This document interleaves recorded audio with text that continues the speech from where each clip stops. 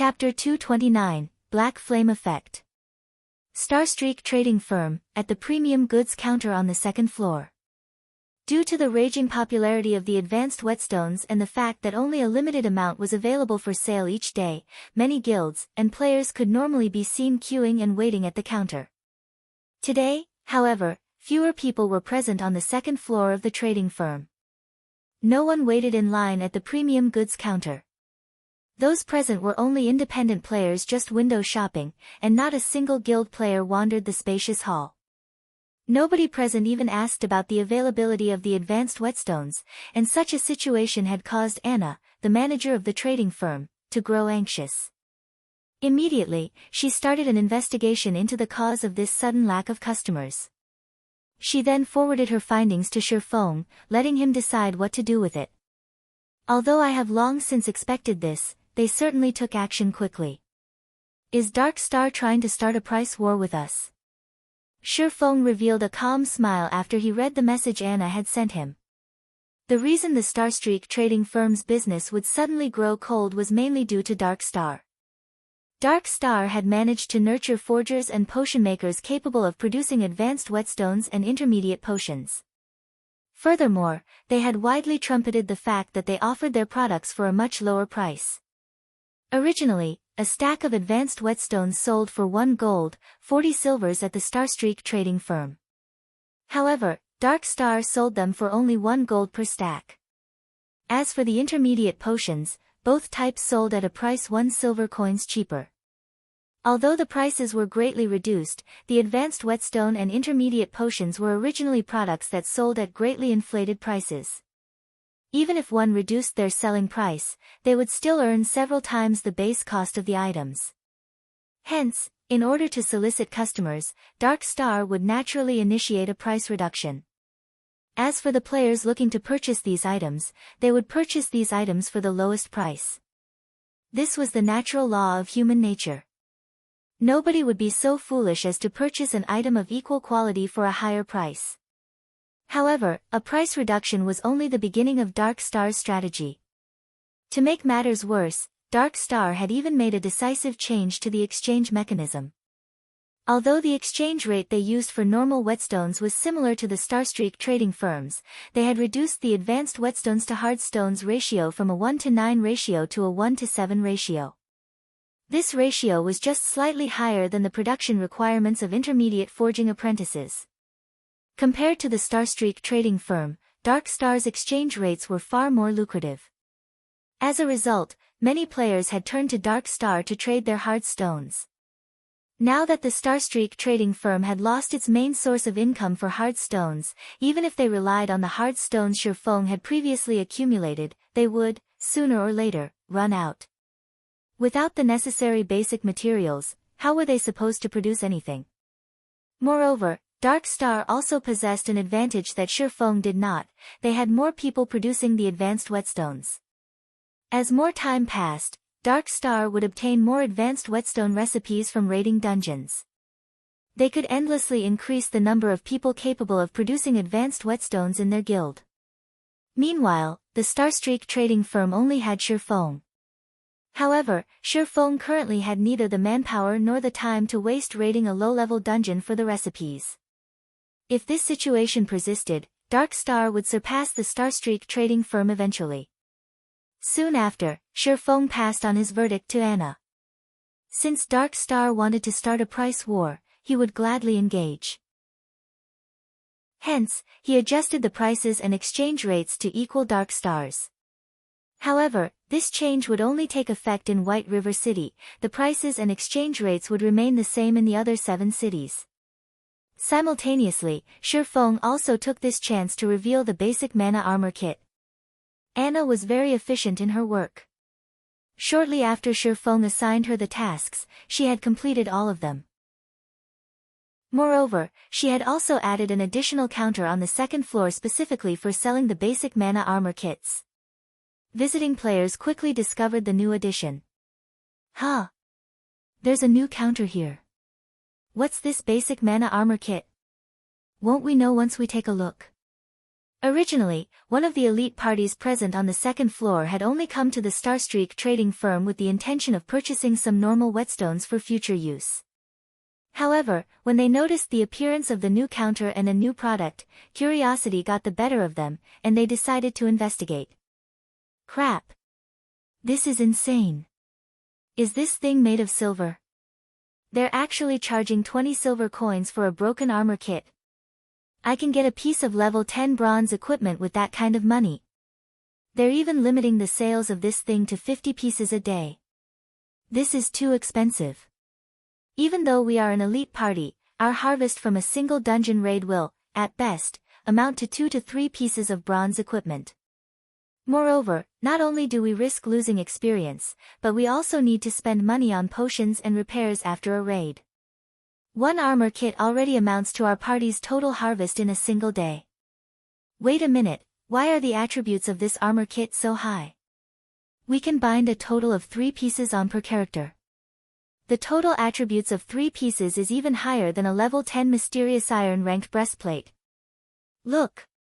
Every armor kit is marked with a black flame. Don't tell me this is something made by the Black Flame Forger. Originally, the members of the team had cursed the Starstreak trading firm for trying to rip them off. However, the moment they noticed the attributes on the mana armor kits and the Black Flame mark, they involuntarily shuddered. Who was Black Flame? He was someone every veteran player throughout Star Moon Kingdom knew. Although the Glimmer chestplate was outdated at this point, it was an undeniable fact that the item had once caused an uproar throughout Star Moon Kingdom. Moreover, due to its gallant appearance, many players still held onto their Glimmer chestplates. The ones that held the Black Flame mark looked even more awesome, and countless collectors wished to possess of one of these pieces. Unfortunately, such marked pieces were exceedingly rare, and right now, each piece was already worth 50 silver coins on the black market. Yet, even at such an insane price, nobody would willingly sell theirs. Now, Black Flame had revealed himself once more. He was even selling such powerful mana armor kits. It was just like the saying that had circulated Star Moon Kingdom, anything produced by Black Flame would definitely be a premium product. How much money do we have right now? Speaking softly, the leader of the elite party suddenly asked in the party chat. Brother Chin, we barely have 43 silver coins if all 6 of us pool our money together. We have only managed to collect this after much difficulty to repair our equipment and buy some potions.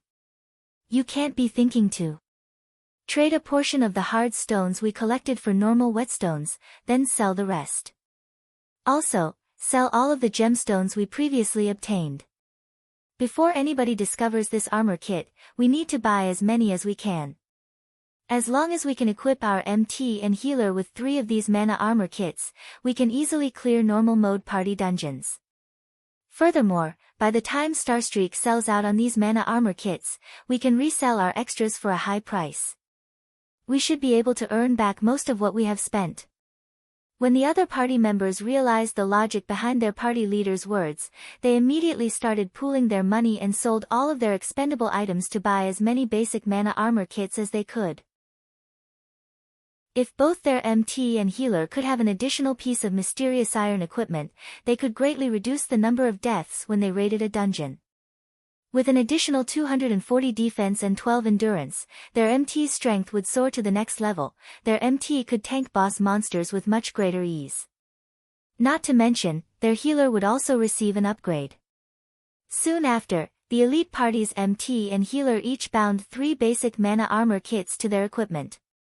The party also bought an extra piece for future use. In reality, it wasn't just this particular elite party that had found out about the basic mana armor kits. Several other elite parties and independent players that had wandered into the Starstreak trading firm had secretly sold off their assets after discovering the armor kits. Some of the players who were wealthy in reality even went as far as to purchase coins at a high price to purchase the armor kits. As a result, 50 basic mana armor kits silently disappeared from the Starstreak trading firm. During the night, when the moon was bright, and the stars were few, many players would come to the pub to relax and chat. Old Chin, why is your party so happy today? You guys even bought such expensive alcohol to drink. Don't tell me it's your birthday? A party leader of another elite party asked. Our three-headed wolves party is very happy today. Here. I'll treat your nine-headed birds party to this bottle of ice blue spirit. Did you guys strike it rich? Why are you being so generous? This is a high-quality spirit that costs 3 silver coins. Of course. Today, our party managed to clear a hard mode party dungeon for the first time. We also managed to get a piece of mysterious iron equipment for our MT from that dungeon raid. Tomorrow, we plan to raid another hard mode party dungeon. The other players inside the bar were immediately shocked when they heard that someone had managed to clear a hard mode party dungeon. They all sent envious gazes at the player called Chin. Throughout White River City, the number of independent parties that managed to clear a hard mode party dungeon could be counted on one's hands. Old Chin, stop boasting. Did you think I don't know about your party's strength? Not to mention hard mode, you guys still have to struggle through life and death to even clear a normal mode party dungeon. The party leader of the nine-headed birds frowned in disbelief. Ha ha ha. If it were in the past, of course, it would be impossible. However, our party's MT has over 1000 defense and 1600 HP right now. Chin gleefully boasted. The party leader of the nine-headed birds was greatly shocked by this information. After all, he and the other party leader had known each other for a long time now, so he knew Chin from top to bottom. Previously, the three-headed wolf's MT had not been so powerful, he was even weaker than the nine-headed bird's MT by a small margin. After some probing, the nine-headed birds spent 20 silver coins to obtain the secret the three-headed wolves used to clear a hard mode party dungeon. The main reason for the three-headed wolves' success was the contribution of the basic mana armor kits. During the day, the three-headed wolves were one of the parties that had secretly bought the basic mana armor kits from the Starstreak trading firm. With their newly improved MT and healer, in addition to their familiarity with the dungeon they cleared, they finally managed to achieve the feat that all independent parties aimed for, clearing a hard mode party dungeon. Chapter 230, Crazy Night. The night bazaar of White River City had been organized to allow players to conduct business with each other. Due to Dark Star's incessant advertising, the bazaar today had grown lively. Many guilds had collected a large amount of hard stones and coins to purchase the advanced whetstones from Dark Star. Players busied themselves with setting up stalls throughout the plaza where the bazaar would occur. As one had to pay a steep processing fee to use the services of the auction house, many players had opted to sell their accumulated loot today instead. Meanwhile, of the many stalls set up at this plaza, the most attention-grabbing one belonged to Dark Star, as there were several hundred players currently lined up before Dark Star's stall. Seeing this, Lone Tyrant's heart fluttered with joy. By the time tomorrow arrived, Dark Star would become the wealthiest guild in White River City, and very soon, they would even surpass the Starstreak trading firm. They would become the possessor of White River City's economic lifeline. At that time, even Ouroboros would not be a match for Dark Star. Half an hour after the bazaar started, something odd happened. This incident caused plenty of guilds to grow sluggish in their thoughts, and even Lone Tyrant was utterly dumbfounded. Can someone tell me just what has happened here? Lone Tyrant bellowed, pointing towards the empty plaza. Boss, I made some inquiries just now and found out that the Starstreak trading firm has similarly reduced the prices of their items. Aside from having the same prices as we do, they have also released a new product. I hear that the product is a basic mana armor kit made by Black Flame. As long as one binds this armor kit to their equipment, they will receive a great improvement to their attributes and defense. If a player binds 3 pieces to their equipment, then it would be the equivalent of having an additional top-tier mysterious iron-ranked breastplate. However, Starstreak has limited the sales of the armor kit to 50 each day. So, everyone went to queue up for the item instead. Black Flame? Isn't that the chief forger of Starmoon Kingdom? Why would he work with the Starstreak trading firm? Lone Tyrant's brows wrinkled. He had also heard rumors about Black Flame. However, the man was simply too mysterious, so nobody had a concrete idea which major power stood behind him. the public only knew that there was a deeply hidden major power supporting Black Flame. So what if he is the chief forger? Lone Tyrant sneered, since Black Flame can create such a good item, we only need to make it as well. Immediately investigate the basic mana armor kit, find out where we can get the forging design. I truly wish to thank Black Flame for giving us this great business opportunity. Boss is the best. I'll investigate it immediately. Meanwhile, at the Starstreak trading firm, there was already a sea of people lining up outside the building. Selling one stack of hard stones for a low price. Come over here if you are interested. Level 10 bronze axe for 30 silver coins. Buying silver coins for a high price. I'll take as much as you have. Unknowingly, a market had formed outside of the Starstreak trading firm. Although players could not set up stalls there, they could still do face-to-face trading. Albeit troublesome, nobody would mind such a small matter. After all, they were currently trying to make as much money as they could. By the time the Starstreak trading firm started selling the basic mana armor kits again, they would buy as many as possible. While everyone stood in line outside the building, many had struck up conversations with one another.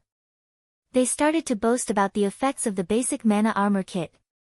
What the Three-Headed Wolves party had accomplished had especially become the envy of many independent parties. Meanwhile, the more this news spread, the more it was blown out of proportion. Currently, the rumors mentioned that the Three-Headed Wolves had originally not been able to clear even a normal mode party dungeon. However, after their MT and healer had each bound 3 basic mana armor kits to their equipment, the party immediately succeeded in raiding a level 10 Hell mode party dungeon. They had even obtained a secret silver-ranked shield and many other mysterious iron-set equipment pieces from the raid, increasing their team's prowess to that of a party of experts. Some said that the Three-Headed Wolves were currently stronger than even the elite members of a first-rate guild. This rumor had caused many independent players to long for the basic mana armor kits. They wished to obtain the armor kits and achieve great success. Aside from independent players focusing on the basic mana armor kit, the various guilds had also started taking action. They tried to think of ways to contact Black Flame. They wanted to purchase a large number of the armor kits from him directly. After all, if they could equip every member of their elite team with 3 basic mana armor kits, their team's strength would rise to an entirely different level. At that time, conquering the 20-man Hell mode team dungeon would no longer be a dream. Taking a step back, even if they could not clear the Hell mode, if they could manage to clear the hard mode, they could still reap a lot of benefits. Hence, it was a must for them to obtain the basic mana armor kits. D. Snow, is Big Brother Black Flame offline? Zhao Yueru asked, worried. Gentle Snow nodded her head, saying bitterly, I have truly underestimated Black Flame. Originally, I thought that he would suffer a small setback after Dark Star revealed the advanced whetstones and intermediate potions.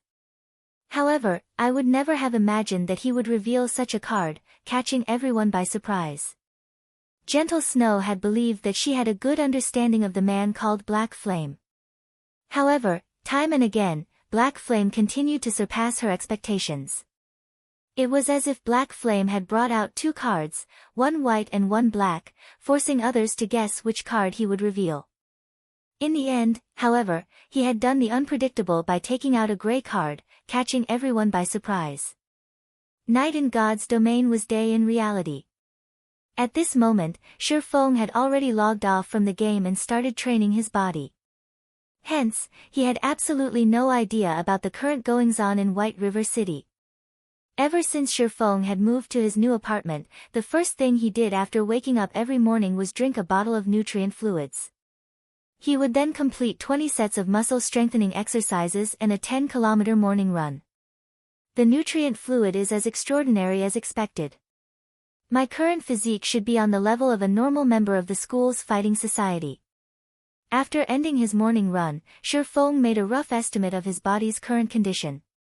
However, if he wanted a more accurate estimate, he would need to test his abilities in an appropriate training room. After training and strengthening his body these past few days, Shifeng was no longer as frail and thin as he used to be. Currently, Shifeng's body had grown much sturdier, giving others a faint feeling that it was packed with vitality. As usual, after completing his daily workout routine, Shifeng paid a visit to the workshop to check on its current renovation progress. A gaming workshop occupied an entire office floor of such size. In the past, such a notion was simply inconceivable. However, along with God's domain's growing influence, it wouldn't be odd even if a gaming workshop took up an entire office building, not to mention a single floor. In the past, Shadow was one such example. However, the Shadow of that time possessed a lot of members. It had even established 10 great city-states under its name. It was only normal to have such a large workshop. Brother Feng, you're here. The workshop's renovation is complete. We are just waiting for the gaming facilities we ordered to arrive, and we'll set them up. After we finish that, our Zero-Wing workshop will finally take shape. Blackie excitedly said. At that time, those who we recruit to our guild might just join without hesitation after seeing our workshop. A few days ago, Shifeng had suddenly paid a visit to Blackie's dormitory.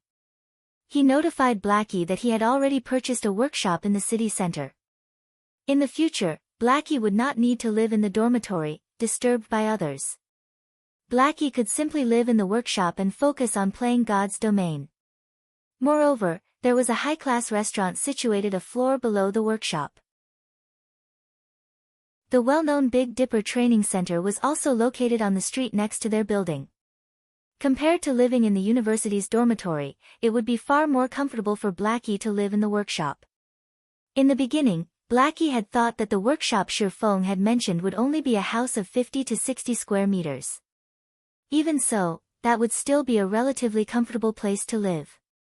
However, when Blackie arrived at the building floor and discovered that the entire floor was meant for their workshop, Blackie had nearly thrown out his back in shock. Shortly after, that shock had turned into immense joy. After all, this large workshop of theirs was far more amazing than Shadow's. With such an amazing workshop, would they even need to worry that they couldn't surpass Shadow in the future? Oh, right. Blackie, how are things on your side? How much longer do you guys need before getting out of there? Shifeng asked. Chapter 231, Legendary Genius. Blackie and the others had been trapped in the trial of God for several days now.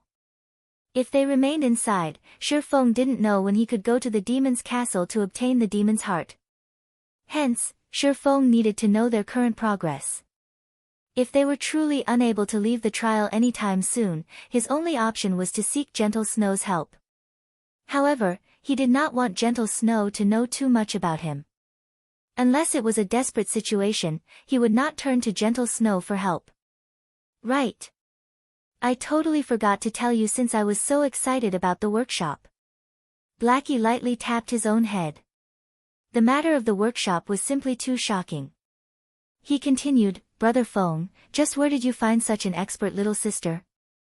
She is just too awesome. Originally, we nearly despaired from the difficulty of the trial. However, thanks to her, we all made it through the trial with great ease. Right now, we're about to head to the highest floor to receive our reward. An expert? Little sister. Are you talking about Fire Dance? Haven't you already seen how amazing she is? Shifeng curiously asked. No, it's not Fire Dance, but Violet. We managed to clear the trial only thanks to her. But really, she is simply too strong. Blackie lamented, at the beginning of the trial, little sister Violet had only healed us from behind. As we progressed, her healing grew better and better, and she was able to grasp the timing of her heals perfectly. However, the monsters in the trial also grew stronger.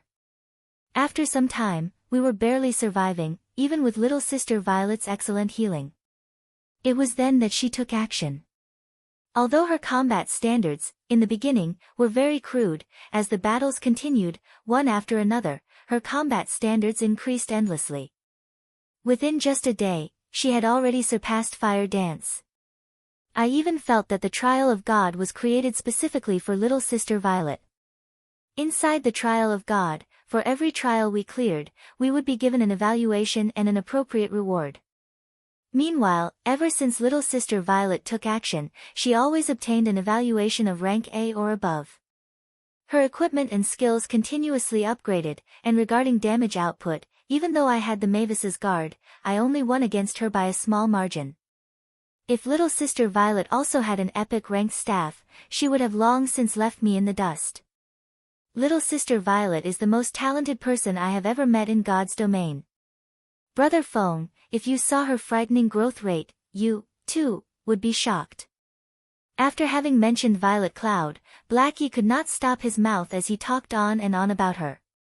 Blackie spoke as if Violet Cloud were the strongest expert in God's domain, and nobody was above her. Of course, Blackie was speaking about Violet Cloud's innate talent, and not her current strength. After all, Violet Cloud's rate of improvement was simply horrifying. With such an improvement rate, she would sooner or later become the strongest player in God's domain. It's good that you guys passed the trial. However, you shouldn't just pay attention to Violet. Don't forget that you are a Cursemancer, while she is a cleric. You also hold an epic ranked staff in your hands. If your damage really does lose to hers, then you're going to have to hand over the Mavis's guard to Violet. Shi Feng joked. However, he was truly relieved. It was no wonder Violet Cloud had managed to become a cleric god in the past. Her innate talent was not a sham. However, maybe because Violet Cloud had played a cleric in the past, she had never revealed her true potential during the early stages of the game. However, after leaving Ouroboros, Violet Cloud could no longer depend on her healing to play God's domain as she only had herself to rely on in battles. Hence, she started to display her frightening talent. Similar to the current situation in the trial of God, healing alone was not enough. Hence, Violet Cloud had no choice but to engage in battle as well, inadvertently revealing her explosive talent. Maybe she is one of the legendary geniuses, Shi Feng sighed. In the past, although his techniques were good, when compared to Violet Cloud, the difference between them was like heaven and earth. It was no wonder Violet Cloud had become a cleric god. However, Shi Feng would no longer waste his time in this life. He would not ignore training his body. Currently, the workshop could accommodate up to several hundred people. Moreover, there were also private rooms meant for upper management. Furniture of superior quality decorated these private rooms, and just the cost of a single set would have left Shi Feng's past self in awe. Aside from the private rooms, Shi Feng had also set up a workout room that allowed one to carry out some simple exercises. God's domain was not just any random game where players could become a tyrant by pulling a few all-nighters. If one wanted to campaign in God's domain, they needed to prepare for a long and arduous war. Hence, players in God's domain needed to balance both work and rest, and most importantly, train their bodies if they wanted to succeed. Brother Feng, the university's fellowship party is the day after tomorrow. Should we buy a luxury car and drive there? At that time, I want to see just who would dare look down on our zero-wing workshop.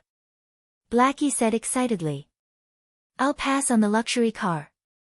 I cannot afford such a thing right now. Shi Feng shook his head as he laughed.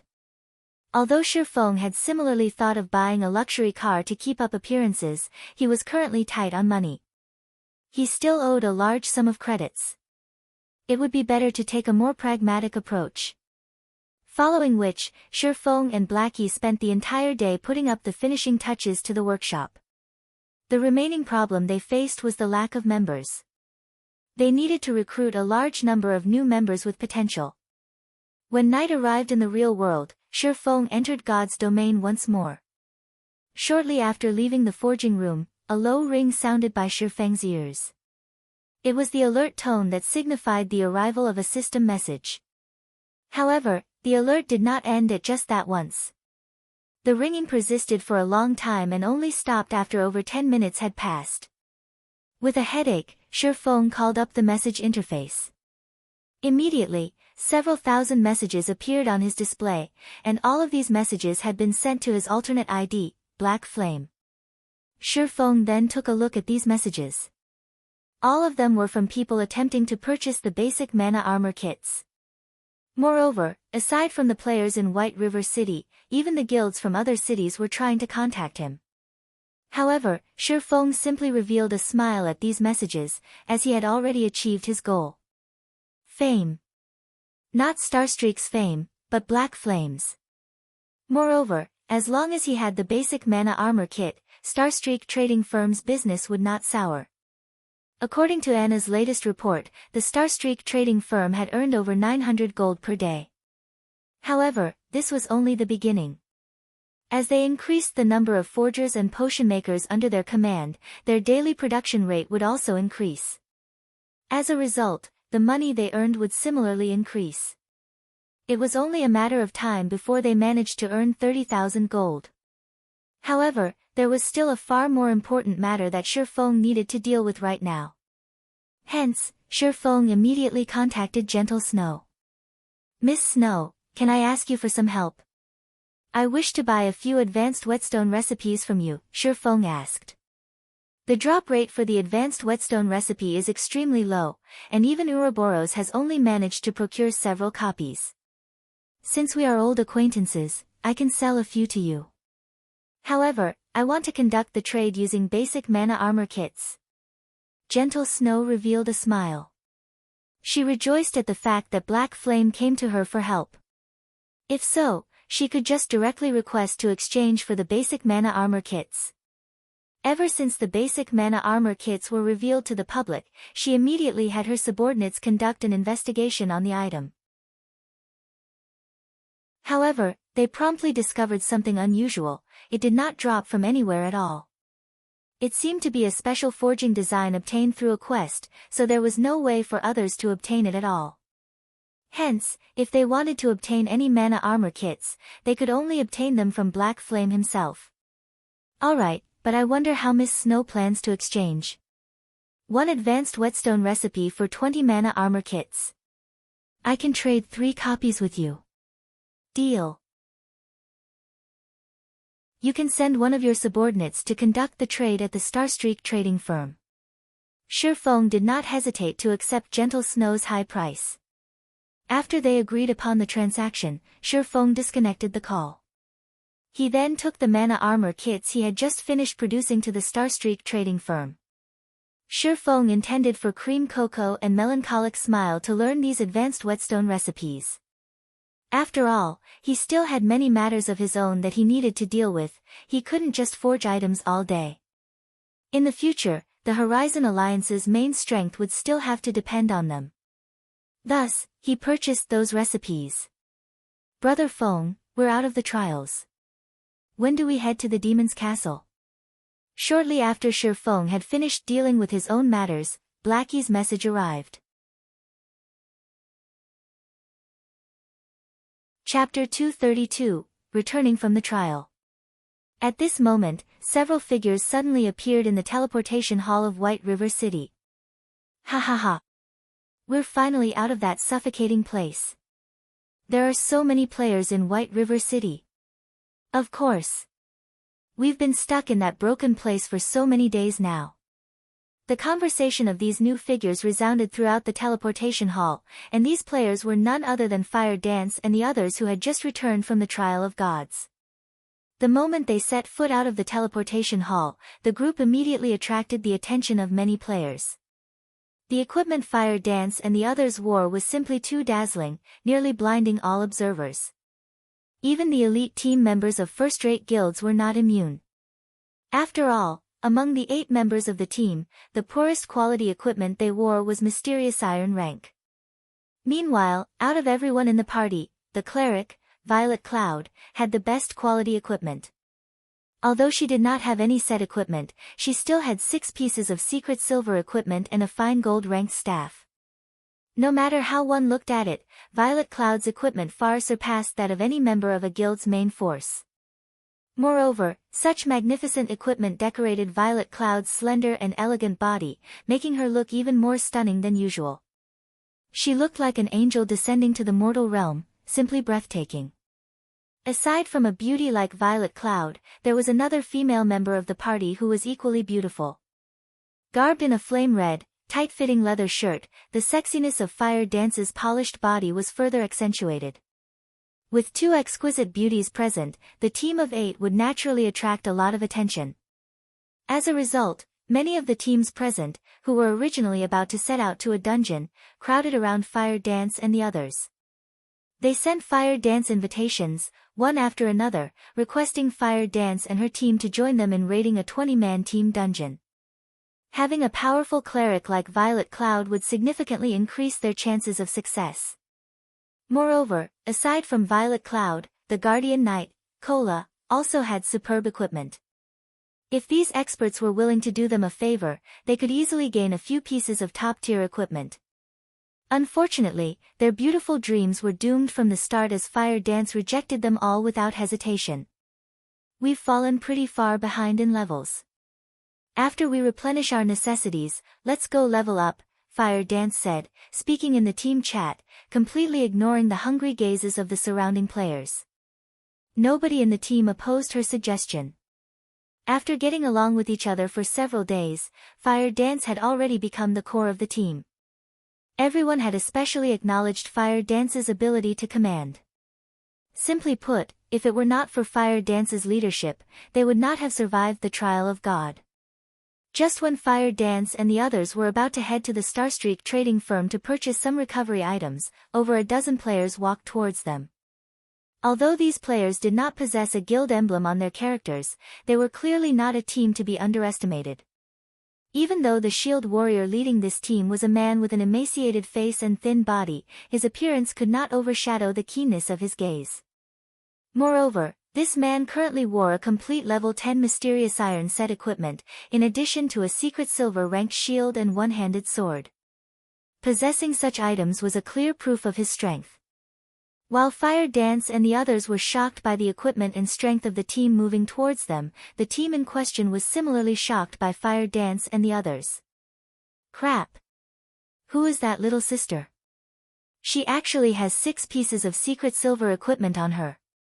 I'm not seeing things, right? Smuggled goods, I look down upon you. You're actually only paying attention to the girl's body. Can't you see the weapon the cleric girl has? Also, look at that vulgar-looking Cursmancer's staff. It should be secret silver rank or stronger. Scram! I have no interests in flat chests. I am obviously talking about the hot little sister standing next to the cleric. Although the Guardian Knight of Fire Dance's team was lacking compared to their own MT, their cleric and Cursmancer were obviously much worse than the two before them. Moreover, the two teams were similar in that they both were independent teams and neither belonged to the main force of a guild. In White River City, where guilds occupied most of the important resource points, it was a rare sight for an independent team to possess such top-tier equipment. So, how could they not attract attention? Hello, I am War Wolf, team leader of the Holy Grail Knights. The emaciated man, War Wolf, took the initiative to introduce himself to Fire Dance. Zero Wings team leader, Fire Dance replied, her interest to befriend this new team growing. Shifeng had passed the management of the team to Fire Dance, and Fire Dance knew Shifeng had done so due to his trust in her. She did not wish to betray that trust. Hence, taking their future guild into consideration, as the manager of the team, she naturally had to think of a way to expand and strengthen the team. Meanwhile, the foreign team before her was clearly a formidable independent team. She felt their leader, War Wolf, was more than he appeared. Although she had never fought with him before, she knew that he was one of the rarely seen Apex experts. If she had to PK against War Wolf, she would not have any advantage against him. If she could recruit such an expert and team into their guild, they would have no worries when raiding large-scale team dungeons in the future. Fire Dance? War Wolf was slightly surprised when he heard this name. He then said, so you're Fire Dance, the earliest player to get first place on White River City's ranking list. How fortunate to meet you. War Wolf's evaluation of Fire Dance rose even higher after learning the news. Aside from gentle snow and Zhao Yueru, Fire Dance's imposing aura was likely the most powerful of all the female players he had met. Moreover, Fire Dance was also an independent player. I was just lucky. Fire Dance smiled as she said, I see that team leader Wolf is about to go dungeon diving. That's right. We're currently about to raid the level 12 Frost Nest, War Wolf revealed. Is Miss Fire Dance interested in joining us? The Frost Nest was a level 12, 20-man team dungeon. Currently, aside from the main force of the major guilds, no other team possessed the strength to challenge such a dungeon. Thank you for your kind offer, but we still have our own matters to attend. We will definitely join you if we have the chance in the future. Fire Dance immediately rejected Warwolf's offer. Shifeng had previously instructed them to raise their levels as he still had some important matters to deal with. If they entered a dungeon right now, their leveling speed would suffer, and they might even lose some EXP. Hence, Fire Dance chose to reject the offer without a second thought. That's truly unfortunate. Let's add each other as friends, Miss Fire Dance. If we have a chance to raid a large-scale team dungeon together in the future, we can contact each other more conveniently. Warwolf sent Fire Dance a friend request. Since Fire Dance was also an expert of God's domain, common equipment would not satisfy her, yet, to obtain high-quality equipment, aside from killing Lord-ranked field bosses and completing special quests, the only other option was raiding a team dungeon or a large-scale team dungeons. However, an independent team was different from guild members. The teams were loosely formed, and the strength of the members usually varied. If an independent team relied solely on themselves, they would have no way of clearing a large-scale team dungeon. Hence, independent teams needed to cooperate with one another. Only by combining the strength of multiple independent teams would they have a chance of raiding a 50-man or above large-scale team dungeon. Yet, not just any independent teams would be fit for the task, a sufficiently strong independent team was necessary. Otherwise, entering a large-scale team dungeon would be suicide. Hence, Warwolf planned to befriend powerful independent teams. If they had powerful allies, they would have a much easier time raiding large-scale team dungeons. Just as Fire Dance and Warwolf added each other as friends, Shifeng had arrived at Blackwing City. He had come to conduct his third business transaction with Aqua Rose. This time, however, Shifeng had not brought a lot of the level 10 equipment and weapons he had forged. Now that the majority of the players in God's domain were over level 10, these items were no longer as valuable as they were before. Hence, Shifeng did not produce many of them. Instead, he prepared something better, something that could even attract the attention of first-rate guilds. In addition, the Blackwing auction house was holding an auction today. To any wealthy player, this was a chance that must not be missed, including Shifeng, who currently possessed enormous wealth. However, after Shifeng had arrived at the appointed restaurant, Aqua Rose did not show up, even after a long time had passed. Instead, a pot-bellied man resembling Mithraea walked over and quietly sat opposite of Shifeng. With a gentle and elegant smile, he said, "Hello there, Master Black Flame. As Miss Aqua has some urgent matters to attend to today, she has sent me to represent her in this transaction. Miss Aqua expresses her sincerest apologies." Chapter 233, Astronomical Transaction. Miss Aqua has some urgent matters? Shifeng was slightly surprised. That's right. Although I cannot reveal to your excellency what those matters are, Joking Scholar can represent Miss Aqua in conducting the transaction with you. However, Shifeng did not believe him. Every time he and Aqua Rose completed a transaction, both sides would gain massive profits. Logically speaking, there should be nothing more important than this matter. Even if Aqua Rose truly had an urgent matter, she should have at least notified him beforehand. However, Aqua Rose had not. Shifeng carefully observed this Mithraea-like person. Although he appeared absolutely harmless, his body exuded a sense of shrewdness that spoke of vast experience in the business world. Virtual reality. In this realistic world, regarding a player's expressions or demeanor, both would be fully displayed on their characters. With over a decade of experience campaigning in God's domain, Shifeng could immediately perceive the delight and panic hidden behind those beady little eyes. Since Miss Aqua has some matters to deal with, let us postpone our business transaction till next time, then. Shifeng smiled calmly before standing up, saying, I still have some matters that I need to attend to, so I'll leave first.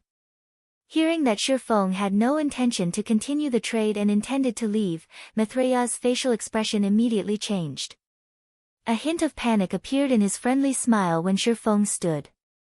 Master Black Flame, don't be in such a rush. Although Miss Aqua is absent, Twilight Echo sincerely desires this trade's success. We are willing to pay 30% more than the previously mentioned price. Joking Scholar hurriedly stood and held back Shifeng. 30%? It seems that you guys really are sincere about this. Shifeng halted his steps, smiling. He then turned to face the panicked Maitreya, saying, since you've already made the offer, let us negotiate the price. Of course, of course. Joking Scholar hurriedly nodded his head, once more revealing his friendly smile. Following which, the two sat and resumed their business transaction. Do you have what I asked of Miss Aqua the last time? Shifeng asked. Master Black Flame, please have a look. Joking Scholar retrieved several ore bags. Hard stones and rare forging materials filled the majority of these bags. Moreover, aside from taking out 5 400-slot ore bags, which were the largest ore bags currently available to players, he had also taken out a black leather bag. There were many runes carved on the exterior of this bag, and one could tell that it was not an ordinary item with just a glance. It is as expected of Twilight Echo. They even have a runic ore bag. Shifeng was inwardly shocked. The runic ore bag was a mysterious iron-grade ore bag. It had a massive capacity of 1,200 slots, 4 times that of a common grade ore bag. However, this item was not easy to obtain. Only Lord-ranked bosses in mines had a chance of dropping this item. Compared to the previous encounter, this transaction would be far larger. Joking Scholar had prepared over 2,000 stacks of hard stones, 300 stacks of fine iron ore, 400 stacks of silver ore, and 200 stacks of mithril ore. Furthermore, there were also 100 stacks of gold ore, which was currently unavailable in Star Moon Kingdom. Just how much manpower and resources had they spent in the process of gathering such a large amount of precious ores? This was precisely the strength of a first-rate guild. It was not something a normal guild could compare to. Good, everything that I requested is here. Deducting all these ores, if we factor in the 30% increase in price you previously mentioned, you just need to pay me an additional 120 million credits. Shifeng took out a letter that had been encrypted by the system and placed it on the table. Only a specified person could open this letter, and outsiders had no way to discover its contents. When Joking Scholar heard the price of 120 million credits, his smiling expression immediately froze. He had nearly spat the black tea that was in his mouth, the teacup in his hand nearly falling to the ground due to his trembling. The 120 million credits is the price of this encrypted letter? Joking Scholar looked at the white envelope on the table, his facial expression turning extraordinarily ugly. His previously beady eyes abruptly widened as he sent a chilling glare at Shifeng, coldly saying, Master Black Flame, aren't you going a little too overboard? We of Twilight Echo have come here with the sincerest intentions to conduct business with you. Are you looking down on Twilight Echo? Or do you not take Miss Aqua seriously? No matter how stupid Joking Scholar was, he knew that no transaction in God's domain could currently achieve such a frightening cost. That was 120 million credits. Not 120 million hell money. Such an amount was sufficient for a normal person to live the rest of their life in luxury. Even Joking Scholar himself would not earn such an amount in this lifetime. The only possibility was that Shifeng was toying with him, or that Shifeng had already found out that he was a fake. However, as a preventive measure, he still used Aqua Rose's name to warn Shifeng. Shifeng calmly smiled at this Maitreya's reaction. He paid no mind to Joking Scholar's chilling and threatening gaze, unhurriedly saying, "How could you say such a thing? Weren't you the one that suggested for the 30% increase in price? I've fully followed our previous agreement and have brought what that Miss Aqua requested. Could Miss Aqua have forgotten to tell you about it? Or is it because you are fake?" A chilling light suddenly flashed in Shi Feng's eyes as he loudly questioned. "You?" At this moment, Joking Scholar gnashed his teeth in anger. Shi Feng had clearly pretended to be the fool here. Yet, he could not just reveal Shi Feng's act. "Master Black Flame, of course, I was sent here by Miss Aqua. Please stop trying to probe me." Miss Rose never agreed to this. Joking Scholar was no fool. He thought that Shi Feng was currently trying to probe him, so he quickly cooled his temper. "Probe? What reason would I have to probe you?" Shi Feng smiled as he said, "I am very serious. If Aqua Rose didn't mention such an important agreement to you and you have no knowledge of it, then it seems you are indeed a fake. If that is so, then I am truly sorry. Our business transaction ends here." Saying so, Shi Feng stood and prepared to leave. Joking Scholar immediately panicked. He could no longer discern whether Shi Feng's words were true or not. In the beginning, he thought Shi Feng was trying to swindle him. Now, however, it would seem that his previous preconception might be wrong. Have I really guessed wrong? Was this letter actually what they intended to trade? Joking Scholar felt that his brain was no longer sufficient to process this matter. He could not see through Shi Feng at all. Previously, Shi Feng had expressed immense interest in continuing the trade. Now, however, Shi Feng was about to leave after scoffing. Just what was he supposed to do? Joking Scholar had personally witnessed the benefits Aqua Rose had obtained through her transactions with Shi Feng. If Twilight Echo could periodically conduct similar trades with Shi Feng and obtain such immense profits every time, the other first-rate guilds in their kingdom would have no chance to compete with them. They would become the tyrant of their kingdom. Just by becoming the lord of a city, the benefits that ensued were enough to attract the world-class corporation's investments. Not to mention receiving a few hundred million, they could even receive tens of billions of credits. If Twilight Echo could become the tyrant of a kingdom, they could receive investments from over 10 major corporations. The credits they could earn were unimaginable. In comparison, the 120 million credit transaction right now could be considered negligible. However, 120 million credits was not pocket change either. Moreover, their guild had only obtained the many ores before him through the painstaking work. If they gave them all to Shi Feng, the losses would be mind-blowing. Of course, if such a powerful benefit were truly available, it could greatly assist Twilight Echo in elevating its current position, becoming the tyrant of the capital city. However, Joking Scholar could not see past Shi Feng's thoughts at all. He did not know whether Shi Feng had the sincerity to continue their current cooperation. With his status, he did not dare make this gamble. "Master Black Flame, please wait a minute. Maybe Miss Aqua has forgotten to mention this to me. I'll have to ask Miss Aqua about this before making a decision.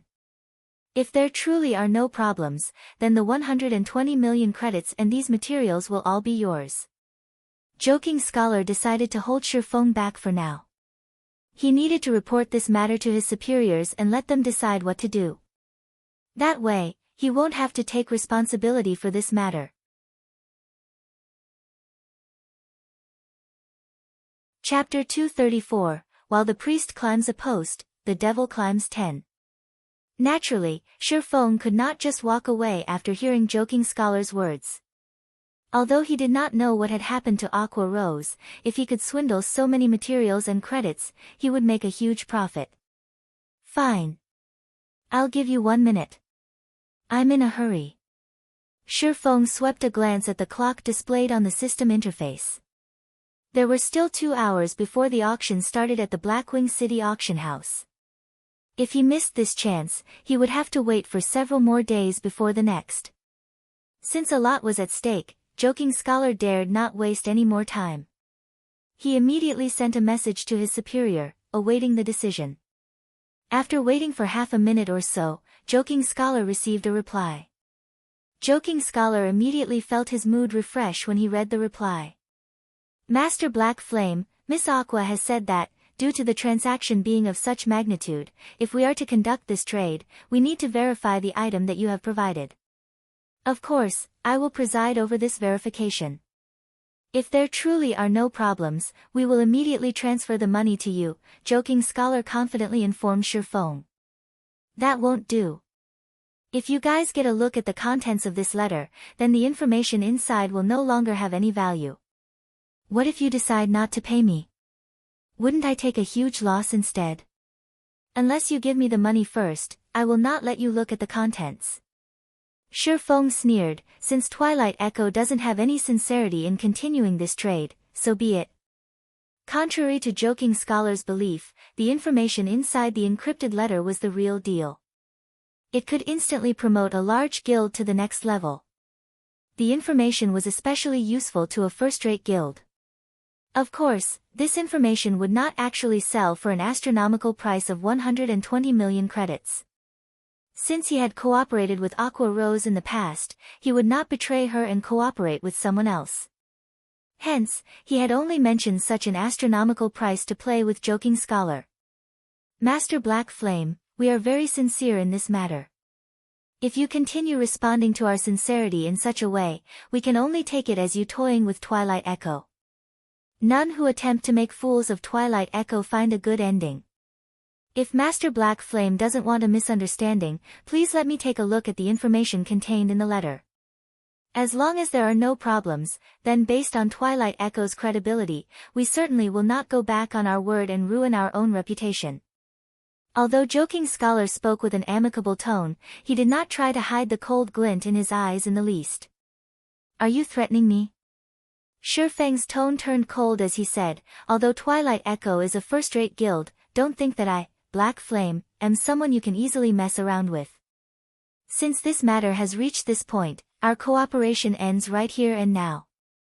Shifeng immediately left the restaurant, leaving behind a dumbfounded Joking Scholar. Joking Scholar never thought Shifeng would react so decisively.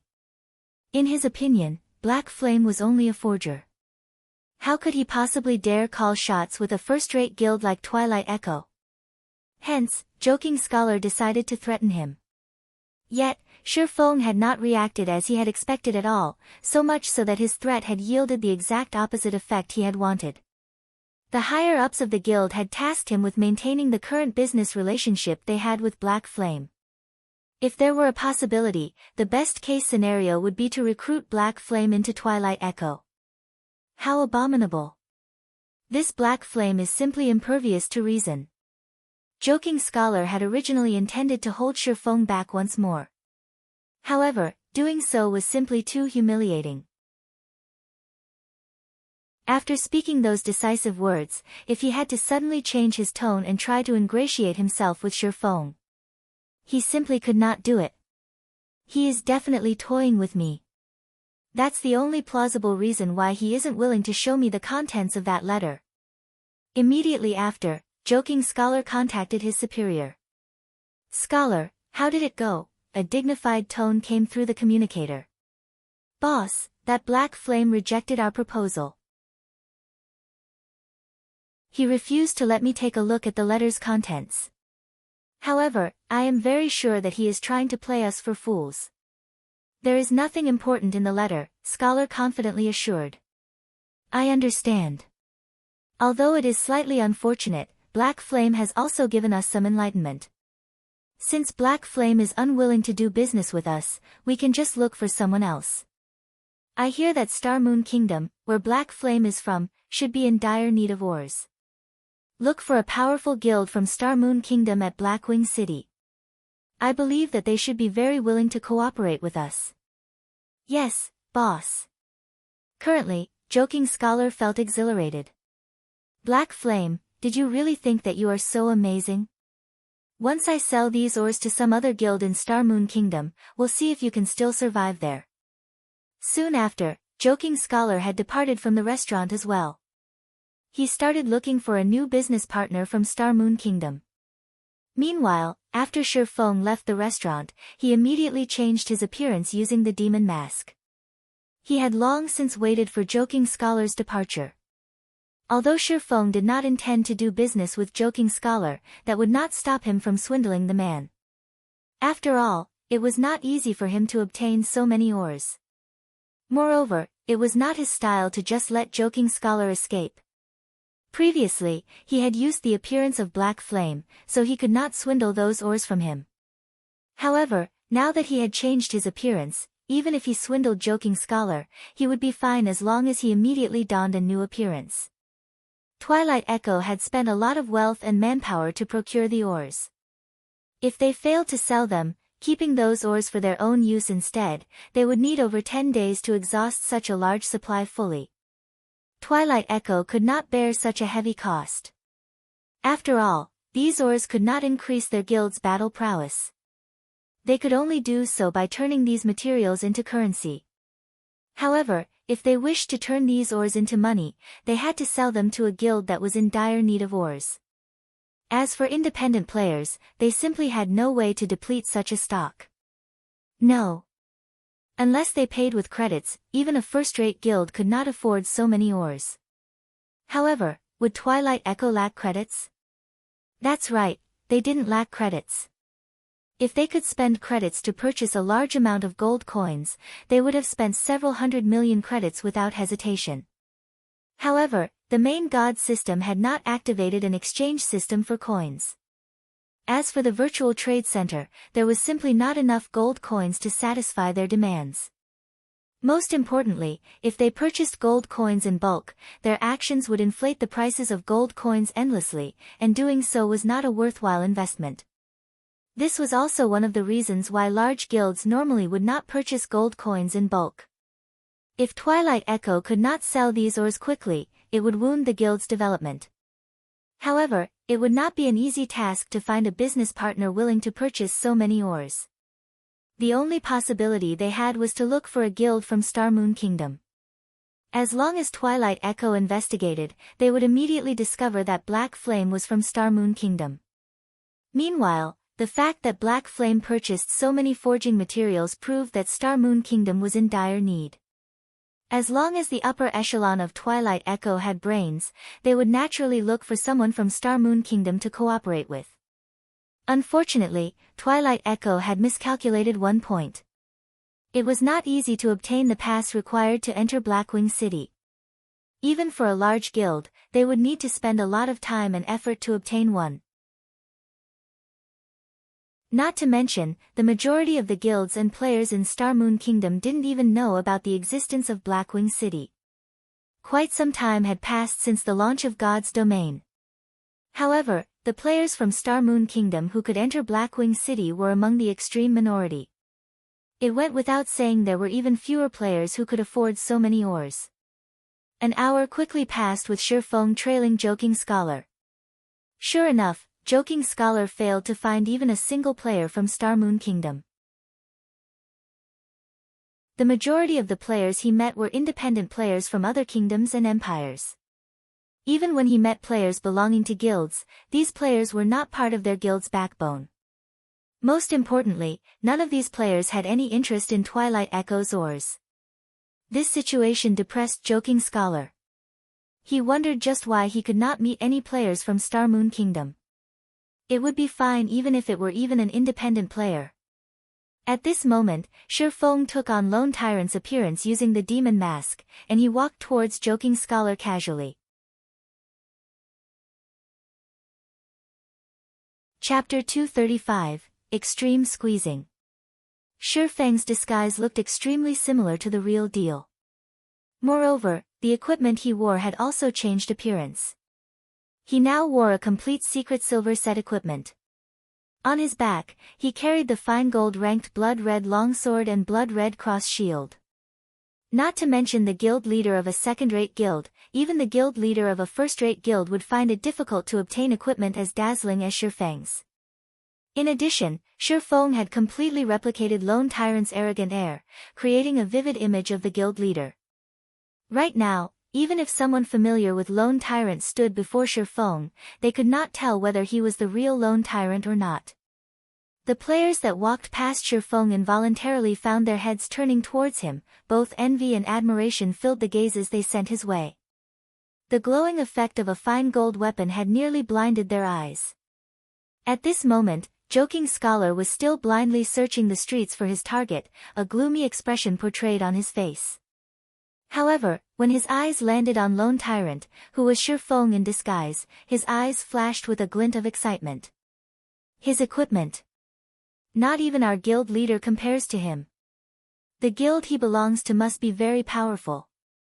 I hope he is a player from Star Moon Kingdom. Joking Scholar made a silent prayer as he walked towards Shifeng. Hello. I am Joking Scholar of Twilight Echo. May I ask if your excellency comes from Star Moon Kingdom? Joking Scholar asked in anticipation. Are your eyes a decoration? Of course, I am from Star Moon Kingdom. If you don't even know who I am, why are you even playing God's domain? Shifeng arrogantly scoffed. Contrary to expectations, not only did Shifeng's scolding fail to anger Joking Scholar, but it had also made him rejoice. Immediately, Joking Scholar used an identification skill on Shifeng. Lone Tyrant. Affiliated Guild, Dark Star. After reading Shifeng's basic information, Joking Scholarly immediately started a search through the official forums for information. Very quickly, Joking Scholar uncovered most of the information available about Lone Tyrant, and his mood instantly lifted higher than before. How careless of me. I did not expect to meet the well-renowned guild leader Lone Tyrant of Star Moon Kingdom. I wonder if your excellency would be interested in purchasing some ores? Joking Scholar spoke unhurriedly. However, Shifeng inwardly smiled at Joking Scholar's words. Just as he had guessed, Joking Scholar was in a hurry to get rid of the ores in his hands. Ores? Are you looking down on our guild? Shifeng angrily demanded. Guild leader Tyrant has misunderstood me. Of course, I know that your excellency does not lack materials. Joking Scholar calmly said, however, what about the other guilds in Star Moon Kingdom? If guild leader Tyrant can sell a large number of ores to those guilds at a low price, wouldn't your excellency make a huge profit? At this moment, Shifeng faked an interested expression. Guild leader Tyrant, after the recent update of God's domain, fighting monsters places a huge toll on a weapon's durability. Hence, I believe that every guild would be very interested in whetstones. Meanwhile, the main material needed to produce whetstones is hard stones. I just happen to have plenty of hard stones with me right now, and I can sell all of them to your excellency at a very low price, Joking Scholar hurriedly said. Cheap hard stones? Shifeng appeared even more interested now, saying, speak, then. I can sell these hard stones to your excellency at a price of 10 silver coins a stack. Similarly, I can also sell the other ores I have with me for much cheaper than those found in Star Moon Kingdom, Joking Scholar offered confidently. You call 10 silver coins per stack cheap? Are you trying to toy with me? Do you think I have so much time to waste on you? Shifeng growled, I will pay, at most, 5 silver coins a stack. Otherwise, we do not need to continue this conversation. Your excellency, I know how much hard stones sell for in Star Moon Kingdom. Normally, each stack can sell for 11 to 12 silver coins. By reselling the hard stones your excellency buys from me, your excellency can still make an effortless 1 to 2 silver coins. Moreover, the amount of hard stones I have with me is by no means small. They can allow your excellency to make an immense profit. Joking Scholar had done his homework, thoroughly researching the prices of ores in Star Moon Kingdom. Hence, Joking Scholar felt confident that Lone Tyrant was interested in buying the hard stones. Lone Tyrant was simply trying to lower the prices to maximize his profits. 12 silver coins. Shifeng disdainfully said, that was the price 2 days ago. Now that everyone's level is higher, the available locations they can farm hard stones from has also increased. It is absolutely impossible to sell them at such a high price anymore. I'll repeat myself one more time, 5 silver coins a stack. If you don't want to sell, then so be it. Immediately, Joking Scholar grew flustered at Shi Feng's words. Indeed, he had investigated the ore prices in Star Moon Kingdom 2 days ago. Moreover, just as Shi Feng had said, players' levels rose constantly. Not only would the drop rate of hard stones from monsters increase, but players could also obtain quite a number from mining ores. Take the hard stones Twilight Echo had gathered, for example. Twilight Echo had previously paid around 3 to 4 silver coins per stack while gathering the hard stones. If they sold them for only 5 silver coins a stack to Shi Feng, they wouldn't make a huge profit. Your Excellency drives a hard bargain. How about this? What do you think about 8 silver coins a stack? Joking Scholar probed. Scram. If you're not going to sell them, then forget it. Shi Feng pretended to grow angry. Although Shi Feng stated that the prices of hard stones had fallen, the prices in White River City had not decreased by much. Each stack could still sell for around 11 silver coins right now. However, Shi Feng was in no hurry. He knew that Twilight Echo was deeply afraid of keeping the hard stones and having their value depreciate as time passed. Such a loss could greatly hamper Twilight Echo's growth, letting the other guilds surpass them. Your Excellency, please wait a moment. How about 7 silver coins per stack? Joking Scholar hurriedly bargained when he noticed Shi Feng about to walk away. However, his offer failed to halt Shi Feng's steps. All right, 6 silver coins. I can't lower the price any further than that. Joking Scholar felt helpless at Shi Feng's unyielding attitude. However, it was simply too difficult to find players from Star Moon Kingdom in Blackwing City. It was especially true for a guild leader like Lone Tyrant. If Joking Scholar could not sell these hard stones as quickly as possible, their value would continue to depreciate. However, reality was cruel. Shi Feng did not halt his steps at all. Joking Scholar started to panic now. He hurriedly ran to stop Shi Feng, saying in an urgent tone, Your Excellency. Are you really not going to consider it? 6 silver coins is already a very low price. You can't find such an offer anywhere else. Can't find? Shi Feng smiled.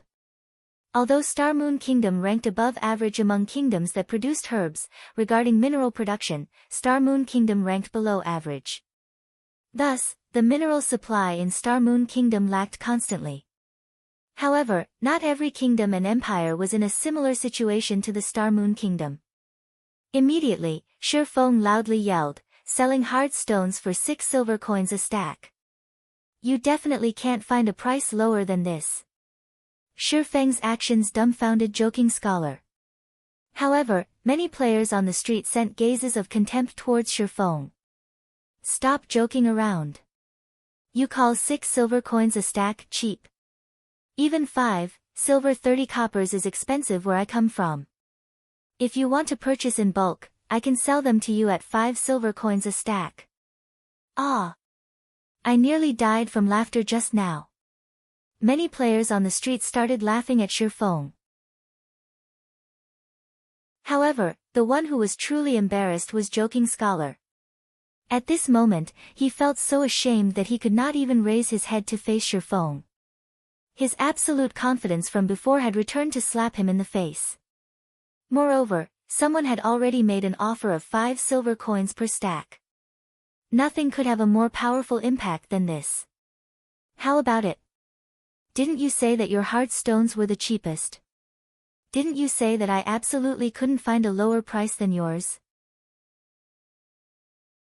Shi Feng snorted as he asked, Why is everyone offering me a lower price, then? Did you really think that I am a fool? This is a misunderstanding. Really? Joking Scholar hurriedly said, just like your Excellency suggested before, how about 5 silver coins a stack? Too late. I'll offer, at best, 2 silver coins now. Before, I had only casually asked around on the street, and already, someone has offered me a price of 5 silver coins. If I ask even more people, I might even find a cheaper offer than that. There are plenty of kingdoms rich in ores. Shi Feng smiled contemptuously.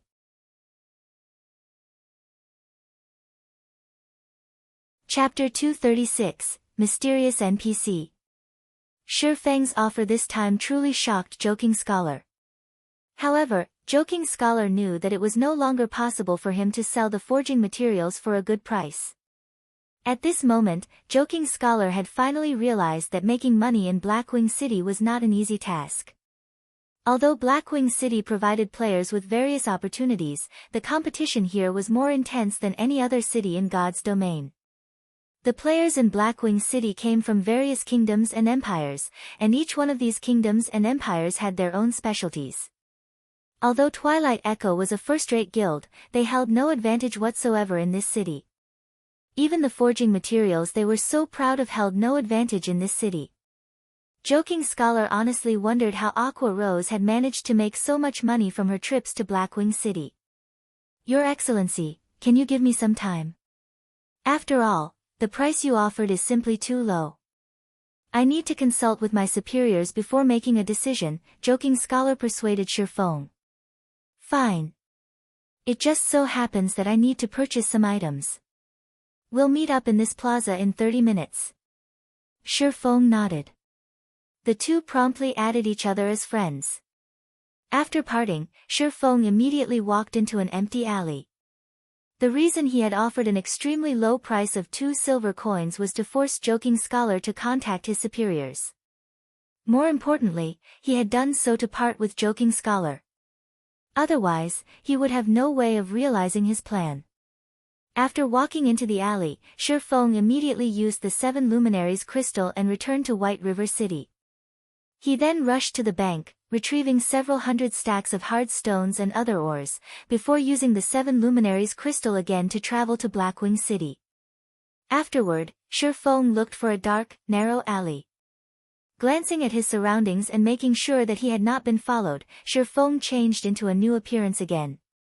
This time, he disguised himself as an old man with white hair. He then donned a black hooded cloak and changed his name to Carlos. Aside from his name, he had concealed his information. That should be about it.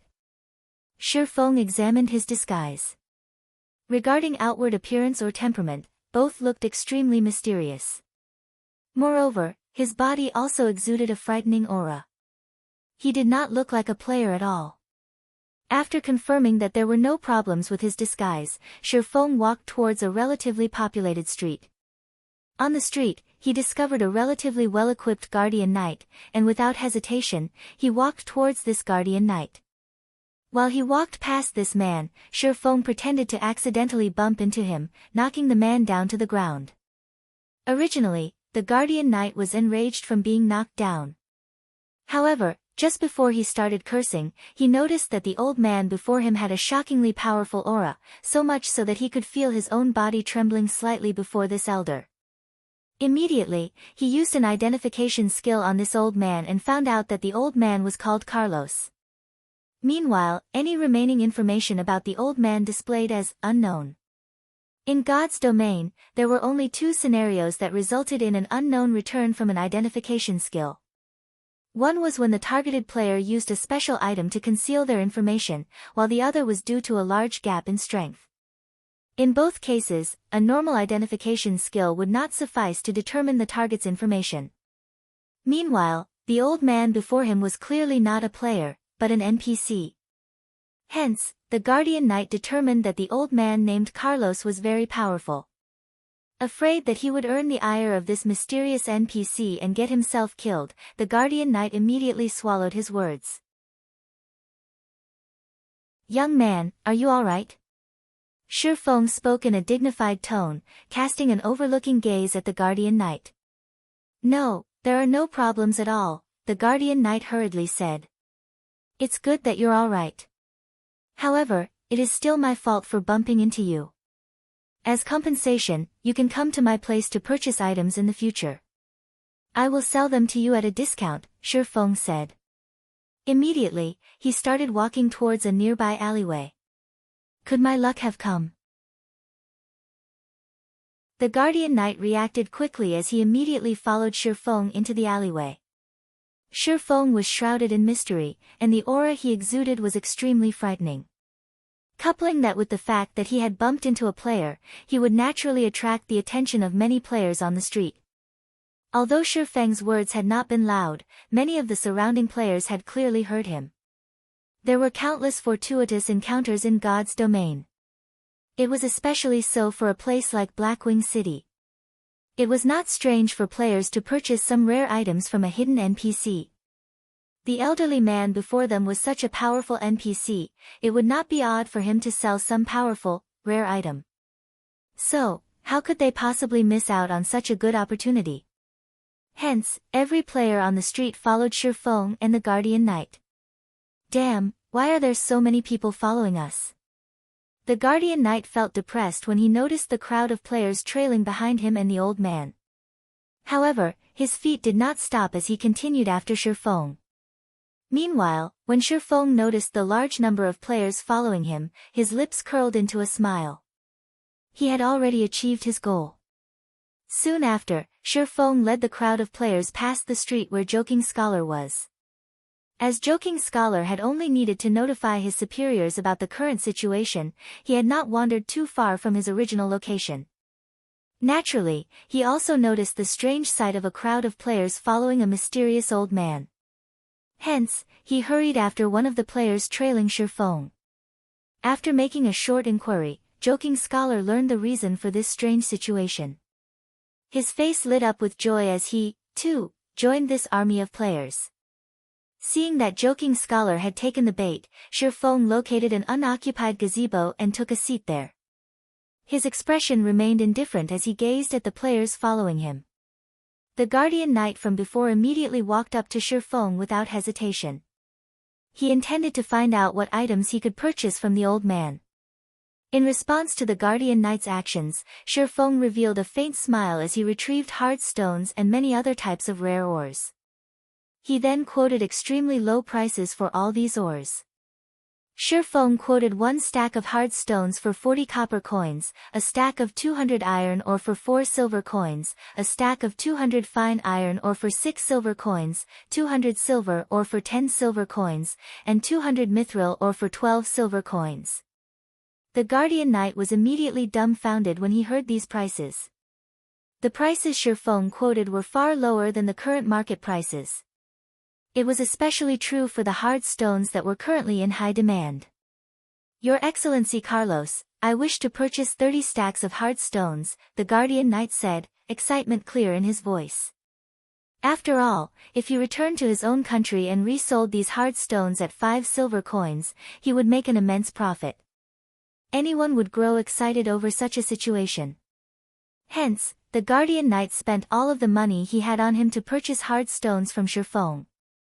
Meanwhile, the players that arrived a tad bit later were immediately stunned by the Guardian Knight's transaction. Immediately, they rushed forward to purchase hard stones from Shi Feng. A majority of the players currently in Blackwing City were independent players.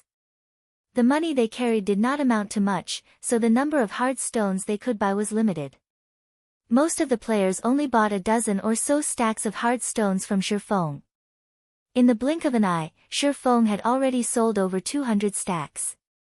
The players who managed to purchase hard stones from Shi Feng left with wide smiles. Some had even purchased gold coins using credits, shouting their offer on the streets. If they were to purchase coins through the virtual trade center, the coins would need at least 2 hours to arrive in their accounts. If it were a private transaction between players, however, they could immediately pay and receive the coins.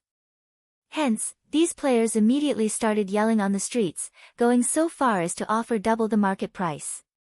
Joking Scholar immediately panicked. This mysterious NPC was actually selling these items and at such a low price. There were even so many players purchasing coins on the streets. If news of this matter reached Dark Star's guild leader, Lone Tyrant's ears. If that happened, he would never get rid of the forging materials in his hands. Immediately, Joking Scholar sent this information back to his superior, and just as quickly, he received a reply. They ordered him to sell as many of the materials as he could at a low price. Following which, Joking Scholar immediately rushed towards the meeting location he had agreed upon with Shi Feng. He then sent Shifeng a message, stating that they could conduct their trade immediately. Joking Scholar was deeply afraid of Shifeng discovering the matter with the mysterious NPC. If Shifeng found out about it, he wouldn't even be able to sell his hard stones for 2 silver coins a stack. Shifeng revealed a faint smile after receiving Joking Scholar's message. Immediately, he told the players that he had sold out for the day and that he would return tomorrow. Many of the new arrivals were gravely disappointed. They lamented over the fact that they had been so slow, and they had no choice but to return tomorrow. Soon after, Shifeng vanished from the players' sight. He searched for a secluded location and donned the appearance of Lone Tyrant once more, before hurrying over to the meeting location.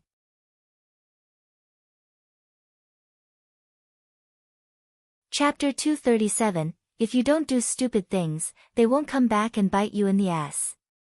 In the central plaza of Blackwing City, many players wandered, sightseeing.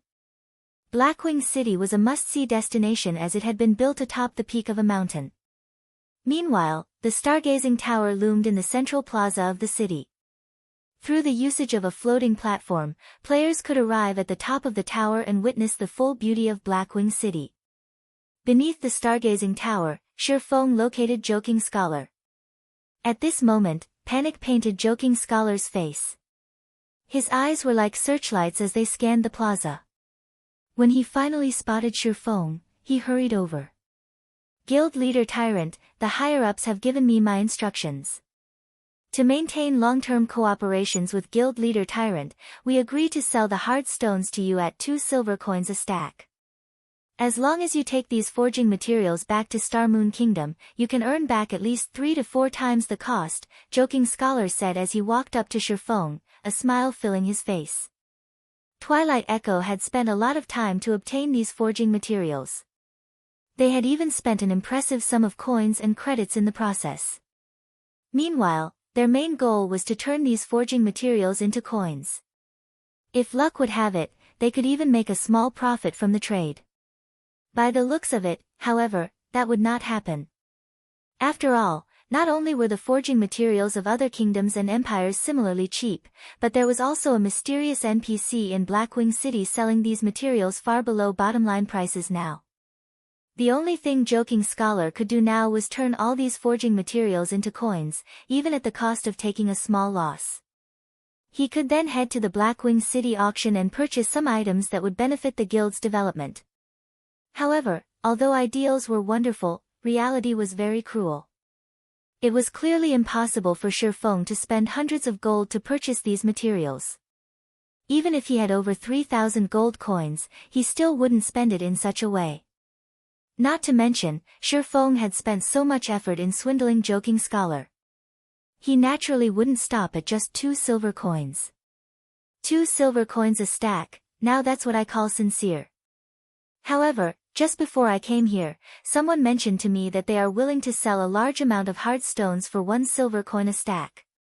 Moreover, if I am willing to purchase over 1,000 stacks, they will lower that price even further. Shifeng shook his head, feigning disinterest. What?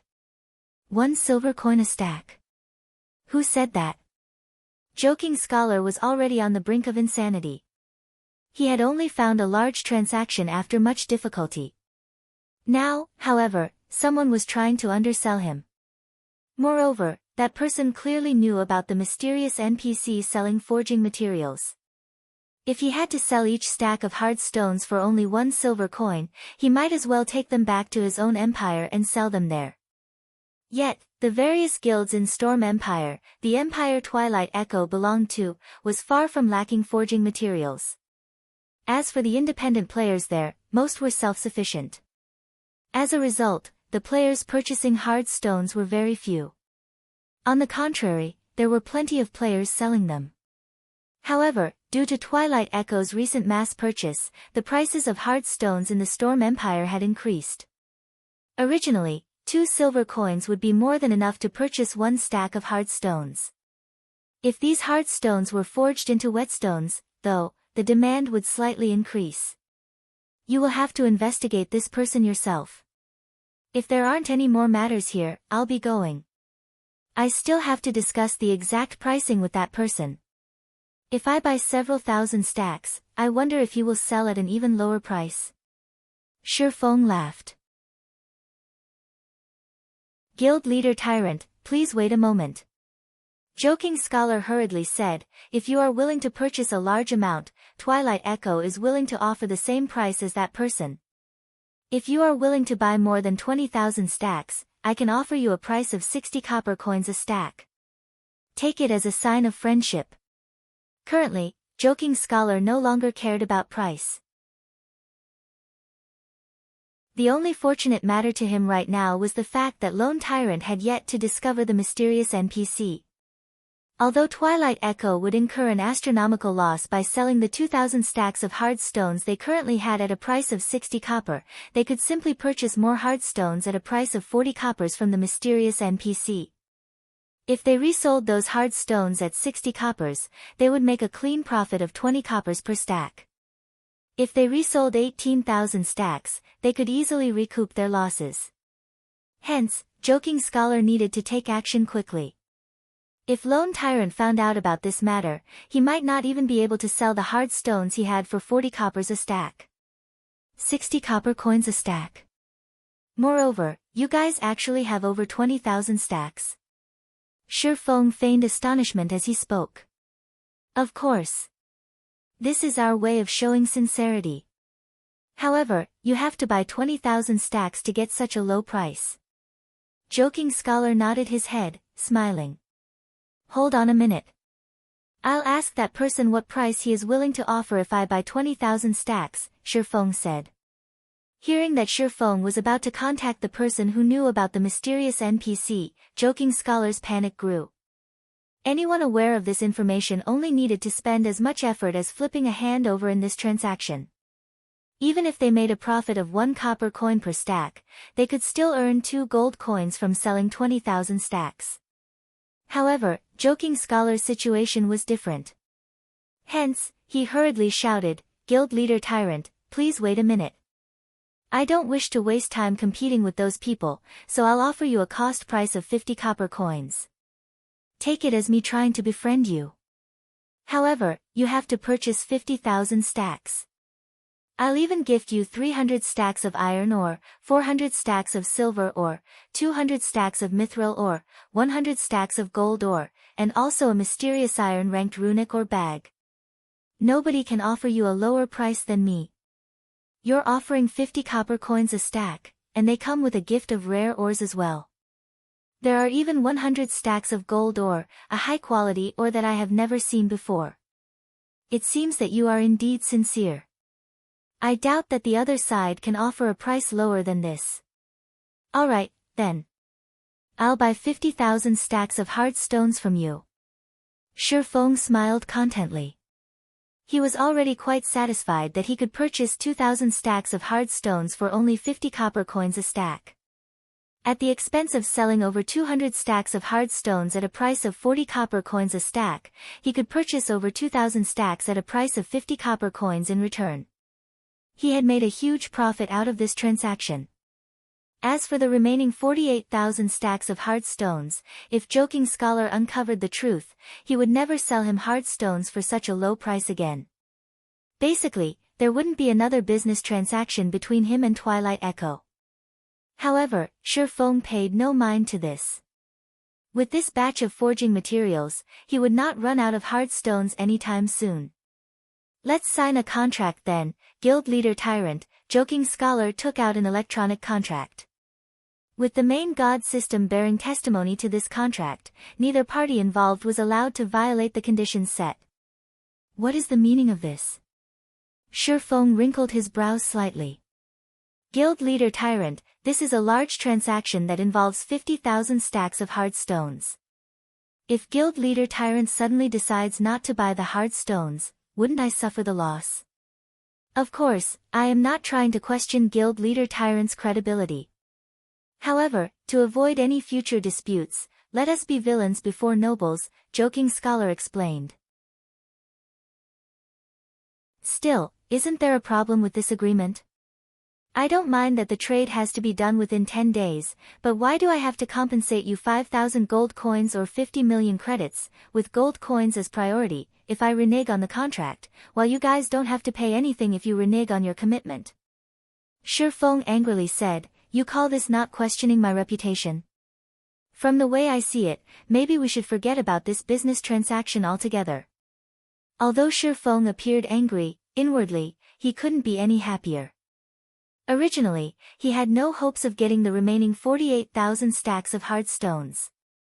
He would never have thought that Joking Scholar would take such an action. Contrary to being furious, Shi Feng couldn't help but eagerly agree to this contract. The evil one brought upon themselves truly was the hardest to bear. Please wait, Guild Leader Tyrant. I simply forgot to write it in.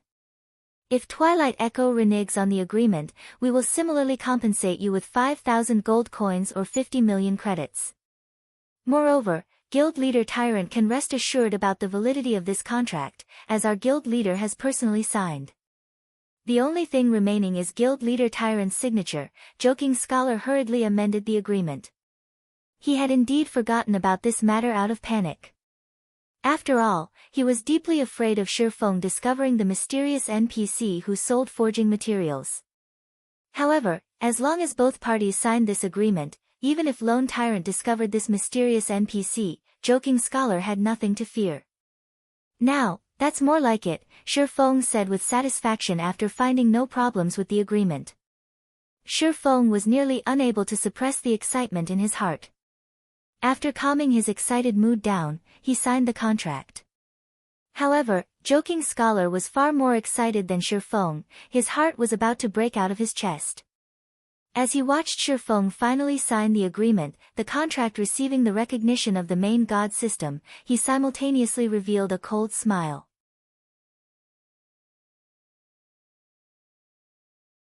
Chapter 238, Perfect Substitute. Let's first trade the 2,000 stacks that I have with me, then. Joking Scholar felt fully relieved now. Sure, Shi Feng revealed a faint smile, nodding. Joking Scholar then called up the trade interface, initiating the trade. With the agreement in effect now, even if Lone Tyrant discovered the secret, he would not dare renege on the deal. If he did so, he had to pay 5,000 gold coins or 50 million credits, with gold coins set the priority. Hence, he could only gnash his teeth as he purchased 50,000 stacks of hard stones for 50 copper coins a stack. The full transaction would total to 250 gold coins. Meanwhile, by reselling the 48,000 stacks of hard stones he would obtain from the mysterious NPC, Joking Scholar could make a clean profit of 48 gold. In addition to the 10 gold he just obtained, he would have a total profit of 58 gold. Such an amount could allow him to purchase quite a lot of items at the Blackwing City auction. He could also use the leftovers to increase the guild's fluid funds. Joking Scholar nearly roared with excitement. This feeling is great. However, Joking Scholar suppressed his excitement. He still needed to maintain a proper outward appearance. Now that Twilight Echo had such fluid funds, they could develop at a much faster rate. Also, since his contribution in this matter was so great, Joking Scholar wondered just what sort of reward the guild leader would give him.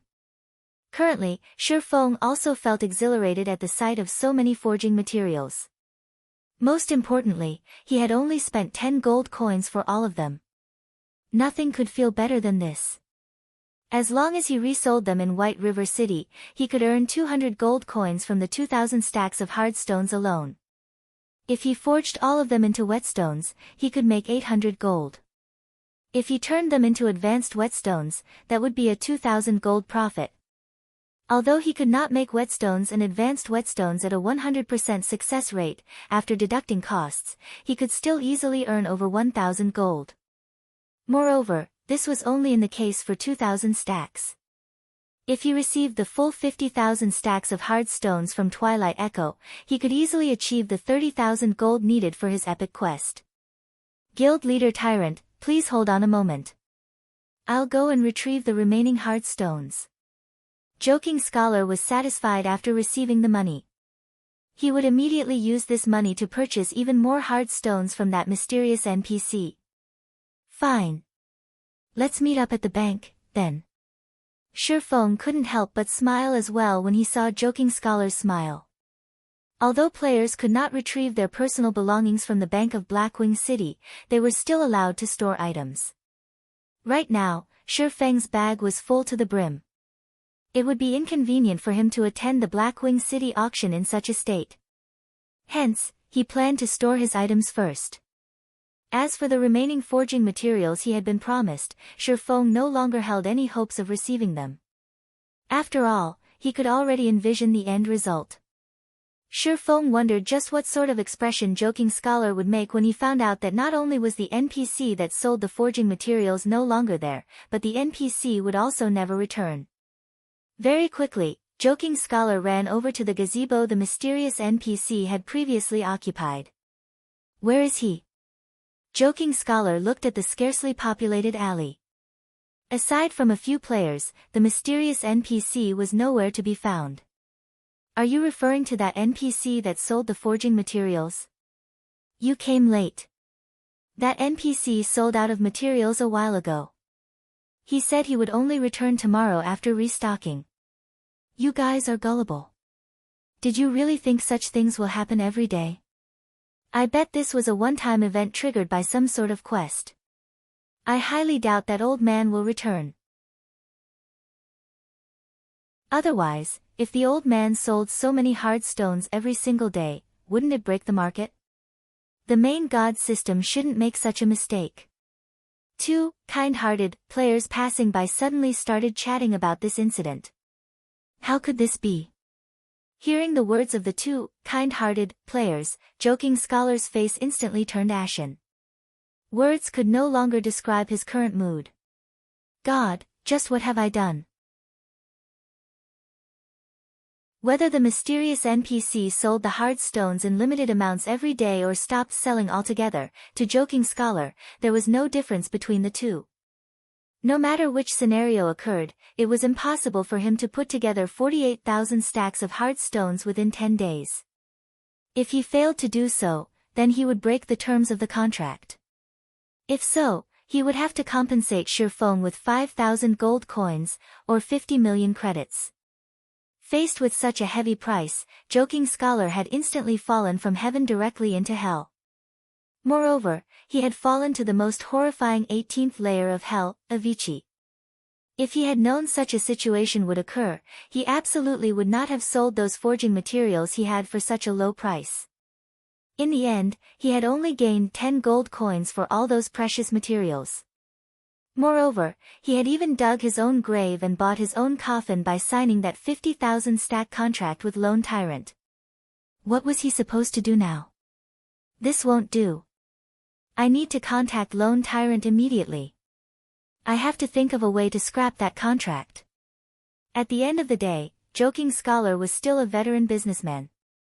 Now that he knew what he should do, he hurriedly ran towards the Bank of Blackwing City. If he had only lost this batch of forging materials, Twilight Echo could still bear such a loss, it would not greatly hamper the guild's overall development. Furthermore, he had at least received 10 gold coins for those materials. However, the remaining 48,000 stacks of hard stones would take Twilight Echo's life. If he took Twilight Echo's life, the guild leader would take his. Just after Shifeng stored all the materials in the bank, he noticed Joking Scholar running over to him in a flurry. Although Joking Scholar tried to feign calmness, with the immense pressure and fear bearing down on him, he failed. Brother Scholar is fast. It must be exhausting for you to transport the stones back and forth. I wonder how many stacks you have brought this time. Shifeng poked fun at Joking Scholar. Your Excellency Tyrant, I need to discuss a certain matter with you. Joking Scholar no longer had the confidence from before. He even started using honorifics in his speech. However, he had no choice as his life was now in Shifeng's hands. We are already business partners. If you have anything to say, just say it. Shifeng nodded. Your Excellency Tyrant is right. We at Twilight Echo have always been villains before gentlemen. Since we are business partners, we have to consider each other. If we trade 50,000 stacks of hard stones in a single go, I'm assuming that your Excellency Tyrant won't have enough gold coins. Even if given 10 days, that should not be possible. Hence, after careful consideration, we have decided to alter the contract, loosening the conditions stated on it. How do you feel about this, Your Excellency Tyrant? Joking Scholar slowly explained, his words sounding very logical. If Shi Feng hadn't known that Joking Scholar was trying to renege on the contract, he might have been moved to tears by Joking Scholar's words. As expected of a veteran businessman, he can still wear a straight face when tricking someone. For a moment there, I even believed he was thinking of my own good. Shi Feng inwardly sneered. Unfortunately, such words could not move his heart or trick him, especially since he had long since known Joking Scholar's true colors. Many thanks for Brother Scholar's worries. However, Brother Scholar can rest assured that, as long as I return to my kingdom with these materials and resell them, I can earn the money back very quickly. I guarantee that I can clear the debt within 10 days, so there is no need for the extra trouble of altering the contract. Shi Feng faintly smiled, saying, let's hurry and finish the trade, then. The auction is about to start. Following which, Joking Scholar gave a dozen more reasons to cancel the agreement, such as lowering the price even further, or increasing the trade amount, and so on. Unfortunately, Shi Feng had rejected each and every one of them. This situation had pushed Joking Scholar to the brink of insanity. However, Joking Scholar didn't wish to reveal his intentions accidentally, so even though he was close to the point of vomiting blood out of anger, he chose to hold it in. Brother Scholar, you don't have to waste any more words in trying to change the agreement. I will not change it no matter what. After all, I can purchase 50,000 stacks of hard stones at a price of 50 coppers a stack. That is a rare opportunity that I won't find even if I try. Even if I bought them from an NPC, I definitely couldn't buy so many. You knew all along. Of course. Who wouldn't know about such a huge incident? Is there something wrong with your head? You wanted to resell the hard stones you bought from that NPC and make a huge profit off of me? Keep that in your dreams. I already felt that the NPC was unreliable. Thus, I agreed to your offer. Seeing your frustration, as expected, that NPC really was unreliable. I eagerly anticipate the arrival of the remaining 48,000 hard stones. You swindled me. I am representing Twilight Echo. Aren't you afraid of angering Twilight Echo with your actions? We can extinguish a third-rate guild like Dark Star at any given minute. Oh. Twilight Echo is a first-rate guild. I'm so scared. Unfortunately for you, Twilight Echo is based in the distant Storm Empire. You guys are simply too far away from Star Moon Kingdom. So what if you are amazing? Can you do anything to me? What can you do to Dark Star? If you have the ability, then come to Star Moon Kingdom. I'll gladly exterminate Twilight Echo and remove its name from God's domain permanently. However, for now, you guys best think of a plan to deal with the compensation. Ha ha ha. Saying so, Shi Feng departed from Blackwing City's bank, laughing loudly and leaving behind an utterly dazed Joking Scholar. Joking Scholar was completely unable to accept the reality that he had been swindled. However, compared to being swindled, he felt more humiliated over the fact that Shi Feng had been toying with him from the beginning. Moreover, he had gladly jumped for joy like a monkey. When Joking Scholar thought about this, he felt utterly humiliated. After a good while had passed, Joking Scholar bellowed, "Lone Tyrant, just you wait. Twilight Echo's power far exceeds your imagination. We will definitely destroy you and Dark Star."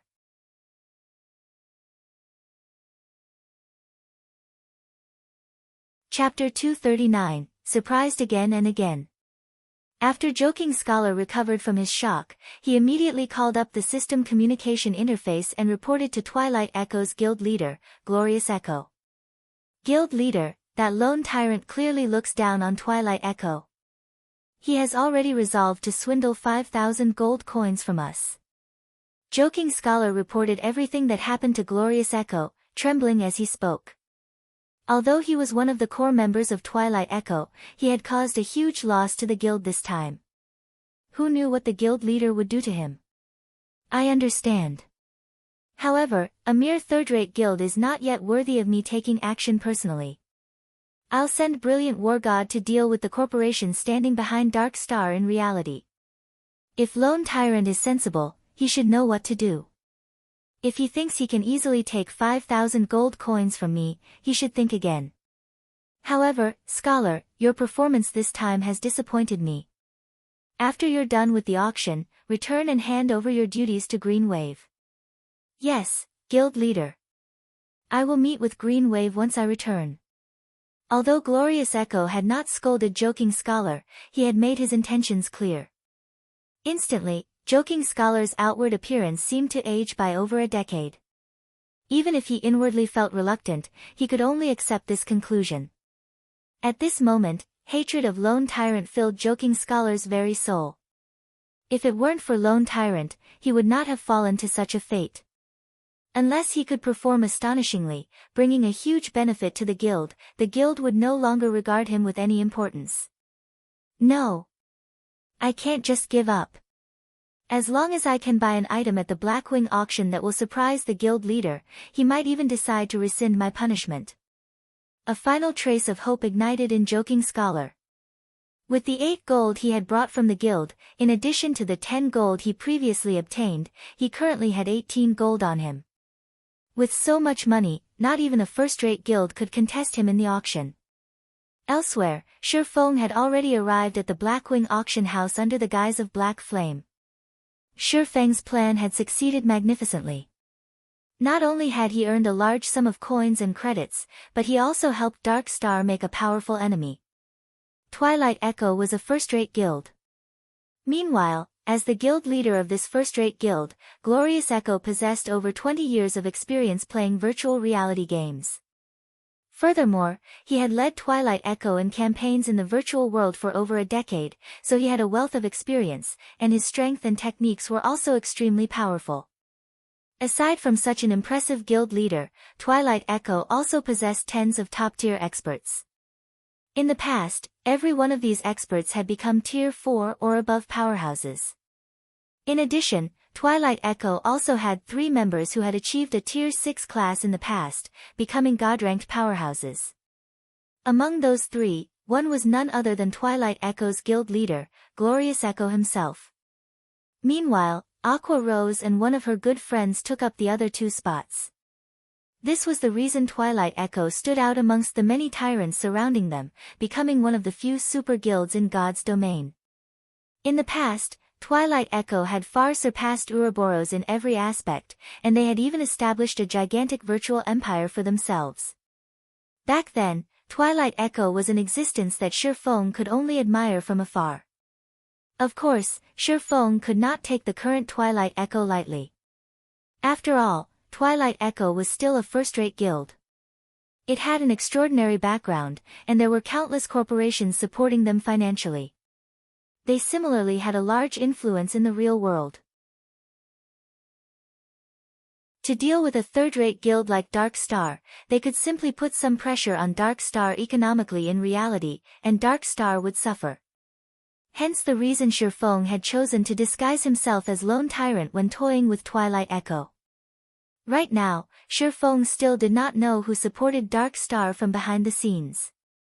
However, with a first-rate guild like Twilight Echo placing financial pressure on them in the real world, Shi Feng could, at least, glimpse the powerful organization standing behind Dark Star. That way, Shi Feng could take appropriate measures to deal with them in the future.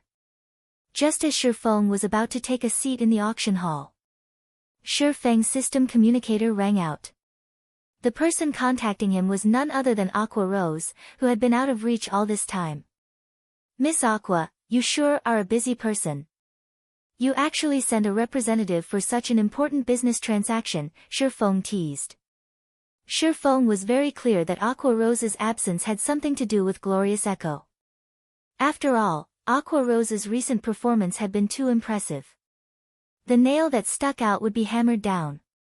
Glorious Echo must have felt Aqua Rose was a threat to his position. Master Black Flame, you must be joking. I've only managed to log into God's domain after much difficulty. However, it seems that I am still too late. Aqua Rose's tone was helpless as she spoke. What happened? Shi Feng asked curiously.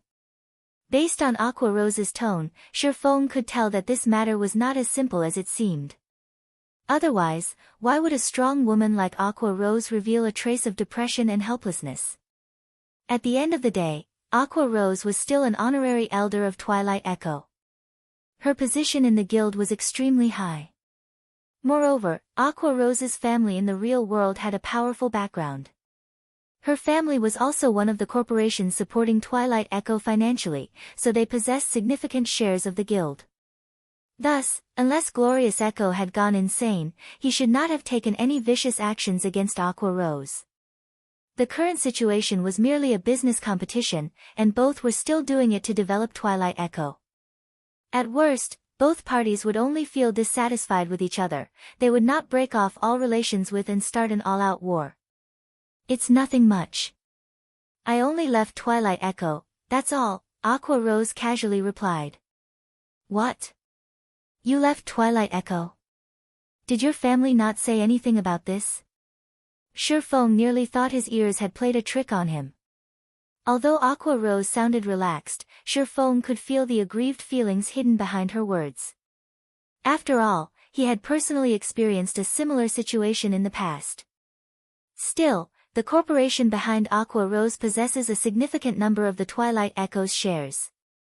That Glorious Echo must have gone insane to expel Aqua Rose from the guild. My family tried to force me to do something that I didn't want to do.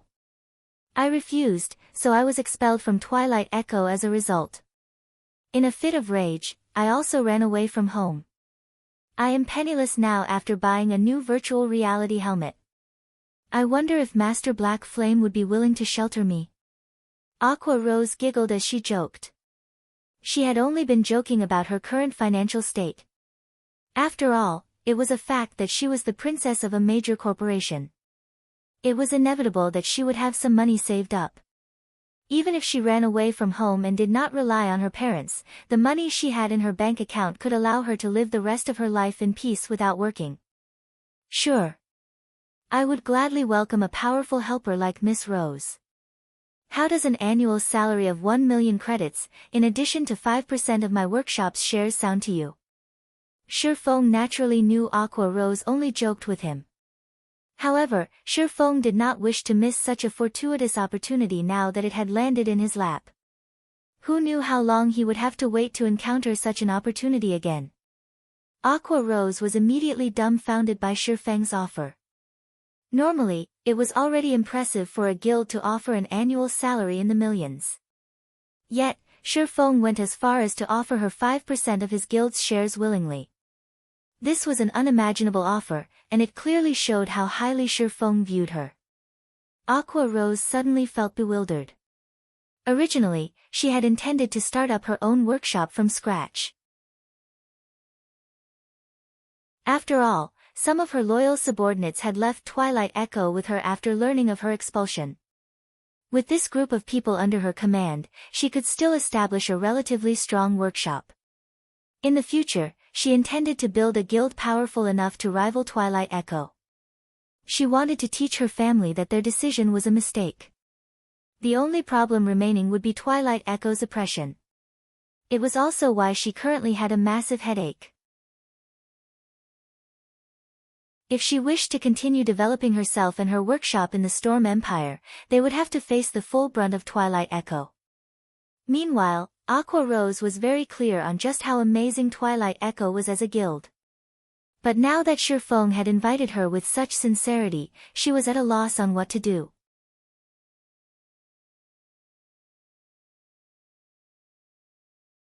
Chapter 240, Purgatory's Shadow. If that is still not enough, you can become the vice leader of the guild. You can also form your own elite team and maintain independence. How about it? Shi Feng added. Twilight Echo's abandonment of a future Tier 6 God-ranked powerhouse was the same as crippling both of their arms. The reason Shifeng thought both, and not just one of their arms, was because, without Aqua Rose, her Tier 6 friend would not join Twilight Echo. Hence, Twilight Echo's decision to expel Aqua Rose was the equivalent of expelling two future God-ranked powerhouses. Meanwhile, Shifeng had single-handedly caused this tragedy of Twilight Echoes, albeit unintentionally. If he could recruit Aqua Rose into his guild, he very much looked forward to the guild's future. Even if I agree to your offer, I still have a group of subordinates in the Storm Empire. I might be able to afford the expensive teleportation fee for myself, but they won't be able to. Moreover, for my sake, they chose to leave Twilight Echo and abandon their bright futures there. I can't just abandon them for my own selfish reasons. I am truly sorry about this. Although Shifeng's offer was very attractive, Aqua Rose was not willing to abandon her subordinates. Are there a lot of them? Shifeng asked. There should be over 100 people. Master Black Flame, you should just give up. Not even Twilight Echo can afford the teleportation fee for so many people. Aqua Rose naturally understood Shifeng's intentions behind the question. Teleportation across countries was costly. Moreover, the Storm Empire was very far away from Star Moon Kingdom, so the teleportation fee involved would be far more expensive. A rough estimate for a single player was 2 to 3 gold coins, while the total for 100 players would be at least 200 to 300 gold coins. Not to mention just one first-rate guild, even 10 first-rate guilds combined couldn't afford such a price. It was impossible that Shifeng would possess so many gold coins. So, it's only 100 or so. Fortunately, there aren't too many. Shifeng sighed in relief. If there were over 1,000 players, then he would truly feel heartache from the teleportation fees. Come to Star Moon Kingdom, then. I'll pay the teleportation fees. He had earned a ton from Twilight Echo before, and right now, it just so happened that he could return some of it to Aqua Rose. This could be considered as a type of fate as well. However, if Glorious Echo found out about this, he would most likely vomit blood out of anger. Master Black Flame, that's 300 gold coins, not 3 gold coins, Aqua Rose reminded Shifeng. Yes, I know that. I'll send 300 gold to you in a moment. After you arrive in White River City, head to the Starstreak trading firm to look for me. As the Blackwing auction had already started, Shifeng disconnected the call after saying so. Shifeng's words left Aqua Rose utterly shocked. Just what kind of power is behind Master Black Flame? How could he have such astonishing wealth? To casually hand over 300 gold coins. Could it be one of those super guilds? Shifeng's tone when he spoke had been very casual, as if the 300 gold coins he mentioned were merely 3 gold coins. Aqua Rose shook her head. No, even those super guilds can't spend 300 gold coins with such ease. This is interesting. Anyway, I'll get my answers as long as I arrive at White River City. Aqua Rose revealed a faint smile, anticipation filling her heart. Meanwhile, the venue of today's Blackwing auction was already packed with players. Among all these players, a majority consisted of the upper echelons of large guilds. These guilds had scraped up every single coin they could for today's auction. From their inquiries, they learned that the auction house sold many astonishing items. Even if it was only in the normal auction, items such as fine gold equipment and materials required to forge dark gold equipment would be available. There was also a small possibility for items such as dark gold weapons and epic ranked items to appear in the auction. One only needed sufficient coins to purchase these precious items. After going through several warm-up auctions, the fiery atmosphere in the auction venue reached its zenith. From the start, players desired every item that had been up for auction. However, none of these items piqued Shifeng's interest, as all of them were only mysterious iron rank. Although such items were useful to a guild's elite members, they were not of much use to him. Meanwhile, the following item that appeared on stage instantly caused the eyes of every player present to shine. They all expressed great interest in this item. This item was a fine gold ranked dagger. Ice Thorn, dagger, fine gold rank. Level 15. Attack plus 134. Strength plus 18, agility plus 24, endurance plus 15. Additional passive skill dash.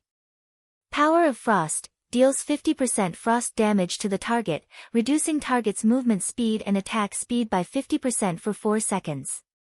If an assassin equipped this dagger, they would be like a tiger that had grown wings.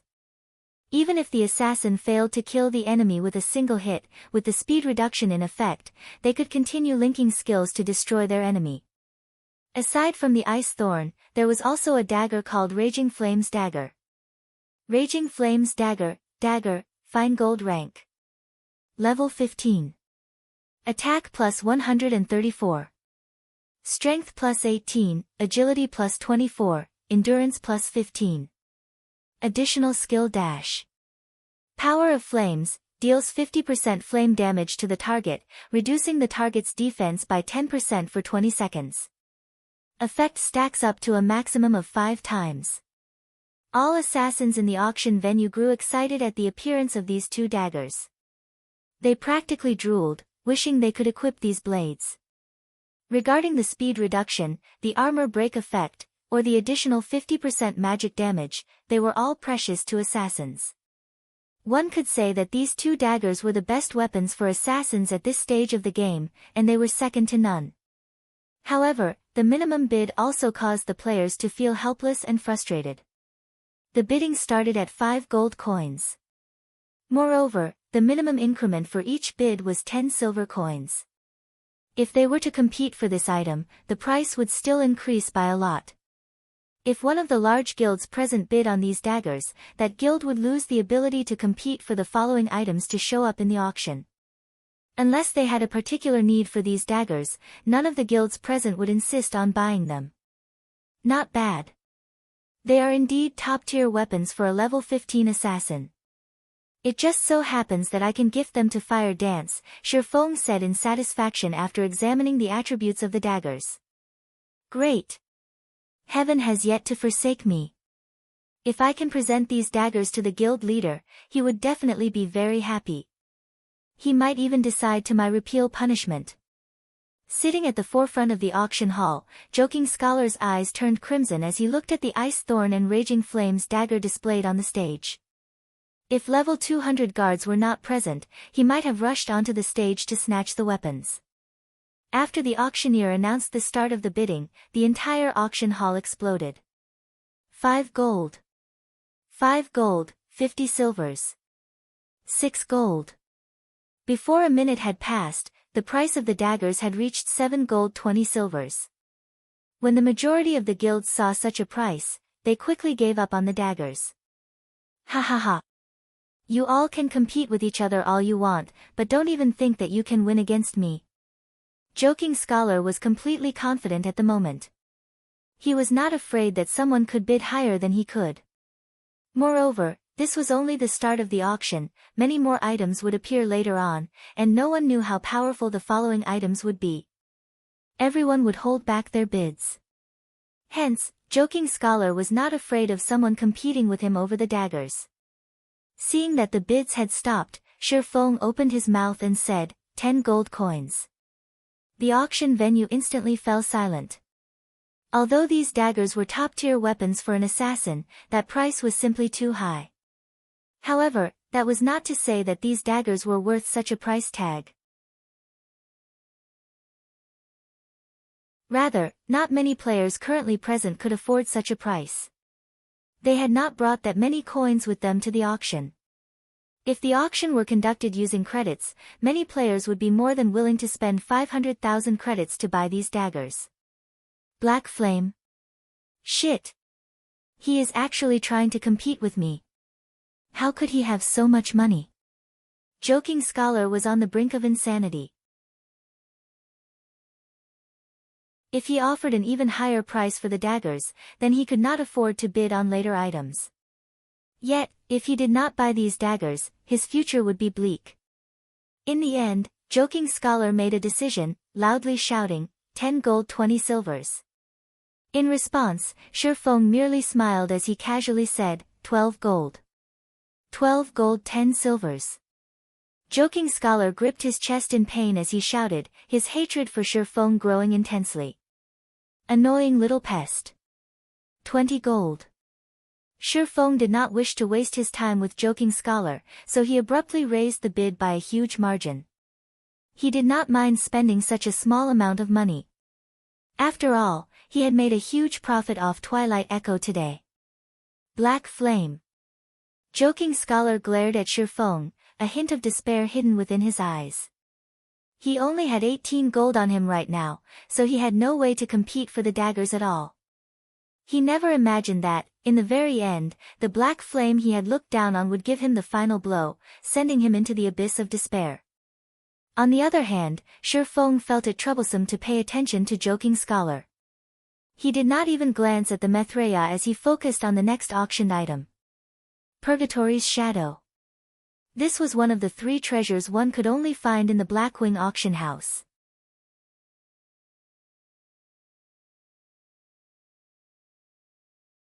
Chapter 241, Envious Wealth. All the players present at the auction venue were awestruck by Shifeng's bid of 20 gold coins. Players who could attend the Blackwing auction all had extraordinary backgrounds. Even so, none of them could afford such a price. Although plenty of the players present were provided funding by their own guilds, that only amounted to 10 gold or so. Even the wealthiest guild present had brought only a little more than 20 gold. Hence, nobody present would be willing to go all out just for a pair of level 15 daggers, even if they were weapons of supreme quality. Although these daggers could instantly turn an expert assassin into an apex assassin, they would not be of much help to the guild in the long run. Even if the players present could afford to buy these daggers, they would not spend 20 gold to do so. After the auctioneer slammed his hammer for the 3rd time, everyone in the audience started laughing maniacally. What a stupid guy. He actually spent 20 gold for those 2 daggers. I wonder who he is trying to impress, for him to willingly part with so much money. Ha ha ha. At least I have one less competitor now. 20 gold. What a rich tycoon. While ignoring everyone's mockery, Shifeng paid 20 gold to the auction house and received the 2 daggers. He then shifted his focus to the next item up for bid. Purgatory's Shadow, One-Handed Sword, Dark Gold rank. Level 20, can be upgraded twice. Attack plus 273. Strength plus 30, Agility plus 25, Endurance plus 22. Attack speed plus 2. 20% chance to cause 300% damage. 10% chance to reduce damage dealt by target by 20%. Effect not stackable. Additional skill dash.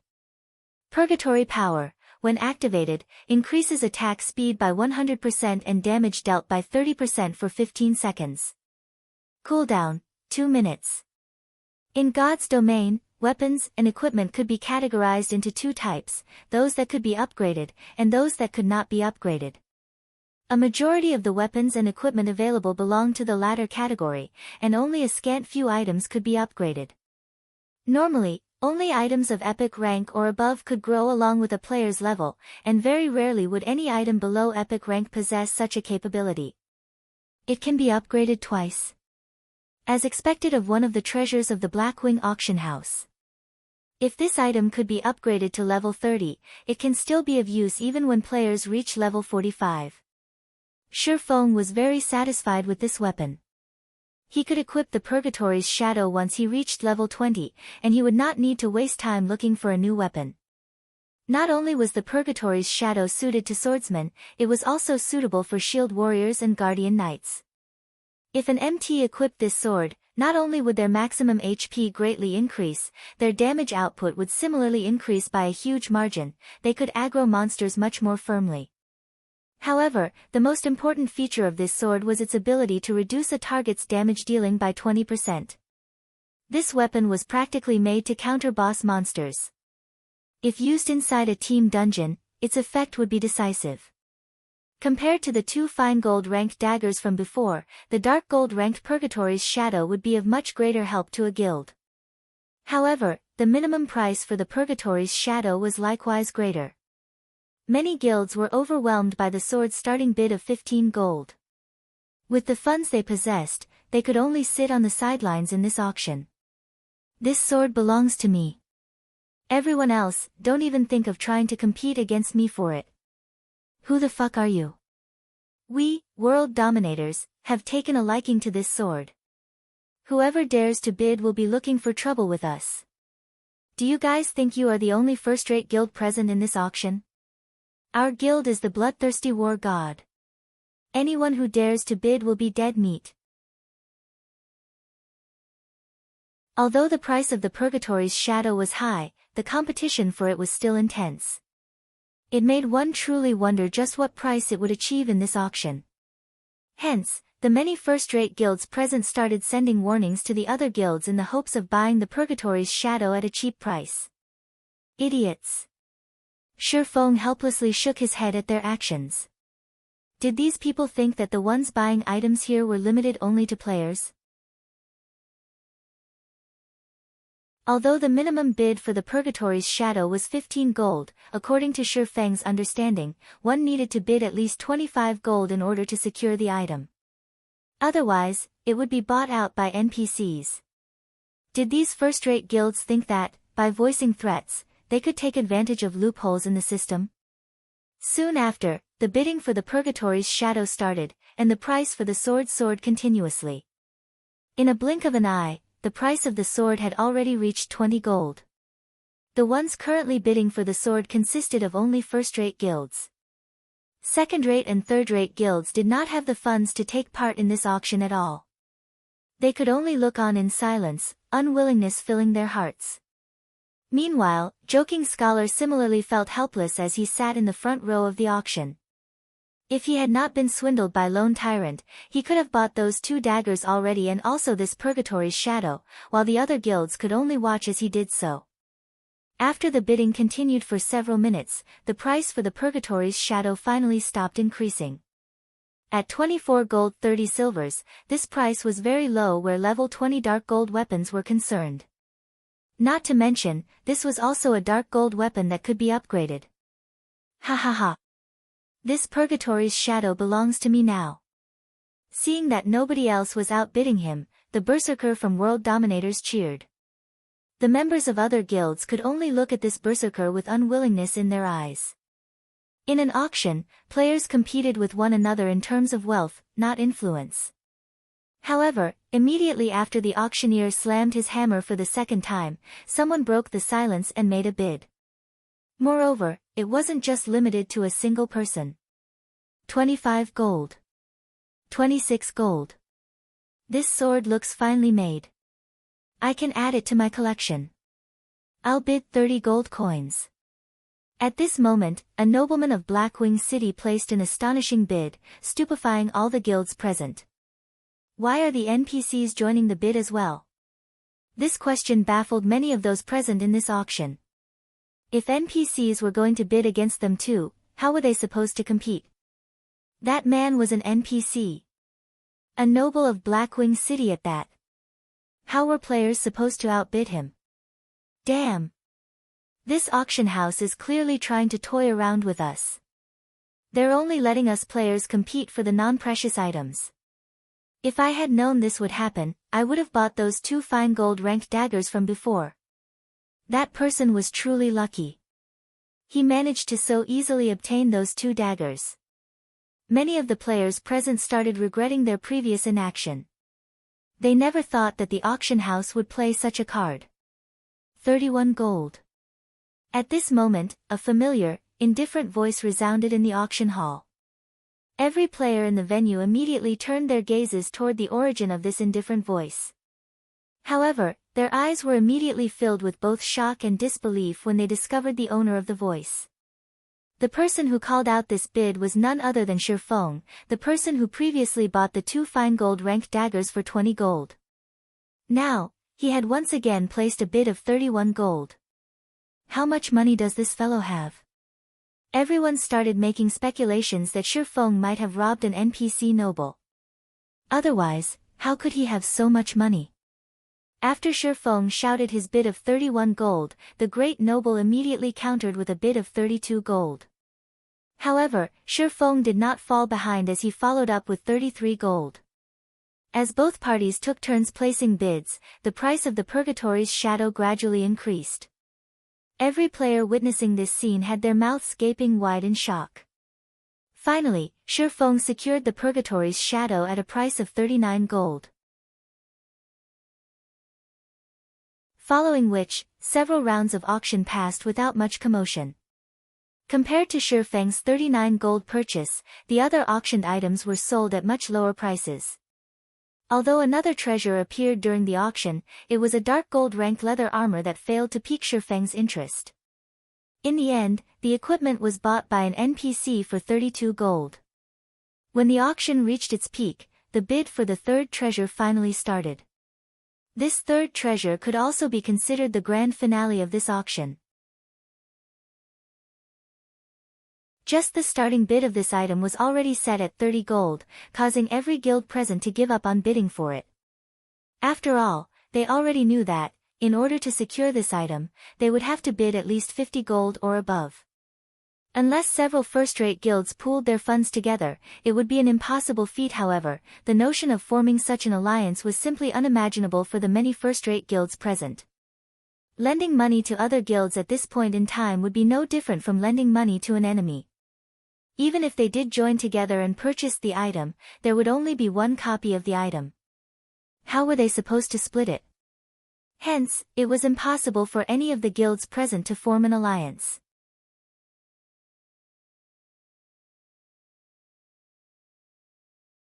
Chapter 242, Arclight Shield. Originally, the guilds attending the Blackwing auction had already given up on bidding for the final item. They merely stayed to take a look at how high the price of the final item would reach. The minimum price for the item was 30 gold. None of the guilds present were that flush with fluid funds. However, the moment their sights landed on the final item, they instantly had a change of heart. The reason being, the item displayed on stage was simply too important to a guild. The final item was neither weapon nor equipment. Instead, it was a forging design. If the forging design was for a normal weapon or equipment, nobody would have paid any attention to it. However, the forging design being auctioned was for the Arclight shield, a level 15 fine gold ranked shield. If they could produce this item, it would definitely provide a huge improvement for the MTs in their guilds. This shield was especially useful during this crucial period of the game. With more and more first clears of 10-man and 20-man dungeons taken, the various large guilds had already started challenging 50-man team dungeons. However, there was one problem that vexed them without end: their MTs could not even tank the first boss of the dungeon. If their MTs couldn't even survive the attacks of the boss, how were they supposed to raid it? However, if a handful of MTs equipped this Arclight shield, raiding the dungeon would become a much easier endeavor. This won't do. Our guild needs to get this item. I have to contact the guild leader immediately. This shield is simply too good. I must have it. The representatives of the first-rate guilds present had, at the first moment, contacted their respective guild leaders and reported this matter to them. The answer these representatives received was also one of confirmation. They were told to obtain the forging design at all costs. These representatives were also told to contact the other second-rate and third-rate guilds present at the auction venue, to seek their cooperation. In return, the first-rate guilds would produce the appropriate amount of Arclight shields for them based on the amount of money they contributed. Originally, the second-rate and third-rate guilds present had long since given up on bidding for the Arclight shield forging design. After all, they could not even afford the minimum price of the item. Now that they were given new hope, they would naturally be more than willing to lend their help. 1. 2. 3. More and more second-rate and third-rate guilds started allying themselves with first-rate guilds. They pooled together all the funds they had, and very quickly, plenty of first-rate guilds had managed to collect a total sum of around 50 gold. They then proceeded to place bids one after another. The price of the Arclight shield forging design consistently rose.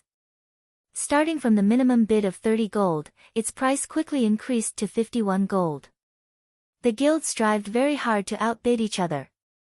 As soon as they received the funds of another guild, they would immediately call out the highest bid they could afford. They were deeply afraid that, if they gave the other guilds too much time, the other guilds would be able to obtain even more funds. Just as these guilds were competing against one another with a fiery passion. 60 gold. Shifeng immediately raised the bid by 9 gold. Shifeng did not wish to waste too much time on this auction. In any case, it was a must for him to obtain this Arclight shield forging design. Why do you have so much money? Just who is this brat? Previously, they had already been shocked by Shifeng's wealth. Now, however, they started feeling frightened. After spending 59 gold to purchase 3 weapons, Shifeng was still able to place a bid of 60 gold. If they had not been aware of the fact that players were not allowed to place a bid without having the corresponding amount of money, they would definitely have thought that Shifeng was just joking around. Faced with the pressure of 60 gold, 2 first-rate guilds immediately joined hands to place a new bid. Meanwhile, the guild to take the lead in this alliance was World Dominators. The representative for this guild yelled out his bid of 61 gold right away. 70 gold. Shifeng no longer wished to play around in these muddied waters. Otherwise, he would have to pointlessly waste a lot of money. 71 gold. 80 gold. 81 gold. 90 gold. Before even a minute had passed, the price of the Arclight shield forging design had already reached a staggering 106 gold. If such an amount was converted into credits, that would be more than 1 million credits. If one took into account the inflation that would occur due to the volume purchase of coins, then the value of 106 gold coins might even reach 2 million credits. 2 million credits just for a forging design. If a normal player were to learn about this, they would definitely consider Shifeng insane, a spendthrift that had nowhere to spend his money. However, Shifeng felt that the Arclight shield forging design was worth such an amount of money. After all, the value of this forging design would only grow higher once it entered his hands. Damn! To actually run out of money at this crucial time. We definitely can't fall short at this final moment.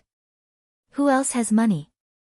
Overlord Warbear, the berserker from World Dominators, started panicking. His guild leader had already given him the command to obtain the forging design at all costs. However, even after joining hands with another first-rate guild and more than a dozen second-rate and third-rate guilds, they still could not outbid a single Shifeng. Warbear was truly at a loss on what to do now. He had even secretly contacted Shifeng before. As long as Shifeng was willing to let World Dominators have the forging design, he was willing to compensate Shifeng with 1 million credits. Yet, the price of the forging design still continued to increase higher and higher. He was already nearing the brink of insanity right now. I can lend you a hand. I have 18 gold with me here. This should be enough to suppress that black flame. Joking Scholar walked over to Warbear at this moment. What conditions do you have? I advise you to give up if they are too outrageous. I won't hand over this forging design no matter what. Of course I know this. My conditions are simple. After World Dominators obtains the forging design, just give me the Arclight shield that I deserve. In addition, I also wish for you guys to take care of that black flame. He is affiliated with the Star Moon Kingdom, and I know World Dominators has quite a number of members there. Dealing with Black Flame should be no problem for you all. Aside from his hatred for Lone Tyrant, Joking Scholar's remaining hatred was targeted at Black Flame. Unfortunately, Joking Scholar did not know that both persons were actually one. Fine, I'll agree to your conditions. In truth, without needing your mention, World Dominators would similarly take care of him. Overlord Warbear revealed a faint smile. The two of them quickly reached an agreement. Joking Scholar then traded all his gold coins over to Overlord Warbear. Just as the auctioneer was about to slam the hammer for the second time, Overlord Warbear hurriedly shouted, 108 gold. Shifeng sent a glance at Joking Scholar and Overlord Warbear, a sneer on his face. He couldn't help but shake his head as he indifferently said, 115 gold. 121 gold. I don't believe that I can't surpass you even after I bid everything I have. Although Overlord Warbear did not know Shifeng's bottom line, the increment on his latest bid was much lower than usual. Shifeng was definitely reaching his limit. Hence, Warbear immediately added 6 gold to the bid. Shifeng definitely could not take out so much money. Brat, you're 100 years too early if you think you can compete against me. This is your bottom line. Shifeng calmly smiled. 135 gold. He increased the bid by 14 gold in a single go. World dominators would not be able to fill up this gap even if they included another second-rate guild into their little alliance. As for recruiting a first-rate guild, that was an extremely difficult matter to achieve. 135 gold. How could this be possible? I must be dreaming.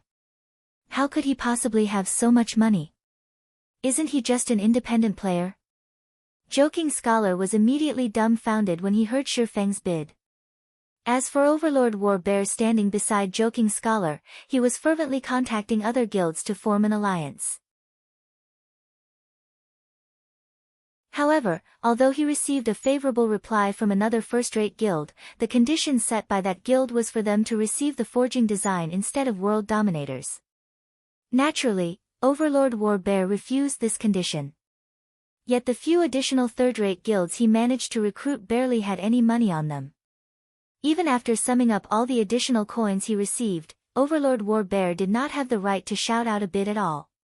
135 gold going once. 135 gold going twice. Even when the auctioneer's hammer landed for the second time, not a single guild present was able to place a new bid. They watched blankly as the auction proceeded toward its end, powerless to do anything about it. 135 gold going thrice. Let us congratulate Mr. Black Flame for obtaining this Arclight shield forging design. Following which, a beautiful hostess brought the forging design to Shifeng. After Shifeng paid the 135 gold to the auction house, the hostess similarly handed the forging design over to Shifeng.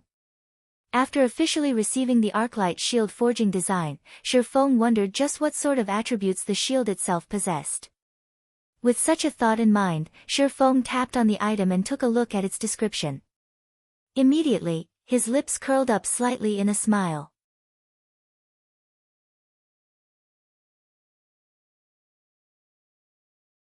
Chapter 243, Bountiful Harvest. Overlord Warbear and Joking Scholar felt great resentment for Shifeng when they saw his smile. They thought Shifeng was mocking them and looking at them in contempt. In reality, Shifeng's smile was purely due to his joy. However, compared to when Overlord Warbear and Joking Scholar first met Shifeng, they dared not underestimate him any longer. On the contrary, their eyes were filled with vigilance now. Shifeng showed everyone that he was more than capable of spending such a large amount of coins. If someone were to say that Shifeng did not possess any major power supporting him from behind, not even a ghost would believe them. The only question that remained was, what sort of power backed Shifeng? Since Warbear failed to complete the task given to him by his guild leader, his expression looked extremely bad right now. However, he was simply helpless in this matter. 135 gold. Even if every member of World Dominators pooled their coins together, they still wouldn't be able to collect such an amount. It was only natural that he lost the bid. Compared to Overlord Warbear, Joking Scholar was in a much more tragic situation. First, he had ruined the matter of the business transaction. Now, he didn't even manage to buy a single item in the Blackwing auction. What kind of explanation was he supposed to give his guild leader, Glorious Echo? However, Shifeng was very grateful for Joking Scholar.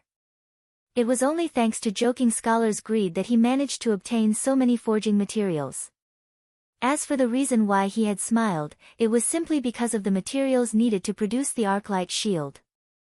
The main ingredients for producing it were mithril ore and gold oregon.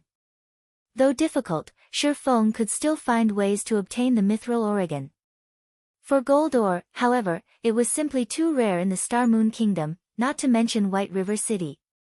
However, Twilight Echo had given him quite an amount of them, enough for him to make plenty of Arclight shields.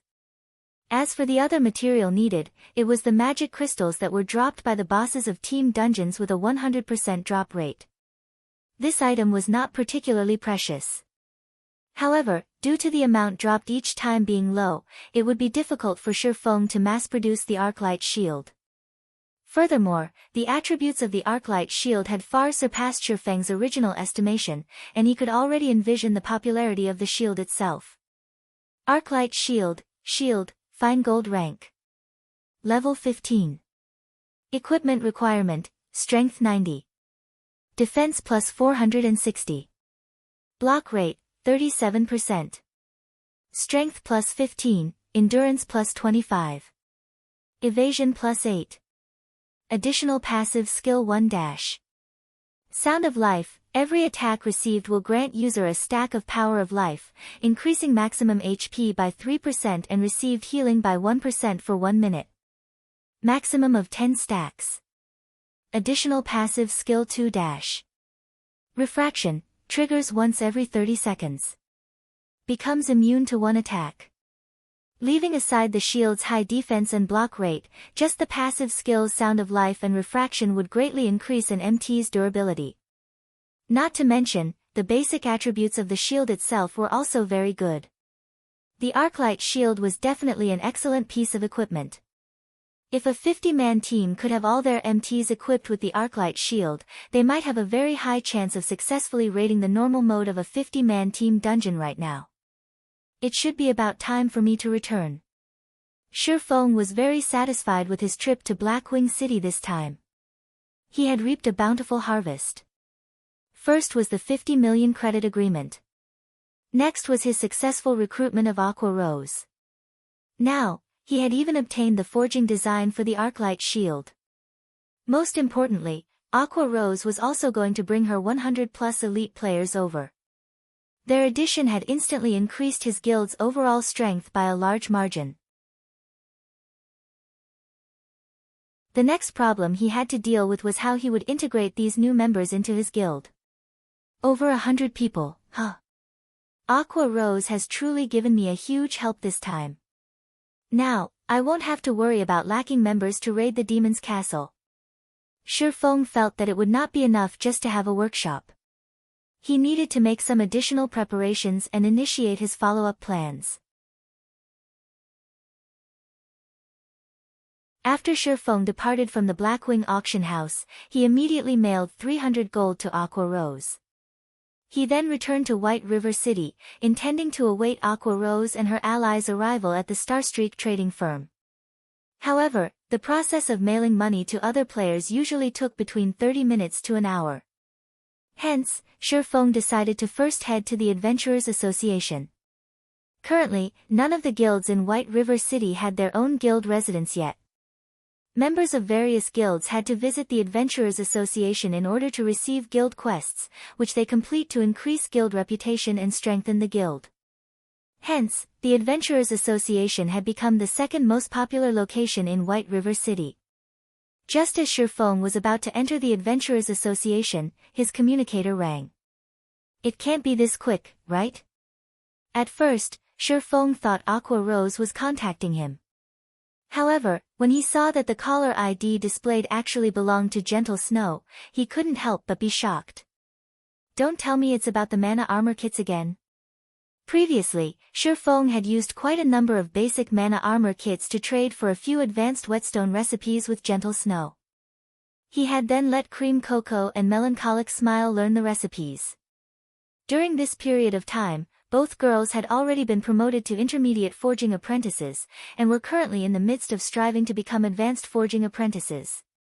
Shifeng couldn't help but admit that both of them were indeed future master forgers. Both of them improved very quickly. In addition, the more they forged, the higher their success rate. Currently, they already had a 20% success rate at producing the advanced whetstones. When compared to the forgers of other guilds, the two girls were ahead by leaps and bounds. In a few more days, the two of them could very well be promoted to advanced forging apprentices, becoming a true help to him. Miss Snow, did you find some new advanced whetstone recipes? Shifeng asked. Master Black Flame, how could you hide such an important matter from me? I feel hurt. Gentle Snow faintly smiled. Hide? Miss Snow, you must be joking. I am a very superficial person that can easily be seen through. How could I possibly hide anything from you? Shifeng joked. Alright, stop acting. You placed yourself in the limelight at the Blackwing auction house just now, and the news of this matter has long since spread throughout the various first-rate guilds. Each and every one of them wishes to seek cooperation with you and purchase those Arclight shields from you. Gentle Snow smiled as she continued, aren't we old friends? Shouldn't you sell them to me for a cheap price? Your information gathering is truly efficient, Miss Snow. Shifeng smiled bitterly as he said, I can sell a few Arclight shields to you. However, you must pay for them using coins, or exchange for them using the magic crystals you obtained from team dungeons. Magic crystals. Although the bosses drop them every time, the amount they drop is minimal, yet these magic crystals possess a very wide range of uses. Let's just use gold coins. I wonder how much you are charging for them, Master Black Flame. Alright, then. Since it is for you, Miss Snow, I won't rip you off. As the Arclight shield is a fine gold-ranked shield, I imagine that you know how precious the materials needed to produce it are. Moreover, the success rate of producing it is also very low. I'll sell you each Arclight shield for 25 gold, no negotiations. Shifeng had already expected Gentle Snow to decline exchanging the shields for magic crystals. However, it was much better for him if she used gold coins to buy them. 25 gold. Even if I took the fluid funds of every Ouroboros branch in the Star Moon Kingdom, I still won't have that much money. Can't we trade using credits? How about 500,000 for each shield? Gentle Snow was astonished by the Arclight shield's price. However, she similarly knew of the difficulty of crafting a fine gold-ranked shield. If it were up to their forgers to make the shield, the cost might not even stop at just 25 gold. Yet, it was clearly impossible for them to fork out 25 gold to purchase an Arclight shield, unless of course, they decided to stop the guild's development. Still, halting development at this stage of the game would put the guild into a decline, so they absolutely could not stop their development. Currently, all the major guilds were attempting to obtain the first clear of a 50-man team dungeon, while the Arclight shield was a must-have item for them to get a lead over the other guilds. Faced with two difficult choices, Gentle Snow could only bitterly smile as she was caught in indecision. Alright, then. I'll exchange using magic crystals, Gentle Snow helplessly said. Ouroboros, a grand and mighty first-rate guild, was actually poorer than a single independent player. Black Flame was truly a monster. That's fine as well. The exchange ratio would be 1 to 100. I'll notify you after I manage to produce them. Shifeng smiled as he disconnected the call. He then proceeded to enter the Adventurers Association.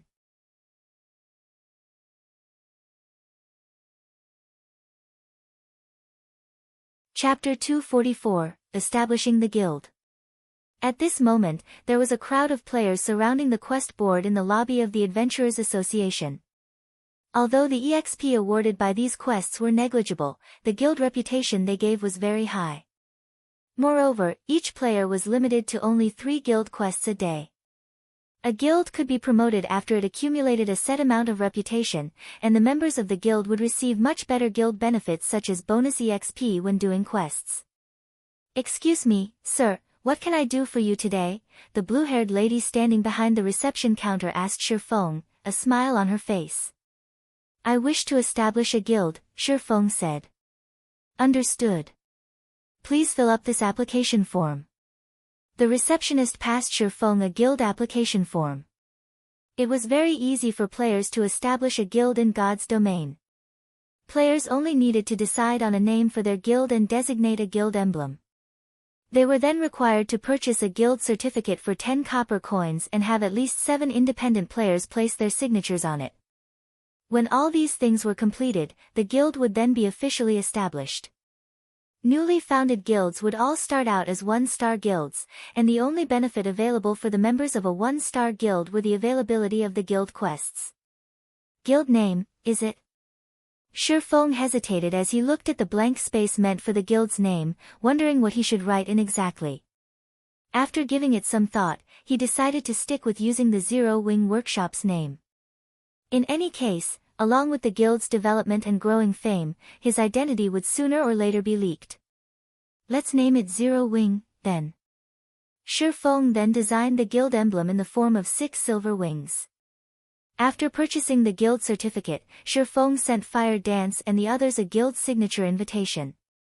Meanwhile, at the Black Wind Canyon, a level 20 to level 25 map, Fire Dance and the others were currently grinding on level 22 demonic bats.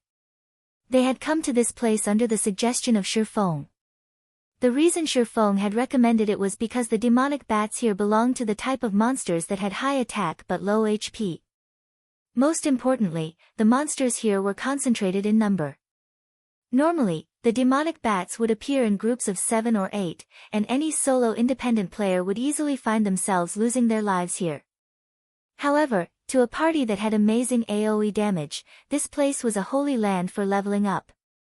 In the case of Fire Dance's party, Fire Dance herself was responsible for luring the monsters, as she had the highest movement speed out of everyone in the party. She would lure over 100 monsters every time, and afterward, the Guardian Knight, Kola, would activate Protection Blessing and cast Devotion, a group aggro skill, to gather the monsters into one location. Meanwhile, Violet Cloud would be responsible for healing Kola, while Blackie would get rid of all the monsters in a single blow. Throughout this process, everyone's cooperation and grasp of timing was perfect. If other players were to witness this scene, they would definitely be shocked into a daze. Presently, the average level of players was only at level 12 or so, while professional players would be around level 13. Even the number 1 player on White River City's ranking list, Lone Tyrant, was only at level 15 right now. Yet, Fire Dance and the others had long since passed level 15. Even the lowest leveled player in the party, the Oracle, Gluttonous Mouse, was level 18. Meanwhile, Blackie, who was the highest leveled player in the party, was currently at 45% of level 19. Although there was only a gap of 1 level between the two players, the difference in EXP could allow a player to directly rise from level 0 all the way up to level 15. Huh? What is this message? While taking a break, Fire Dance and the others simultaneously received a guild signature invitation. As long as they agreed to the invitation, they would immediately become official members of the guild after the guild was established. Originally, Fire Dance and the others had intended to immediately reject the invitation. However, their hands unanimously paused when they saw the name of the guild. Zero Wing. Isn't that the name of our workshop? Blackie asked, curious. This is an invitation sent by Big Brother Yifeng. Big Brother Yifeng is finally going to establish the guild. Violet Cloud said excitedly when she noticed that one of the names inscribed on the guild certificate was Yifeng. She then said with joy, great. We will have our own guild in the future. Isn't it still too early to establish the guild? We only have so few members right now. Brother Feng had also said before that we are lacking in members, and that we need to wait for some time before establishing the guild. Did something happen? Don't bother about this for now. We should put our signatures first. Fire Dance was similarly surprised by Shifeng's sudden decision. However, since Shifeng had decided to do so, he must have had his own considerations. Moreover, it wouldn't be a bad idea to establish the guild ahead of time. Immediately, everyone in the party clicked agree. They then received a system notification. System, congratulations on becoming a member of Zero Wing. System, this is your first time joining a guild. Activating guild system.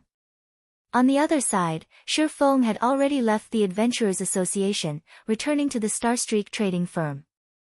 At this moment, the Starstreak trading firm was packed with players. The trading firm was currently the most lively location in White River City, second to none. Hey, bro, I see that you're here to buy those basic mana armor kits, right? With so many people lining up here, you would need to wait at least a week before you can even get one for yourself. However, I have here a way to help you save your time, letting you jump the queue to buy the mana armor kits in advance.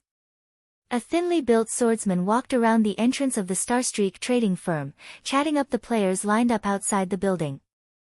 Really? A player clearly grew interested. Of course. A basic mana armor kit costs 20 silver coins, while you only need to pay 2 silver coins to skip the long wait to buy it, the thin swordsman said with a smile. Alright, bring me there. It's just an extra 2 silver coins. Our party won't miss this little amount of money. Following which, the thin swordsman led the player up to the second floor, skipping the long queue on the first floor. Really, any sort of business goes, huh? Feng couldn't help but exclaim after seeing this sight. The basic mana armor kits were in high demand. However, the Starstreak trading firm only sold 50 pieces of the item each day, so only a very small number of players could obtain them. However, this couldn't be helped. Feng couldn't just focus all his attention on producing the basic mana armor kits. He still had many things he needed to do. The basic mana armor kit was simply an item for him to accumulate reputation. It was not meant to be a true moneymaker for him.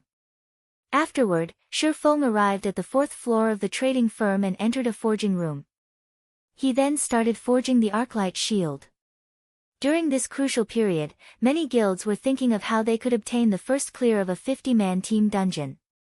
Naturally, the equipment of their MTs became the top priority in their considerations, especially the shields their MTs used. Meanwhile, an excellent shield like the fine gold-ranked Arclight shield would, without a doubt, attract the attention of these guilds. As long as Feng placed the Arclight shields up for sale, many guilds would definitely pay a huge sum in order to obtain it. Hence, the sooner he produced the Arclight shields, the higher the price he could sell them for. However, the success rate for forging a fine gold-ranked item was extremely low. A normal advanced forging apprentice only had a 2% success rate, meaning that, out of 100 tries, they would only successfully produce 2 Arclight shields. In reality, however, they might not even be able to produce 1 out of 100 tries. However, Feng had both the Book of Forging and Blacksteel's insignia. He also had the Ice Blue Devil Flame and various other tools that increased his forging success rate. Even so, his final success rate at forging a fine gold-ranked item only sat at around 20%. In addition, Feng was not familiar with the forging process of the Arclight shield, so his success rate should be much lower than 20%. If he was promoted to a basic forger, his base success rate would increase to 5%. However, that still wouldn't make much of a difference. Only by becoming an advanced forger would there be a significant improvement. With the 10% base success rate of an advanced forger, in addition to the various supporting tools Feng had, his success rate for forging a fine gold-ranked item could reach up to 30%. However, Feng needed to invest a lot of time in order to become an advanced forger, and time was something he sorely lacked right now. He had no choice but to give it a try now. In any case, he had plenty of materials to experiment with. He could simply try again if he failed.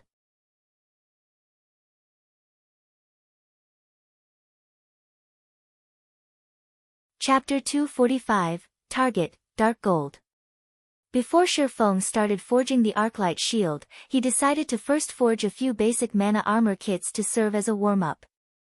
After God's domain evolved, the process of forging grew more complicated, greatly increasing the difficulty of producing an item.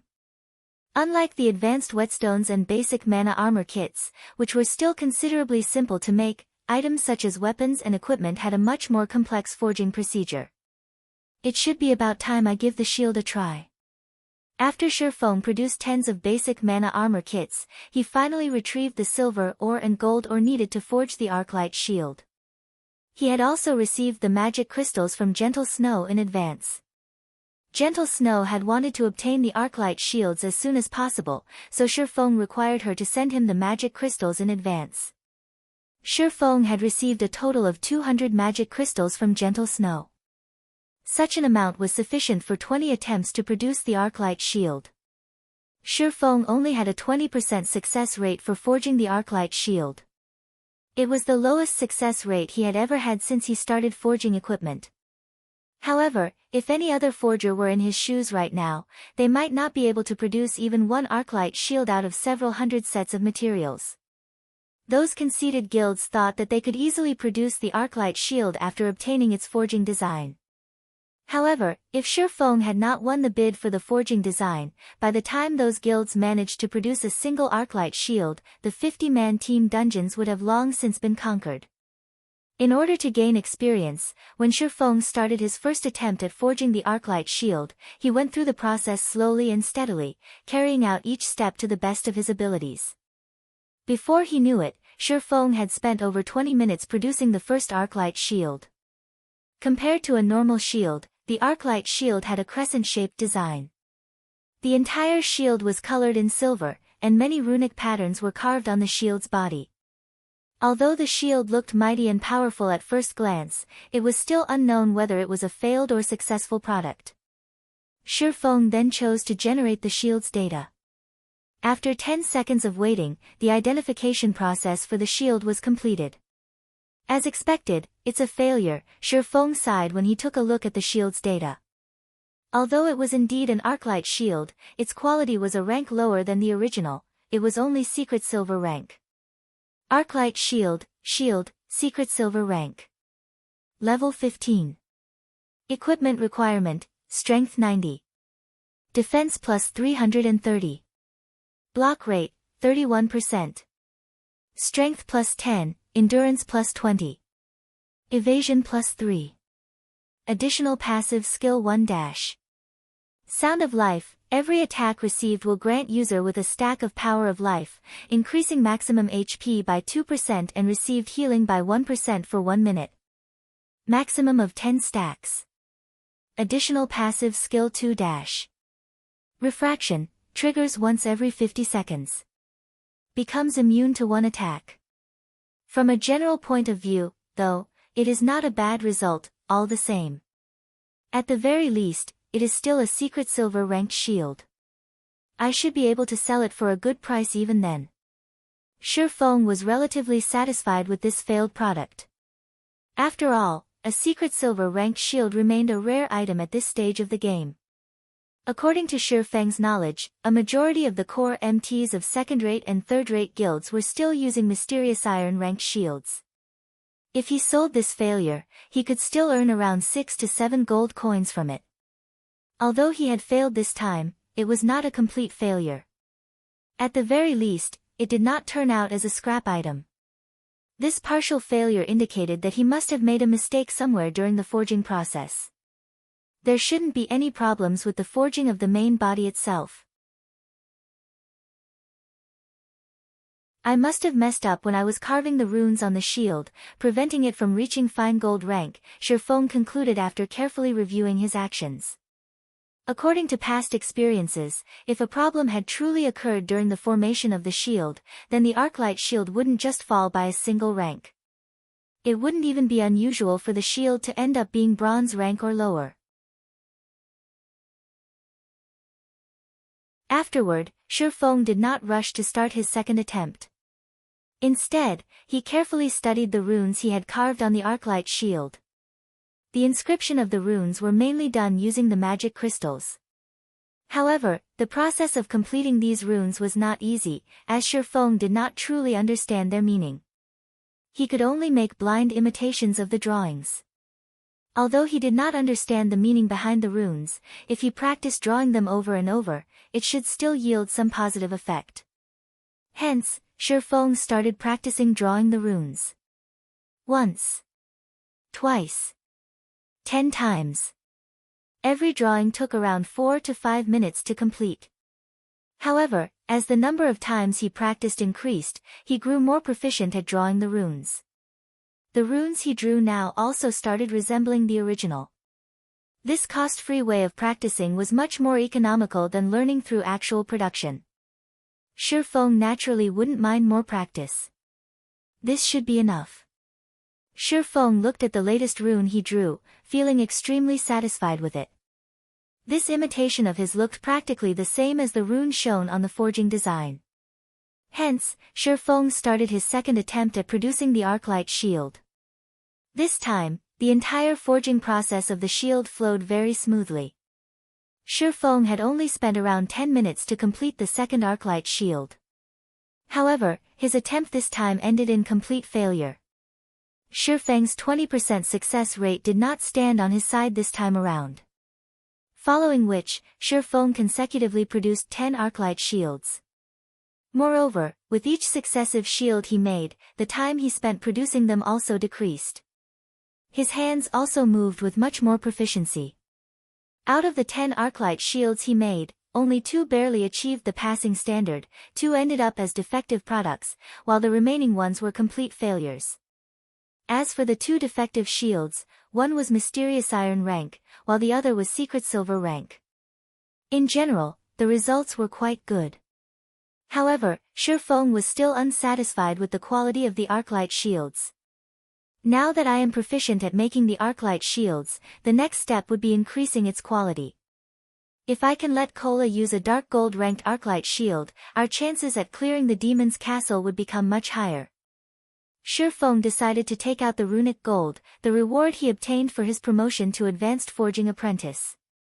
Not only could the runic gold increase his success rate by 10%, there was also a small chance for it to increase an item's rank by 1, up to a maximum of dark gold rank. Unfortunately, Shifeng only had 5 of these things, meaning that he only had 5 chances to produce a dark gold ranked Arclight shield. The runic gold was a piece of ore that gave off a metallic glow and contained runic energy within it. After refining the runic gold, Shifeng poured the molten runic gold into the silver gold alloy. Immediately, a change occurred in the alloy. The originally bright red alloy turned dark red in color. Moreover, it also started greedily absorbing the energy of the ice blue devil flame. As the amount of energy it absorbed increased, the alloy started emitting many golden runes, slowly forming an array of runes. Knowing that the fusion was completed, Shifeng immediately retrieved the scorching hot alloy from the furnace, placed it on the anvil, and started hammering on it. Slowly, the piece of alloy started taking on the shape of an Arclight shield, and on the shield's surface, there was even a layer of naturally occurring golden runes. The shield looked incredibly holy. After hammering for several minutes, Shifeng finally formed the Arclight shield. Immediately, he retrieved a black liquid and started drawing the runes on the shield. The black liquid was the liquefied product of the magic crystals. Shifeng concentrated his full attention on each and every stroke, afraid of making even the slightest mistake. When he completed the final stroke, the naturally occurring golden runes on the shield actually melded together with the runes Shifeng had drawn. Together, they formed completely new golden runes possessing no resemblance to the black runes found on the previous Arclight shields Shifeng made. Please be a success. Shifeng timidly selected to identify the shield. Although the Arclight shield looked absolutely perfect appearance-wise, whether it was a success or a failure still depended on the final data. 1 second. 2 seconds. This time, even after 20 seconds had passed, the system was still unable to determine the shield's exact data. This situation caused Shifeng to grow slightly nervous. The longer identification time indicated that even the system itself was hesitant. In the end, is it a success or a failure? Shifeng had carried out the entire forging procedure perfectly. At the end of the day, however, his success rate was only 30%. Oftentimes, when the identification process took longer than usual, there was a higher chance that the result was a failure. Finally, after 30 seconds passed, the system returned the identification results. System, Arclight Guard has been successfully forged. Forging proficiency increased by 2 points. Obtained 80,000 EXP.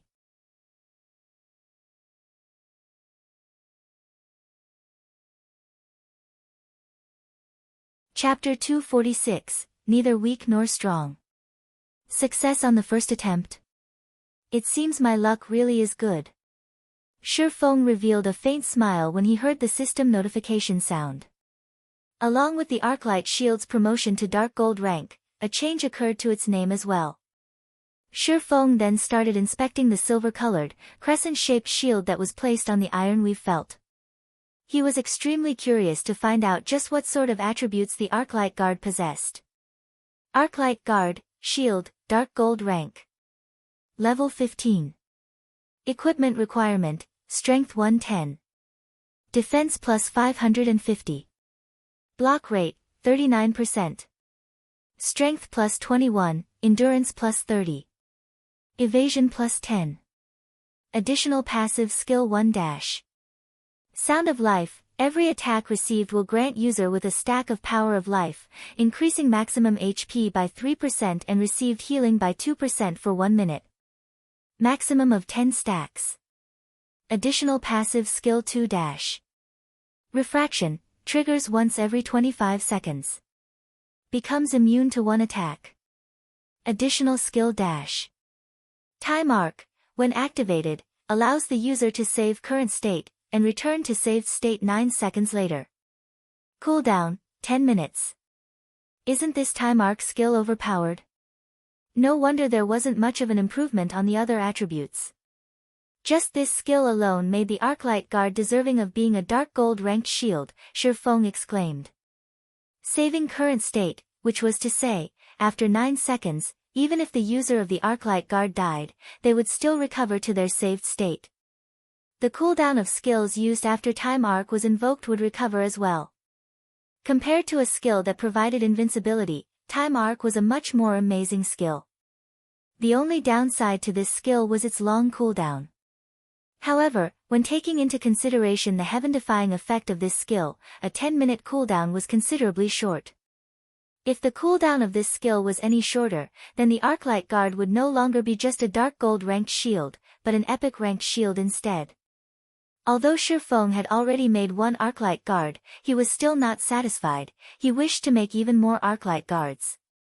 Deciding so, he used up the remaining 4 pieces of runic gold when forging the Arclight shields. However, the results were horrible. Out of his 4 attempts, 2 were complete failures. They did not even achieve bronze rank. As for the remaining 2 Arclight shields, one achieved secret silver rank, while the other achieved fine gold rank. However, such a success rate was already very good. He had used a total of 5 runic gold to forge the Arclight shields. Among them, 1 had achieved Dark Gold rank, 1 had achieved fine gold rank, and 1 had achieved secret silver rank. Out of the 3 shields, Shifeng would naturally save the Dark Gold ranked Arclight Guard for Kola's use. With the Arclight Guard, they would have no problems raiding the level 15, 20-man team dungeon, the Demon's Castle. Just as Shifeng thought of carrying on with forging Arclight shields, someone knocked on the door of the forging room. Come in. When the door to the forging room opened, a golden-haired beauty walked in. This person was none other than Shifeng's assistant, Anna. Your Excellency, an adventurer named Aqua Rose wishes to meet you. She says she has an appointment with you, and she is currently waiting in the meeting room on the 3rd floor, Anna said respectfully. All right, I'll be there in a minute, Shifeng nodded his head. Shifeng had similarly guessed that Aqua Rose should arrive right about now. After all, teleportation occurred instantaneously. Aqua Rose only needed to gather her subordinates, explain to them the situation, and make some future plans. Inside the meeting room on the 3rd floor, Aqua Rose and her 100+ subordinates were seated around the room, having a small discussion about matters relating to Shifeng. These players all had relatively high levels. The lowest out of all of them was level 13, while the others were level 14. Even if placed inside a first-rate guild, all these players would be considered elite members. These players were all Aqua Rose's most trusted aides. Before they had arrived here, they hadn't dared to imagine that there would actually be someone willing to spend 300 gold coins to bring them to this place. If the organization this person belonged to wasn't extremely rich, then this person was just insane. However, after they discovered that Shifeng actually had a connection with such a large trading firm, their thoughts immediately changed. Not only did Shifeng manage to achieve something that no other guild had achieved, his fame in the entire Star Moon Kingdom could already be described as the sun in midday. It was especially true for the recently popular basic mana armor kit. This was an item that plenty of guilds could only dream of having. If they could be a part of the power Shifeng belonged to, then couldn't every one of them obtain their very own basic mana armor kit? This was definitely a treatment that no other first-rate guild could provide. Big Sis Aqua, just who is that Black Flame? Is he in the upper management of a super guild? A female swordsman curiously asked. Aqua Rose shook her head, a bitter smile on her face as she replied, I don't know, either. He has always been very mysterious. However, I believe that we will be able to find out his true identity today. In truth, Aqua Rose was also interested in finding out the truth. However, now that they were going to join the power Black Flame belonged to, Black Flame would have no need to hide the truth from them. They could finally take a look at the giant hidden behind Shifeng. Sorry to keep all of you waiting. The moment Shifeng walked into the meeting room, everyone inside immediately fell silent. Everyone present stood up as they looked at Shifeng, deep veneration in their eyes. They were like interviewees standing up to welcome their interviewer. Some were nervous, while some were excited. After leaving Twilight Echo, they were like homeless little birds. Although they wished to soar higher into the sky, they did not possess a home they could return to. Feelings of helplessness and disappointment constantly filled their minds as they wondered what sort of future awaited them. However, the situation was different now. They would be joining an even greater family now. At this moment, these ex-members of Twilight Echo rejoiced over the fact that they had chosen to leave Twilight Echo together with Aqua Rose, praising themselves for making a wise decision. After all, a bright future had already opened its doors to them. I am the one who should be sorry for making Master Black Flame wait for us for so long, Aqua Rose apologized. Since we will be companions in the future, stop referring me as Master this or Master that. Just call me Black Flame. Shifeng could sense the cautiousness behind Aqua Rose and everyone else's actions.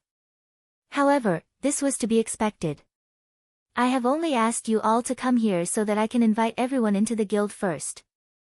Later on, Miss Aqua can freely decide how you all wish to develop yourselves. I won't set any restrictions for you. Right, here is a copy of the White River City Guidebook. After you are done reading it, you should be able to familiarize yourself with White River City, Miss Aqua. Saying so, Shifeng sent a copy of the luxury version White River City Guidebook to Aqua Rose. Simultaneously, he had sent everyone present a guild invitation. Zero Wing. What is this guild? Why is it only a one-star guild? Wasn't it supposed to be some sort of hidden power? Everyone entered a daze for a long time after they received Shifeng's guild invitation. Ignoring the fact that they had never even heard of such a guild, just having status of a one-star guild showed how weak Zero Wing was. The reason being, even third-rate guilds at this stage of the game were three-star guilds, not to mention first-rate guilds. After taking a look at the member count of the guild, everyone was further dumbfounded. Before they had joined, this guild only had 9 members.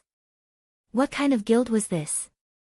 Zero Wing was the weakest guild they had seen so far, second to none. Even Aqua Rose herself was shocked by this revelation. The current situation was completely different from what she had imagined it to be. She had thought Shifeng would be bringing her to meet the many great characters of this guild, allowing her to get a grasp on the frightening background of the guild. Yet, the truth that Shifeng revealed had far exceeded her expectations. The reason being, the influence of this guild could literally be determined in a single glance. You all must be very disappointed to find out that my guild is actually so weak, right? Shi Feng looked at everyone's crestfallen expressions. Suddenly, he said in a cold voice, "Let me give it to you straight. This is Zero Wing. It is neither weak, nor strong. It is merely a home that you can stay in. As for how others are going to view us, it will depend on your own performances."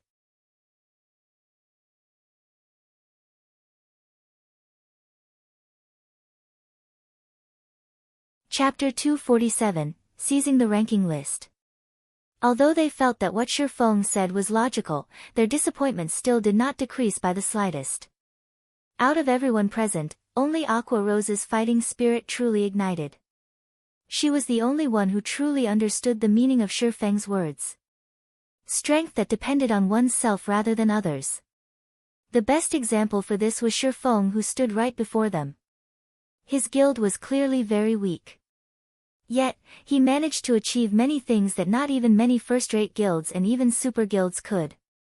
As a result, he made everyone believe that there was a mysterious power secretly supporting him from behind.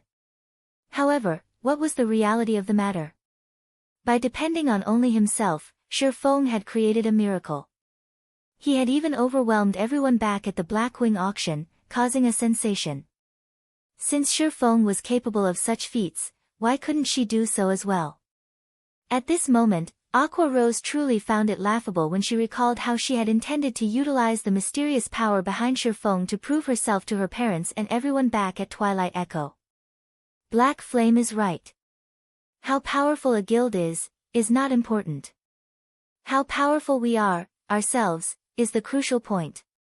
Since we have joined Zero Wing, let us be the ones to change how others view Zero Wing, Aqua Rose explained loudly, in complete agreement with Shi Feng's opinion. Everyone fell silent at Aqua Rose's words, but a fiery fighting spirit could be seen growing in their eyes. That was right. They had originally intended to start from the very beginning. Now that they had a wealthy tycoon like Shi Feng supporting them, what more should they be afraid of? A guild's development mainly relied on financial resources. The remaining factors would be the presence of experts to lead the guild in raiding team dungeons and completing epic quests that were impossible to complete. They would definitely turn Zero Wing into the #1 guild in White River City. At this moment, Shi Feng sent Fire Dance and the others a message. "You can start now." Immediately, Shi Feng received a reply. "Understood." After seeing this message, Shi Feng's gaze shifted towards everyone present in the meeting room. He then announced loudly, "I know that some of you still have some worries, so I'll give you all a little surprise. I'll let you all get a better understanding of just what Zero Wing is." A better understanding of Zero Wing? Does this guild still have any secrets? Everyone grew confused at Shi Feng's words. Everything about this guild was clear in one glance, so what secrets could there possibly be? The only thing that could possibly be a secret was the guild's frightening financial resources. With such a large fortune, they should have no problems getting their hands on the various welfare benefits that players would receive upon joining a guild. Moreover, Black Flame was the publicly acknowledged chief forger of Star Moon Kingdom. In the future, guild members would have no lack of weapons and equipment to use. However, this shouldn't count as a secret, right? "Everyone can take a look at White River City's ranking list now," Shi Feng said softly. "Ranking list?" Everyone promptly called out the ranking list to take a look. "Is there something wrong with the ranking list? I remember that when I came to White River City, the top player on the ranking list was Lone Tyrant. At that time, he was only at level 15. How did he suddenly become level 19? Did the system make a mistake? No, that's not right. Look at the player ID. It's not Lone Tyrant. It might not be a mistake by the system. Look, the top 8 players have all been switched out. Even the player at 8th place is level 18 now. Lone Tyrant is still level 15, and he's placed 9th now. How is this possible? Level 18. Isn't this level too much of an exaggeration? Even at the Storm Empire, the highest leveled player is only at level 16. How could White River City possess 8 players who have managed to surpass the top player at Storm Empire? Wait. These players all belong to the same guild, and the guild's name is called Zero Wing. Everyone was dumbfounded when they discovered the changes in the ranking list. They trembled, not daring to believe their own eyes. These 8 players were actually their guild members. However, everyone's hearts were filled with questions. If Zero Wing had 8 such powerful experts, why did the guild remain unknown to the public even until now? This was simply unimaginable. This is the strength of Zero Wing. At this moment, Aqua Rose started renewing her evaluation of Shi Feng and this guild. Although Zero Wing was small, it was a gathering of experts. Wealth, manpower, and finally, fame. As things were, Zero Wing possessed the foundation necessary to become a large guild. As long as they managed the guild benefits they offered properly, Zero Wing could easily become a large guild within a short period of time. It was no wonder Shi Feng looked so confident. Meanwhile, as Aqua Rose and her subordinates were reeling over their new discovery, the entire White River City had already been thrown into an uproar. Lone Tyrant, who had been monopolizing the first position on White River City's ranking list all this time, had actually been kicked off by someone else. Moreover, he wasn't just kicked off by a single person, but by 8.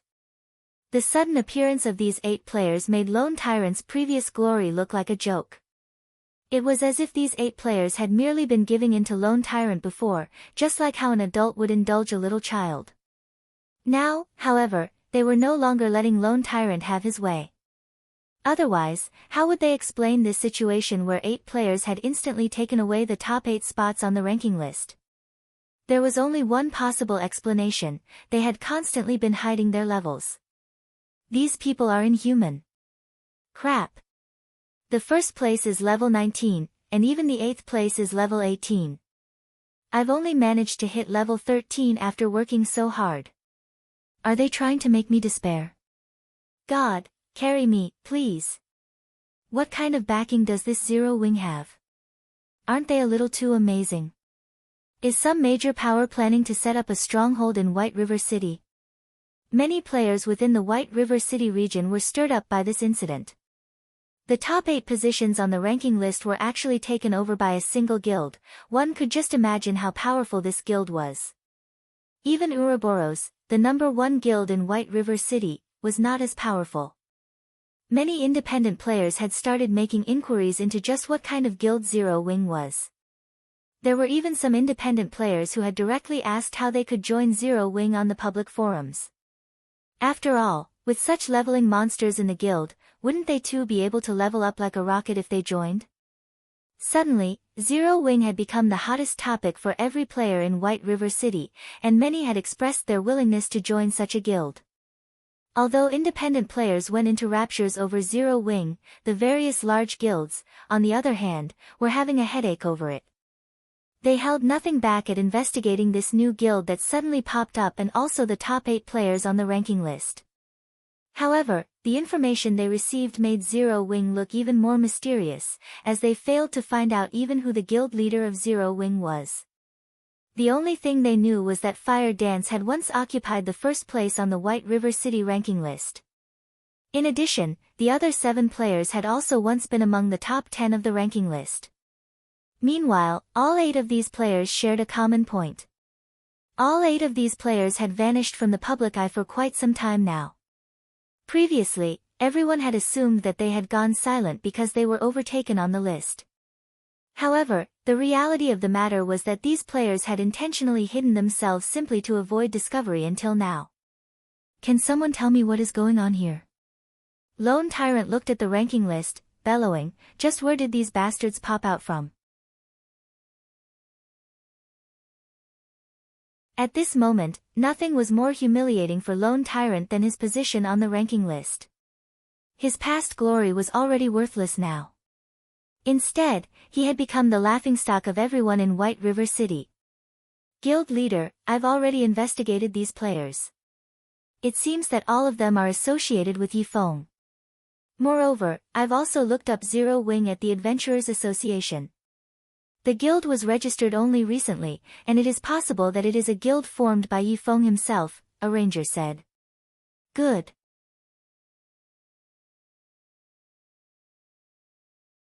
Very good. At first, I thought that he had hidden himself out of self-awareness after I placed a bounty on him. However, it seems he is taking me lightly. Since he has come out to slap me in the face, and has even started a guild in White River City, I will make him regret his decision. Immediately find out all the members belonging to Yifeng's guild. I want his guild destroyed. Lone Tyrant bellowed as he announced a command to the entire guild. He had to destroy this guild and flatten Shifeng at all costs. Not only was he doing this for himself, it was also the command of that mighty personage.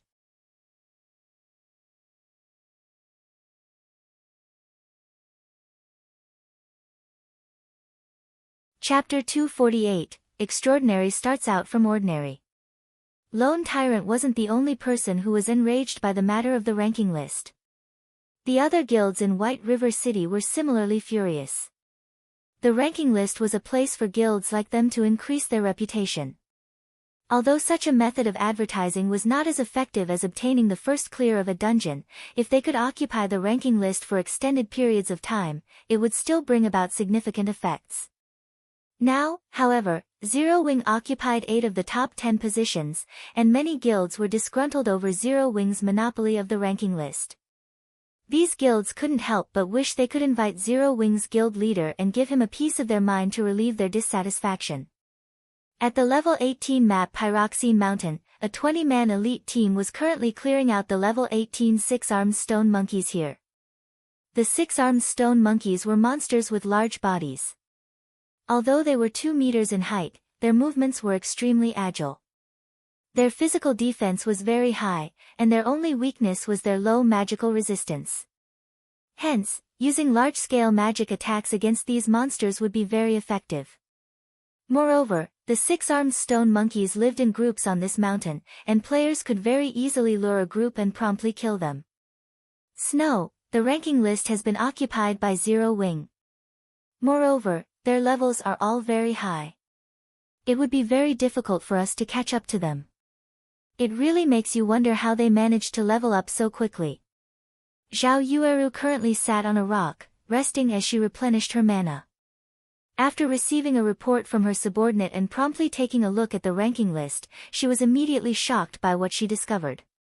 As a player who had originally ranked within the top 10 of the ranking list, Zhao Yueru knew very clearly just how large a gap there was between level 15 and level 18. At the very least, she would need to spend another week grinding before she could even reach level 18. This was equivalent to saying that these 8 players would remain on the ranking list for another week at the very minimum. However, this was assuming they did absolutely nothing during the entire week. If they were to continue grinding and leveling up at their current pace, who knew when there would be a change to the top 8 positions? As expected, they are very strong. That Yifeng has quite the ambition as well, even though he usually maintains a low profile. It seems that he has finally decided to take action now. Gentle Snow did not feel any shock when she looked at the IDs of the top 8 players. Snow, have you known all along? Zhao Yueru asked, confused. She had a very clear understanding of Shifeng's capabilities. Shifeng's strength, leadership ability, and observation ability were above average. However, these traits alone were not enough for him to establish a guild. Establishing a guild was not as easy as playing a game of house, since forming a guild signified one's intentions to compete for dominance with the other guilds. For a small guild like Shifeng's, maintaining a low profile would be more beneficial. If they did so, most of the large guilds would not have paid much attention to them. However, now that they'd done the exact opposite, they were practically telling the other guilds to come at them. After they decided to hide their levels, I figured that their levels were not that simple. Yifeng did not wish others to know, so he kept them hidden. Only, I never imagined that their actual levels would be so high. Gentle Snow was greatly interested in these talents. She inwardly lamented the fact that these experts could only stay holed up in such a small guild. If they joined Ouroboros, they would definitely shine with even greater brilliance. If they stayed in such a small guild, they would very quickly fall. After all, a guild needed financial resources to develop itself. Gentle Snow firmly believed that Shifeng did not possess a frightening amount of financial resources, especially gold coins. There was also the lack of manpower. It would be impossible to develop a guild in God's domain just by relying on several players. In addition, they would also have to suffer the oppression of other large guilds.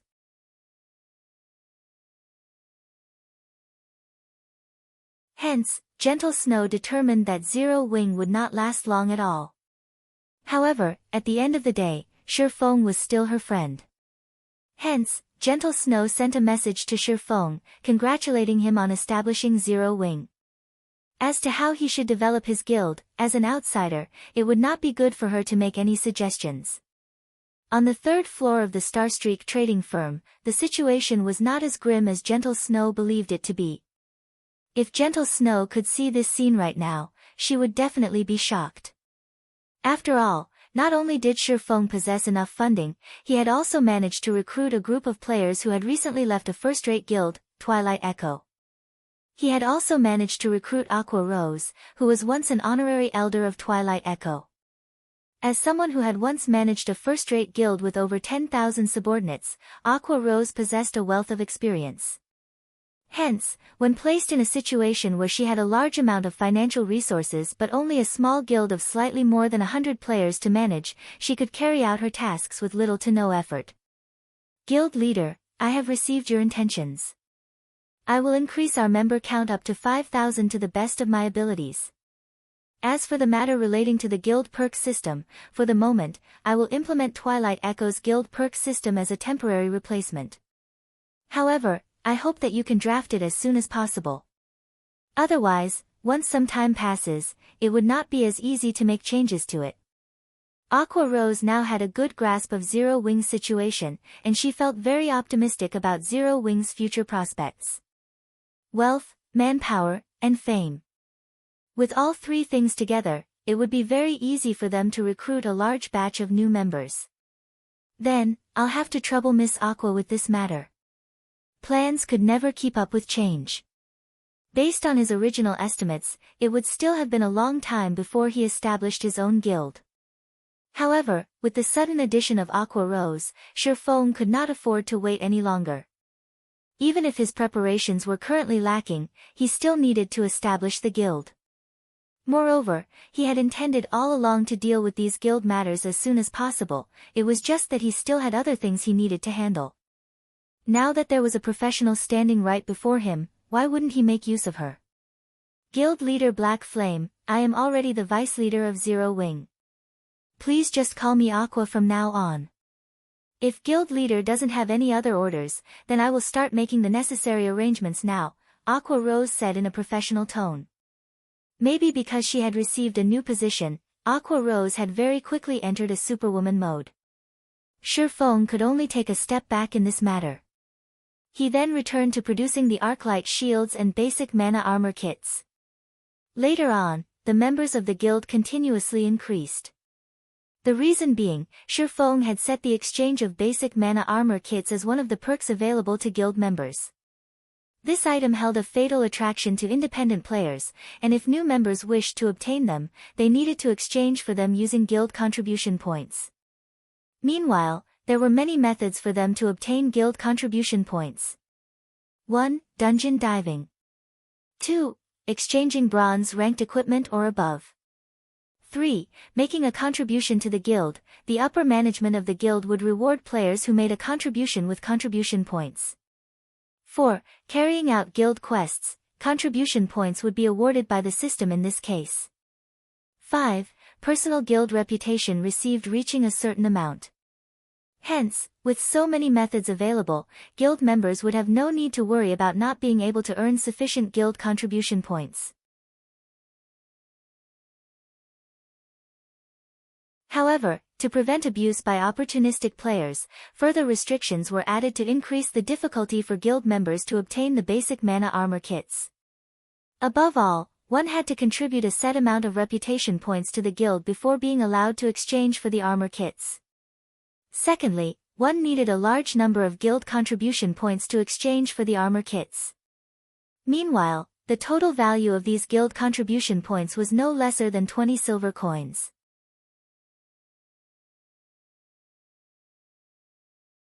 With these two safeguards present, there would be no opportunity for guild members to abuse the guild perk system implemented. Meanwhile, during the time Shifeng was producing the Arclight shields and basic mana armor kits, Aqua Rose had also arranged for her subordinates to recruit players at the Trade Area and Adventurers Association. After half a day of recruitment, Zero Wing's member count increased explosively. From the original 100 or so members, there were now over 3,000 players in the guild. Moreover, the tide of players wanting to join the guild showed no signs of stopping anytime soon. Big Sis Aqua, the number of players wanting to join the guild hasn't decreased at all. If this situation continues, we can easily recruit double the target of 5,000 members. Should we increase the number of players we recruit? Follow the original plan, we won't be able to handle so many players right now. If we did so, it would instead force the guild into a period of stagnation, hindering our development. Increase the entry requirements for the guild, raise the minimum level requirement from level 11 to level 12. Under Aqua Rose's management, the newly recruited guild members started taking on guild quests. Aqua Rose's direct subordinates had also split up and formed new parties to raid party dungeons, upgrading the equipment of the new members. Everything was flowing smoothly at Zero Wing, and it did not look like a newly established guild at all. Before he knew it, nighttime arrived at God's domain. After making a large number of basic mana armor kits and 3 fine gold-ranked Arclight shields, Shifeng immediately logged out of the game. The reason being, the Jin High Fellowship party that Shifeng had been looking forward to was being held today. He needed to make some preparations before he attended the party.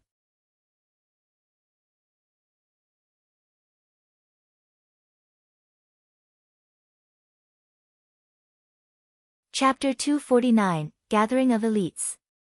The first rays of the morning sun pierced through the window, shining on Shifeng, who was currently working out in the living room. Currently, Shifeng no longer carried out the intense muscle exercises of the past few days. He quietly stood still for a long time, before slowly lowering his body, entering into a horse stance. Closing his eyes, Shifeng relaxed his body. Suddenly, his chest expanded as he inhaled deeply. He then exhaled, a trail of white mist coming out of his mouth. Like a water pistol, the white mist that shot out from his mouth managed to actually reach a distance of over 2 meters before gradually dissipating. If any normal person were to witness this scene, they would definitely be shocked by it. The season right now was summer. Yet, Shifeng had recreated a scene that could usually be found only during winter time. After repeating this process for an hour, Shifeng stopped his rhythmic breathing. The effect of this 8-section brocade exercise is quite good. I've only trained in it for an hour, and I can already feel my body becoming lighter. The exercise has also significantly cleared my mind. Shifeng clenched and released his fists. His entire body felt comfortably warm, and his 5 senses felt keener than usual. This 8-section brocade exercise was something he had accidentally stumbled upon in the past, after becoming the guild leader of Shadow, when he visited an antique shop. Originally, he had planned to test the effectiveness of the exercise. However, after the company hired a martial arts master as an instructor at the workshop, Shifeng gave up on that notion. During those days, people were already going crazy over God's domain. In order to improve their actual combat skills, they would practice martial arts like madmen. Naturally, Shifeng was no exception. At that time, however, he was no longer young, and his body was similarly no longer in its prime. The things he could do were limited, and the most he could do was practice some Tai Chi and 8 trigram palms, training his techniques as much as he could. However, his current self was different. Not only had he started consuming nutrient fluids at a much earlier period than in the past, after undergoing several workout sessions, his current body's physique far surpassed the one of his past. There was a saying in martial arts, internally, spirit and breathing are practiced, externally, muscles, bones, and skin are practiced. Meanwhile, Shi Feng related this saying to the 8-sectioned brocade. Only, he had not thought the exercise would yield such good results. Although the exercise did not increase his body's strength, it refreshed his psyche and allowed him to remain calm at all times. Such an effect was an unexpected harvest for Shi Feng. After Shi Feng had his breakfast, he received a call from Zhao Ruoxi. She said that she was going to give him a ride to the fellowship party. When Shi Feng arrived downstairs of his apartment, he immediately discovered Zhao Ruoxi standing in front of a blue sports car. She wore a pure white dress today, while her hair was tied up into a double ponytail. Her pure and beautiful appearance attracted the attention of every man that walked past her, sending them into a daze as drool leaked out of their mouths. "Let's go." Zhao Ruoxi smiled sweetly when she noticed Shi Feng walking over. "Is this your car?" Shi Feng looked at the blue sports car before him, feeling somewhat surprised. Suspicion of Zhao Ruoxi's identity started growing within him. This blue sports car was a limited edition maglev Ferrari Z75, and it had a selling price of 6 million credits. One would not be able to find one even in the entire Jinhai city, yet Zhao Ruoxi actually owned one herself. Of course. What? Surprised? It's just that, normally, I don't like driving it to school.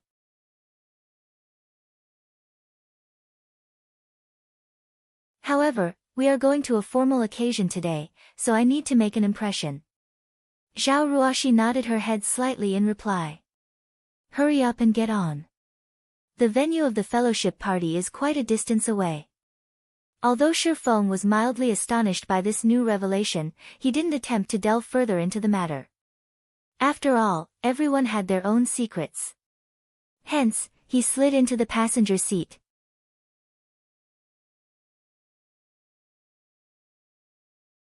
Soon after, Zhao Ruoxi stepped on the accelerator, and with a whoosh, the Ferrari Z75 sped along the road of the neighborhood.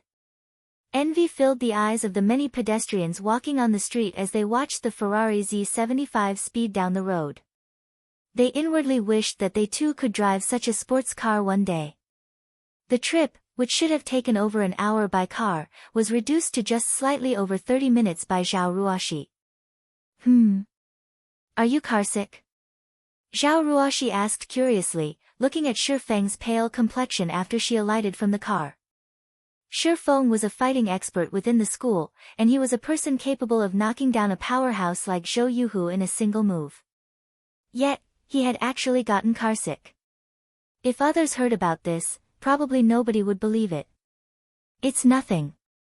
My body just feels slightly uncomfortable. It might be due to the breakfast I had this morning. Shi Feng casually made an excuse. In truth, however, Shi Feng really wanted to say, "You call that driving? That's practically attempted murder." However, since Zhao Ruoxi had brought him here out of goodwill, he naturally would not say such words. "Then, have you taken some medicine?" Zhao Ruoxi asked in worry, blinking her eyes. Shi Feng turned speechless. The Jinhai Fellowship Party was being held at a 5-star hotel. Although the event was organized by Jinhai University, the participants were not limited to the students and staff of the university. Other universities and elites of society would also be participating in this event, and it would not be an exaggeration to call this fellowship party a gathering of elites. The Jinhai Fellowship Party was an annual event held in Jinhai City. Even though plenty of people wished to participate in this event, not everyone received the chance to actually do so. Moreover, the fellowship party held today was unlike any other before it. Aside from having invited personages that participated in Jinhai City's fighting competition, the event organizers had also invited many experts from gaming workshops this time around. As to why they would decide to invite such gaming experts, it was mainly due to the growing popularity of God's domain. People could already see the limitless potential of God's domain. Hence, many wished to form a good relationship in advance with these gaming experts. The decision of the event organizers was undeniably the correct one to make, because several years from now, every single gaming expert that participated in this fellowship party would grow to become a famous celebrity in Jinhai City. Just as Zhao Ruoxi and Shi Feng were about to enter the hotel, Shi Feng was unexpectedly blocked by the security guard at the door. "I'm sorry, sir, but your name is not on the list of invited guests. You cannot enter this place," the tall and robust security guard leader said in a cold voice, looking at Shi Feng with a sharp gaze. This security guard leader was a former member of the Special Forces, and he had experienced multiple battlefields before. The murderous intent he radiated could scare most of the people he met, and others usually did not dare to look directly at him. If a normal person was the focus of the stare of this security guard leader, their hearts would immediately palpitate with fear as they redirected their gaze somewhere else. Yet, even after receiving this security guard's glare, Shi Feng's expression still remained as placid as before, his lack of reaction confusing this security guard greatly. "That's not possible. I registered Shi Feng myself. Can you check again?" Zhao Ruoxi's brows wrinkled. She had personally gone to the student council at the university, and had directly handed 2 persons' worth of participation fees to the student council president. How was it possible that she was registered, while Shi Feng was not? The security guard captain scanned Shi Feng once more.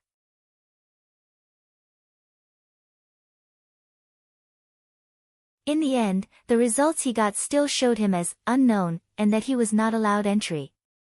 To make sure that nothing was wrong with the machine, he tried it on other people as well, and the results showed that nothing was wrong with the machine. "That's not right. I registered both of us together. I'll contact He Yukai. Something must have gone wrong somewhere. I'll get him to fix it immediately," Zhao Ruoxi said. "Sorry, but I have to do things according to the rules."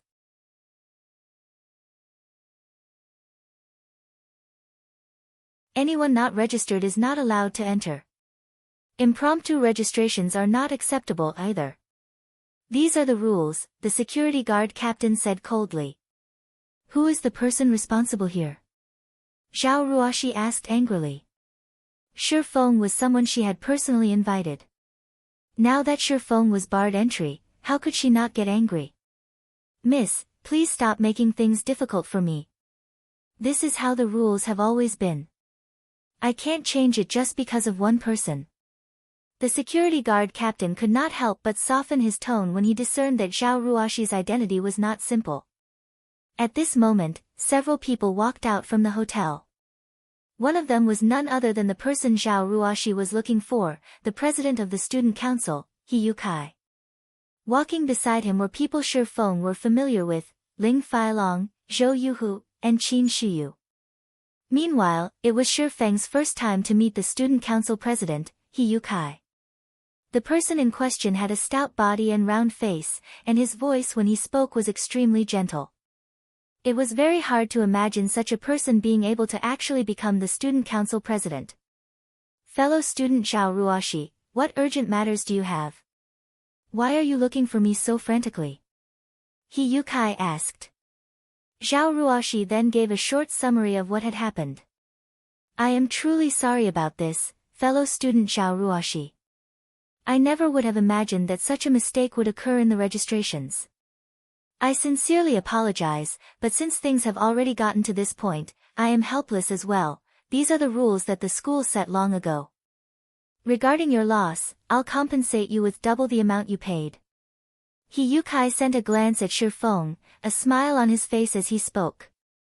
Standing to one side, both Ling Feilong and Zhou Yuhu looked at Shi Feng with mocking smiles on their faces. Even an idiot could tell that this matter had something to do with them.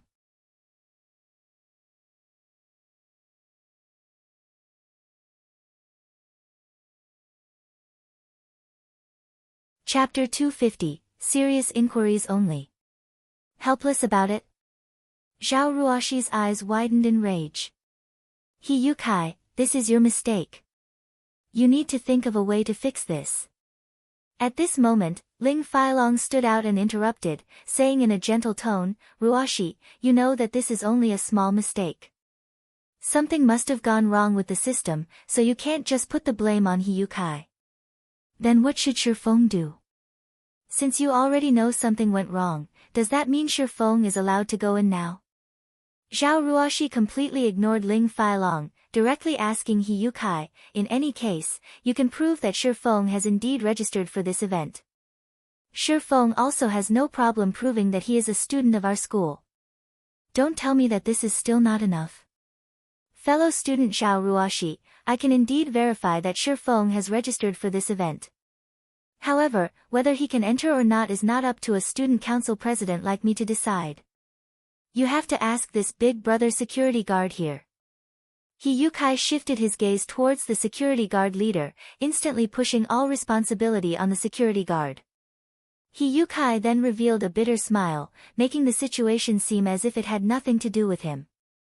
The security guard's mouth clearly twitched when he listened to He Yotsai's words. He Yukai obviously did not help Shifeng register for this event to begin with, yet He Yukai was pushing everything on him now. If He Yukai insisted that Shifeng be allowed into the hotel, what could a mere security guard captain like him do? He Yukai had already made his intentions very clear. Absolutely not allowed, that was He Yotsai's answer.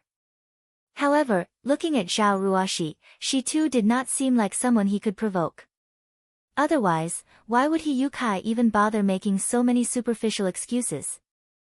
Caught in a dilemma, this security guard captain did not know which would be the wiser choice to make. Currently, Zhao Ruoxi's wrathful gaze had already shifted to the security guard captain. She asked in a grim tone, "What do you say?" "Me?" Even though he had experienced many battlefields before, the security guard captain could not help but hesitate at this moment. In the end, however, he still said strictly, "I have my responsibilities. Miss, please don't make things difficult for me." "You." "Class monitor, it's fine. This matter can't be helped. If I can't enter, so be it." Shifeng held back the raging Zhao Ruoxi. He then beamed a smile towards He Yukai and the others who were really good at spoiling his good fortune.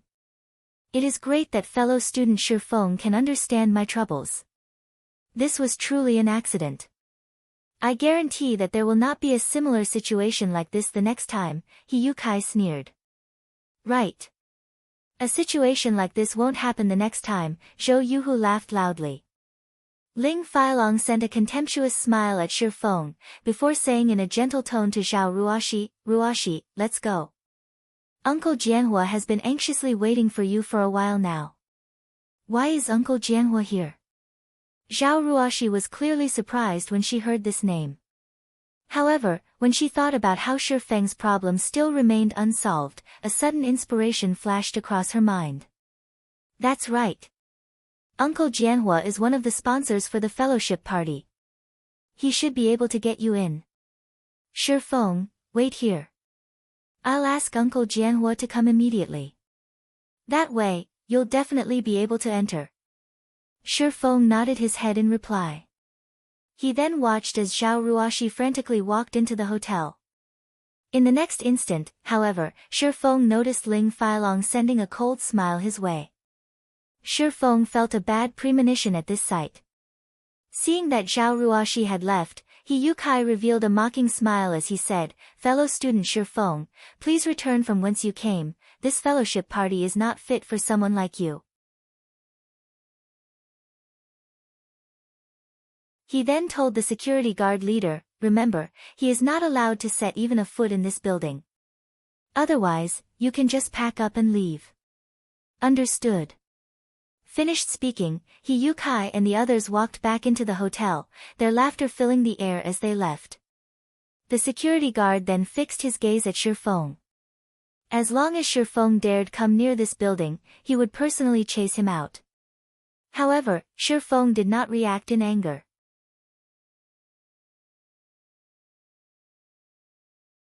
On the contrary, he was feeling extraordinarily calm right now. "If you don't want me to go in, then so be it. In any case, I don't have to actually be in the party to do what I came to do." Shifeng turned around and left, the corner of his lips raised slightly. The Jin High Fellowship party held at this time was the perfect chance for him to recruit new members for his guild. If he were to miss it, who knew how long he would have to wait before another such chance arrived. The reason why a small guild like Shadow could survive in God's domain was mainly due to the group of people they had recruited at this event. This group of people had helped Shadow endure its hardest times. Otherwise, with the little manpower Shadow possessed, there was no way they could avoid annexation by a large guild. Although Zero Wing already had a powerhouse like Aqua Rose and also a group of elite players in its midst, a guild could never have an excess of powerhouses and elite players. Since he was not allowed to recruit inside the event venue, it should be fine if he did it outside, right? Hence, Shifeng visited a nearby printing shop. Soon after, he set up a large sign a short distance away from the venue of the fellowship party. Zero Wing Guild recruiting new members.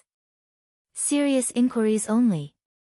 Although the color of the words on the sign was monochrome and looked somewhat shabby, it still clearly conveyed the meaning Shifeng wanted. As to whether or not others would recognize the sign for what it was, Shifeng was not worried about that one little bit. After all, Zero Wing's fame was not limited to just White River City, but the entire Star Moon Kingdom. On the official forums of the Star Moon Kingdom, Zero Wing's popularity had long since gone off the charts. Not to mention having 8 players occupying the top positions on the ranking list, the levels of these players had even exceeded everyone's imaginations. The lowest leveled player among them was level 18. This was a level that elicited awe in others.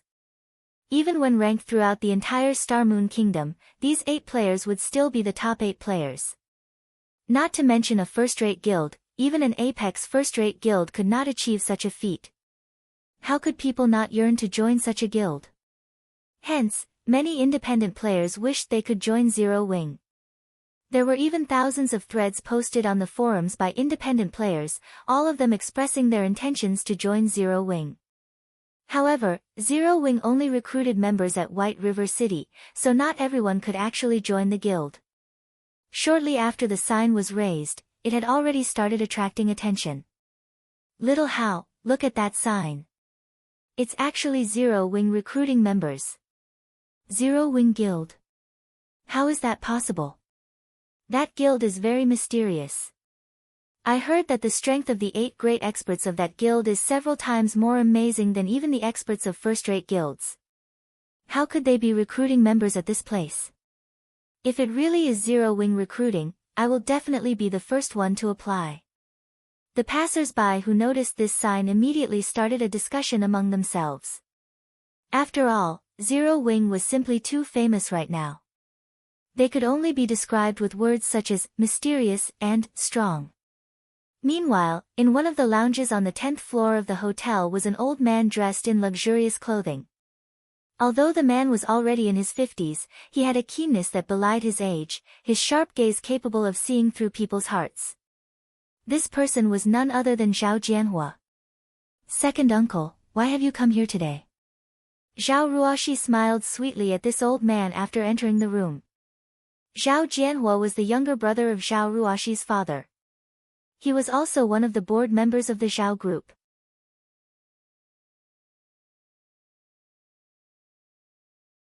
However, Zhao Jianhua did not have any children of his own, so he had always loved Zhao Ruoshi dearly as if she were his own daughter, treating her like the most delicate flower in the world. Of course I am here to take a look at you. You're always staying at school recently, not bothering to even pay a visit back home, Zhao Jianhua replied with a doting smile. Second uncle, you're one of the sponsors for this get-together, right? I have a friend who wishes to join this event as well. Could you let him in? Zhao Ruoshi said sweetly, grabbing and shaking Zhao Jianhua's arm.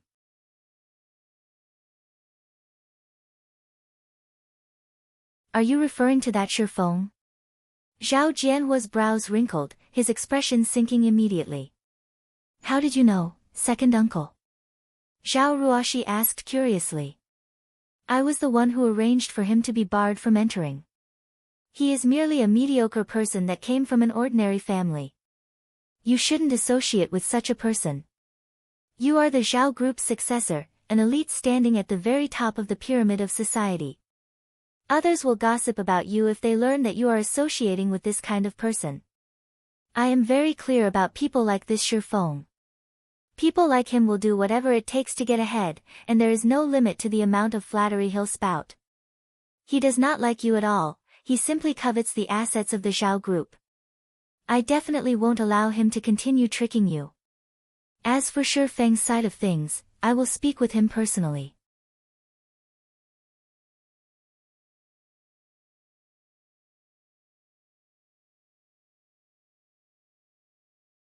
Chapter 251, Great Trees Are Good for Shade. Zhao Ruoxi was silent for a long time after receiving Zhao Jianhua's lecture. Zhao Ruoxi never would have thought that her second uncle, who had always pampered her to the extreme, would say such words to her. Moreover, he had described Shifeng as such an ugly person. There was clearly a serious misunderstanding here, someone had definitely worked on him. Second uncle, whom did you hear this from? Zhao Ruoxi did not immediately refute Zhao Jianhua. Instead, she wanted to find out just what was going on right now. It isn't important who told me about it. Ruoxi, in the future, you are not allowed to associate with people like Shifeng anymore. This is also elder brother's wish. Zhao Ruoxi had already been corrupted by Shifeng, and nothing he said would actually change her mind. Hence, he needed to take decisive measures to end their relationship once and for all. Afterwards, he would approach Shifeng and have him completely distance himself from Zhao Ruoxi. Meanwhile, Zhao Ruoxi found herself stuck between laughter and tears. She knew that her second uncle was saying these things for her own good. However, she and Shifeng clearly weren't in the kind of relationship her second uncle thought they were in, they were merely classmates. Yet, judging from her second uncle's words, it sounded as if she and Shifeng's relationship had already reached the point where they were inseparable lovers joined together at the hip. Zhao Ruoxi couldn't help but laugh as she said, "Second uncle, since when did you start providing cover for someone?" "Let me guess, this person must be Ling Feilong, right?" "That's right. It is indeed Ling Feilong." Since Zhao Ruoxi had already guessed correctly, Zhao Jianhua did not contradict her. Instead, he straightforwardly argued, Shifeng is only a nobody. On the other hand, I feel that this child, Feilong, is not bad. Not only does he look good, he is also ambitious and possesses great skills in fighting. Nowadays, the popularity of God's domain has already reached never-before-seen heights, and I hear that Feilong Brat is even in the upper echelon of the Shadow Guild. He also has a very good insight towards the future. Yet, instead of choosing a youth with good potential like him, you chose to go with an incompetent person. I am sure elder brother would stand together with me on this matter as well. Second uncle, you're really misunderstanding things here. There isn't anything between me and Shifeng. Zhao Ruoxi was utterly at a loss for words. Rather, she felt furious about Ling Feilong's actions. However, she was inwardly rejoicing as well right now. Thanks to Shifeng's appearance, she could finally see Ling Feilong's true colors clearly. Misunderstand? Your second uncle possesses discerning eyes, and I very much understand your situation. In any case, I will absolutely not allow that brat to enter this event. I am still capable of that, at least. Zhao Jianhua did not believe Zhao Ruoxi's words. He knew how very sly Zhao Ruoxi had been since her childhood. In any case, he refused to be fooled in this matter. Zhao Jianhua was not some shrewd businessman, nor was he part of the Zhao Group's management. Instead, he was a fighter that loved martial arts. Only afterwards did he start handling the security department of the Zhao Group. The real boss of the Zhao Group was Zhao Ruoxi's father, Zhao Jianxian. Hence, Zhao Jianhua had always liked future professional fighters like Ling Feilong. After all, only a strong man could properly protect his own woman. Yet, what was Shifeng? Zhao Jianhua had had Shifeng investigated, and he discovered that Shifeng was only a weakling who was constantly bullied by others. A person like Shifeng was simply too unreliable. Hence, Zhao Jianhua was adamant at ending Zhao Ruoxi's relationship with Shifeng this time. While Zhao Jianhua and Zhao Ruoxi were having their discussion, Ling Feilong, who was outside the door, eavesdropping on their conversation, secretly felt delighted. Although he could not directly defeat Shi Feng, he could still play Shi Feng to death using a roundabout approach. In addition, he had also informed Zhao Jianxian about this matter in advance.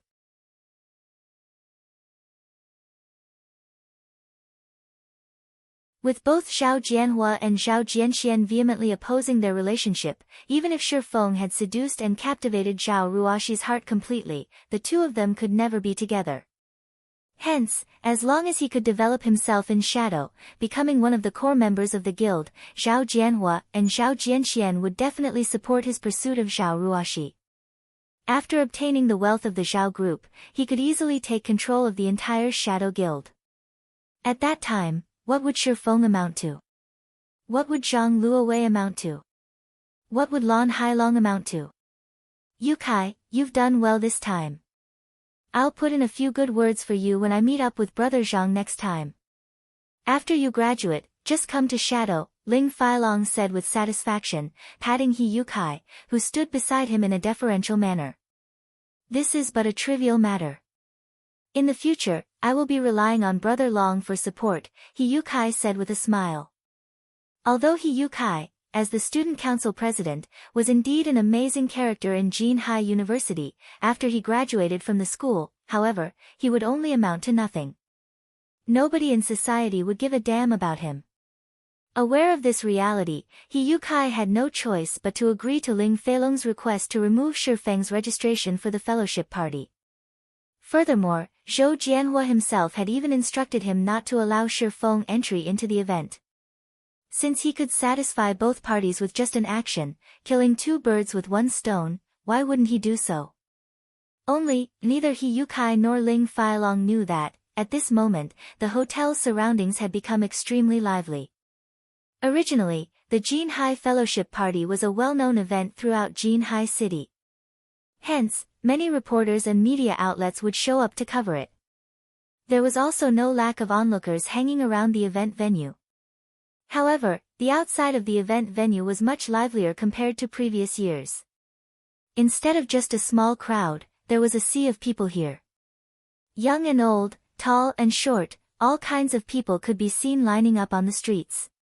Some of the uninformed passers-by even thought an international celebrity had showed up at this place. It made them wonder just what these people were lining up for. Little brother, what's happening in front? Why are there so many people lining up here? Huh? You don't know? The Zero Wing Guild is recruiting members. Zero Wing Guild? What's that? Of course it is Star Moon Kingdom's most amazing and mysterious guild. What's Star Moon Kingdom? Crap. Have you even played God's Domain before? You don't even know that? Which hole did you crawl out from? The passers-by mostly consisted of office workers, and they usually worked from 9 a.m. to 5 p.m. Their lives were mostly taken up by their work, so how would they find the time to play a game? Naturally, they would not know anything about God's Domain.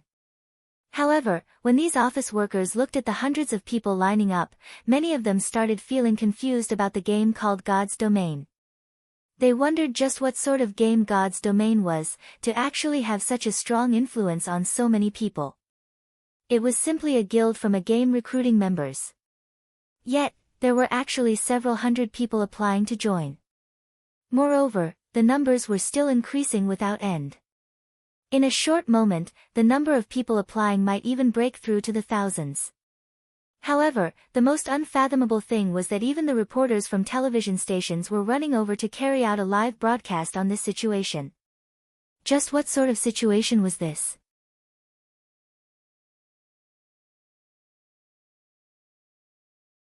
Isn't it just membership recruitment for a guild in a game? You can't even earn a cent from playing a game, so what's the point of wasting so much time lining up? What foolish people, one of the passers-by who was a white-collared elite mockingly laughed. The instant this white-collar elite said those words, many of the people lining up immediately turned contemptuous gazes at him, as if they were looking at an idiot. What an idiot! He doesn't even know what membership recruitment by a guild in God's Domain means. No doubt he'll be in the rat race all his life. What are you minding him for?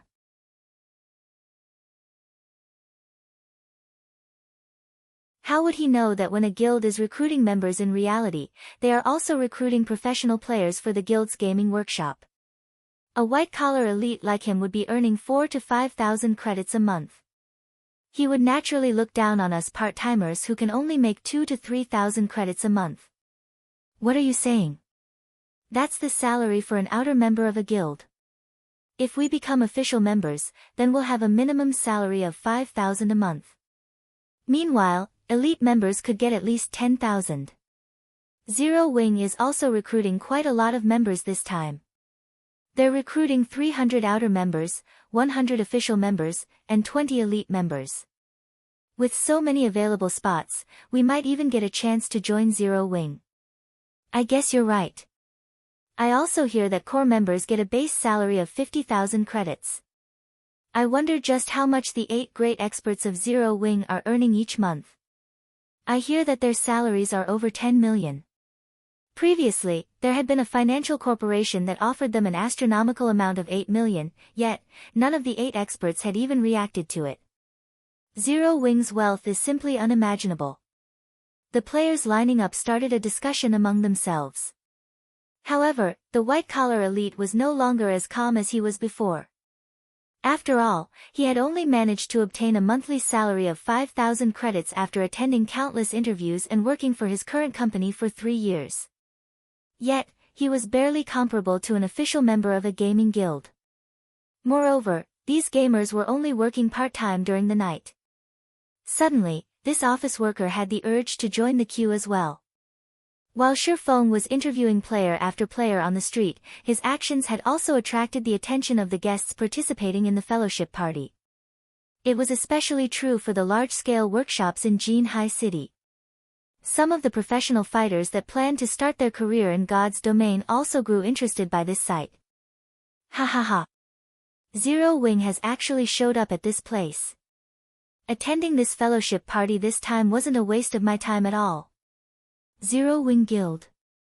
Let's hurry up and meet up with that person. This is a great chance for our workshop. Who knows how many people and financial corporations are trying but failing to meet someone in the upper echelons of the guild. We are truly fortunate to be able to meet one at this event.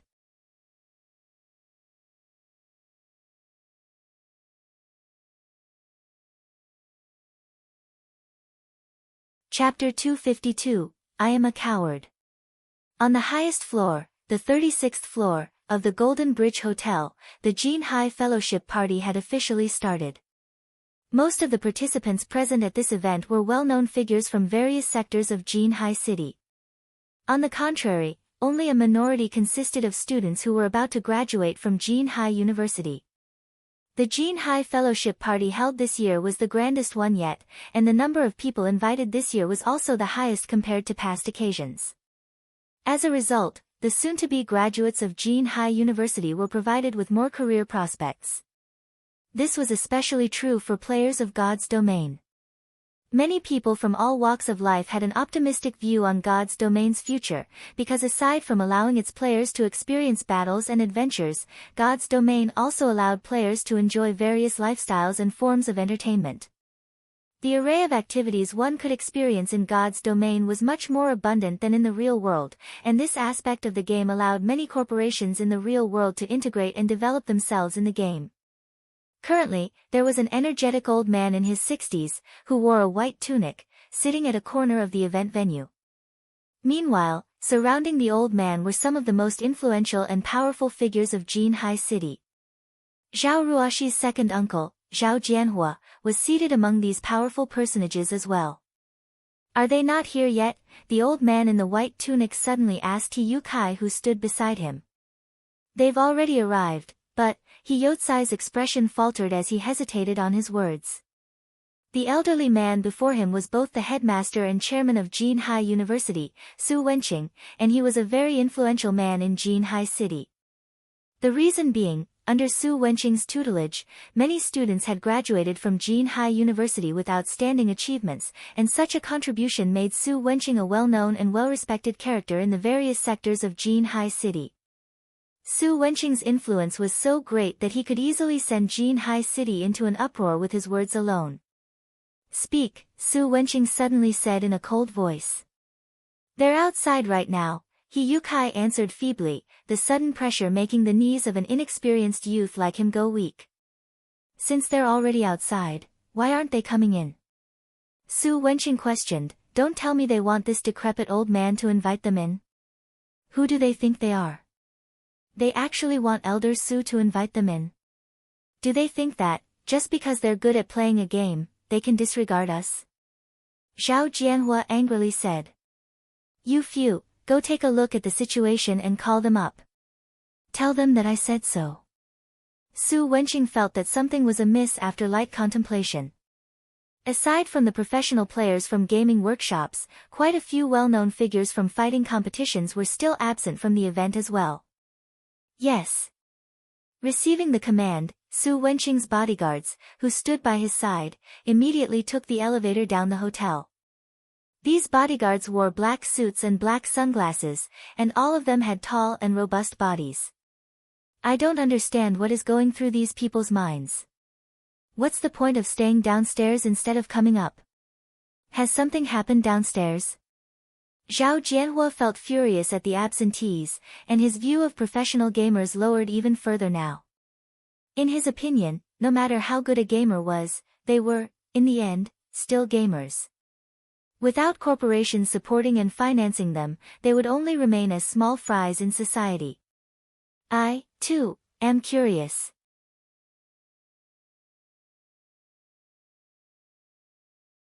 Just what sort of mentality do young people have nowadays? Maybe we old folks are no longer able to keep up with the changing times," said a middle-aged man dressed in black martial artist clothing with a self-deprecating laugh. As if he was a great ocean, the man gave others a calm and gentle feeling, and one would not be able to find a hint of energetic spirit coming off this man.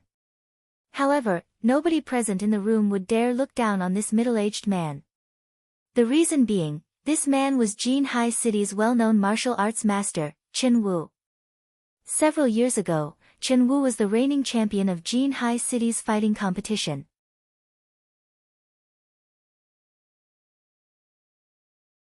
He was the uncontested number one back then. However, now that he was older, he no longer participated in any fighting competitions. Instead, he had started his own dojo in Jin Hai City, which was very well received. Master Chen Wu must be joking. Young people nowadays just don't know the immensity of heaven and earth. It is only a virtual reality game. With Master Chen Wu's skills, if you entered that game called God's Domain, you can easily become one of the apex experts there, Zhao Jianhua said. The real world and the virtual world are different things entirely. Moreover, times have changed. The future belongs to the younger folk now. Chen Wu shook his head. As a martial arts practitioner, he was very sensitive towards matters that occurred around him. He could clearly feel the change of an era approaching quickly. It was especially true with the appearance of God's domain. Ignoring the fact that corporations all over the world were already investing in God's domain one after another, just the number of players the game had already surpassed one's imagination. Anybody could easily tell how huge a potential God's domain had. Moreover, there had to be yet another secret being kept hidden about God's domain. Although Chen Wu did not know what exactly this secret was, he did know that it was a secret capable of attracting the countless corporations around the world to scramble madly over. The virtual reality game known as God's Domain was definitely not as simple as it appeared to be. Meanwhile, although the various major corporations in Jin Hai City had similarly invested in God's Domain, they were simply like stray cats that smelled the scent of fish. They had no idea at all what sort of secrets God's Domain possessed. After Chen Wu and Zhao Jianhua chatted for a bit, Su Wenqing received a call from one of his bodyguards. "Elder Su, the people down here say that they have an important matter they need to do right now. They will need some time before they can go up." "Important matter? What could be more important than the fellowship party this time? Don't they want the sponsorship and support from other corporations anymore?" Su Wenqing's tone turned grim. Although he did not show it on his face, many who knew Su Wenqing's temper immediately realized he was angry. It seems that they are trying to meet with one of Zero Wing Guild's upper management. However, there are too many people lining up right now, so it will be some time before they are done. Zero Wing Guild. Is it a guild from God's domain? Su Wenqing asked, curious. Wasn't it just a gaming guild? Was there a need for so many famous gaming workshops to try to suck up to it? Could this Zero Wing Guild be a very powerful existence within God's domain? Although Su Wenqing did not play virtual reality games himself, he was still familiar with the well-known guilds within the virtual reality world. Even so, Zero Wing was not among the famous guilds he knew of. They say that Zero Wing is an extremely famous guild in Star Moon Kingdom. In certain aspects, Zero Wing is even superior to first-rate guilds. Many corporations are also wishing to meet the upper management of Zero Wing. However, due to Zero Wing being overly mysterious, nobody has ever found a chance to make contact, so none of them want to miss this chance right now. Putting it in such a way, this means that Zero Wing Guild isn't an existence that can be ignored. Su Wenqing grew interested in this Zero Wing Guild, especially since such a guild had appeared in a city like Jinhai City. To think that such an amazing guild has appeared in our Jinhai City without this old man knowing. Since it is so, invite this representative of Zero Wing Guild to come up and have a chat. This old man wishes to see just what kind of person this representative is. Moreover, it would not be a good thing to have so many participants of the fellowship party staying downstairs instead of being present at the actual event. He might as well have the representative of Zero Wing come up. That way, the guests from other gaming workshops could also participate in the fellowship party. Everyone was shocked when they heard Su Wenqing actually inviting an unknown guild representative to the fellowship party. Meanwhile, outside the Golden Bridge Hotel, Su Wenqing's bodyguards had already met up with Shifeng.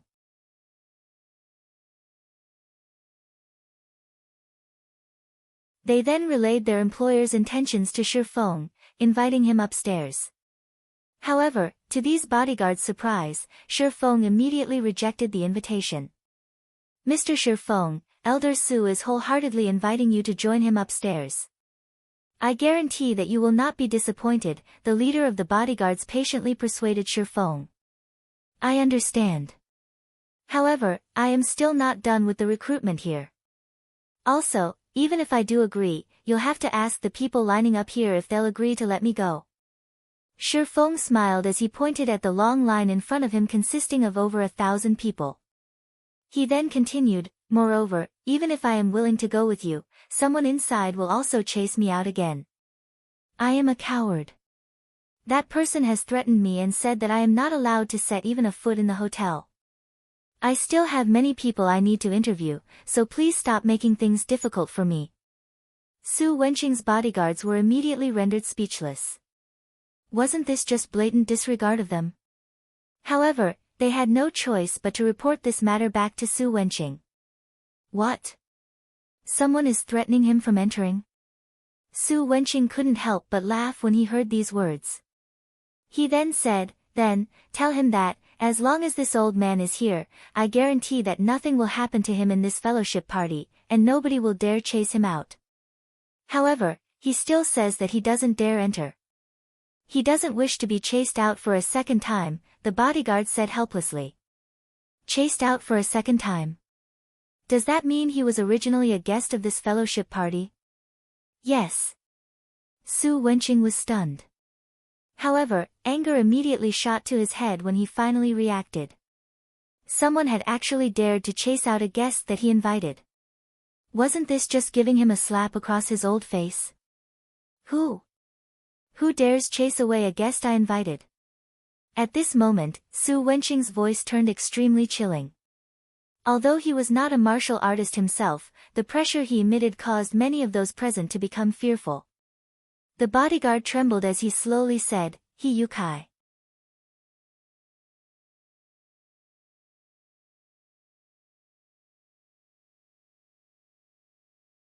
Chapter 253, 5 Demon Generals. Good. Very good. Although Su Wenqing was smiling, the tone he spoke with was as chilling as the winter cold. At this moment, even an idiot could tell that Su Wenqing was furious. Due to the conversation being held over the phone, nobody but Su Wenqing himself could hear what his bodyguard had said. However, based on the words Su Wenqing had spoken, the people around him knew that someone had done something to badly anger Su Wenqing. Where a matter such as chasing away an invited guest was concerned, neither Chen Wu nor Zhao Jianhua had such courage to do so, as doing so was equivalent to giving Su Wenqing a slap across his face. Everyone valued their prestige. Since this person had dared give Su Wenqing a slap, then this person shouldn't expect Su Wenqing to welcome it with a smile. At this moment, Zhao Jianhua, Chen Wu, and everyone else started feeling pity for the person that angered Su Wenqing. This was practically bearding the lion in its den, a truly suicidal action. However, they were also very curious about the person that dared to chase away an invited guest. They wanted to know just who this daring person was. He Yukai, come over here. Su Wenqing looked at He Yukai, who was cluelessly standing at one side. Confused, He Yukai thought Su Wenqing had some orders for him to carry out, failing to notice that Su Wenqing's chilling intent was directed at him. Go downstairs and invite that person up here. If he isn't willing to come up, then you don't have to come back either, Su Wenqing said coldly. Headmaster, this, He Yukai was utterly confused about the meaning of Su Wenqing's words. You'll naturally understand after you go downstairs. Su Wenqing sent a glance at the bodyguard beside him. The bodyguard intuitively understood Su Wenqing's intentions, and he immediately grabbed He Yukai and dragged him towards the elevator. Headmaster Su, there must be a misunderstanding somewhere. I really didn't do something like that. He Yukai shouted in a panic, the fat on his body jiggling. Even if he was given 100 lives, he would never dare kick out an invited guest. He was merely a student of Jinhai University, and nobody among the invited guests was someone he could afford to offend. If he had to name someone that he had really driven away, then the only person that came to mind would be Shi Feng. However, Shi Feng was simply a student that was not worth mentioning. He was not an invited guest at all. No matter how He Yukai looked at this situation, Shi Feng would not be related to it in any way. This brat sure has guts, Zhao Jianhua said in an ambiguous tone. It was unknown whether he was actually praising He Yukai, or disparaging him. However, everyone else was in full agreement with Zhao Jianhua's words. The bystanders could clearly tell that this incident was caused by He Yukai. This incident had truly given them a shock. He Yukai was merely a student council president, an insignificant existence, yet he had actually dared to recklessly abuse the little power he was given. If He Yukai did not deal with this matter perfectly, then his best option to save himself was to pack up and leave Jinhai City. Otherwise, only a tragic end awaited him. Meanwhile, Zero Wing's recruitment location had already become the most eye-catching sight on this street. Before he knew it, Shi Feng had recruited many new people for his guild. Some well-known workshops in Jinhai City were even included among them. The members of these workshops were all relatively skilled. However, since they didn't have a top-tier expert leading them, they had a difficult time obtaining good equipment in God's domain. The reason being, a majority of the high-quality equipment could only be obtained from a dungeon, while a minority came from field bosses. However, to a guildless workshop, field bosses were simply an unattainable dream.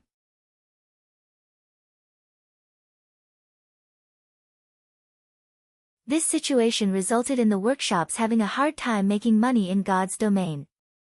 Hence, many of these workshops wished to join a guild, a powerful guild, in particular. If they had a top-tier expert guiding them, dungeon diving would become a much easier endeavor. Moreover, compared to groping in the dark by themselves, they could improve themselves with much greater efficiency by learning techniques from the said expert.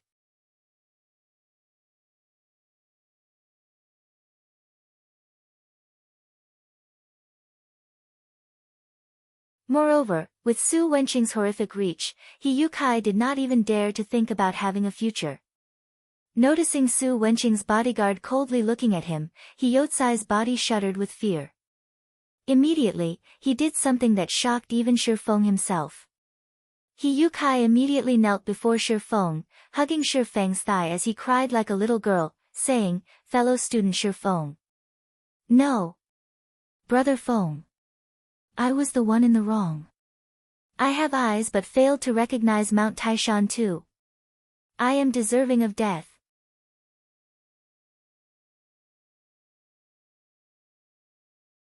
How could I have been so blind to actually listen to the words of that bastard, Ling Feilong?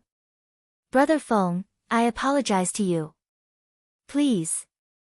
If it can help cool your temper, please beat me up as much as you wish. As long as Brother Feng is willing to go upstairs with me. Shifeng wasn't the only one shocked by Hyotsai's actions. Even the bystanders were dumbfounded by this scene. Did he really think he was invincible just because he was shameless? You're tuning in to the Blissful Bookshelf YouTube channel. We're so grateful for your support, and don't forget to subscribe to join us on this incredible journey through captivating stories. Your generosity through donations truly makes a world of difference, as it's the primary source of revenue that allows me to expand and enhance this channel for you. Thank you from the bottom of my heart for being a part of this adventure.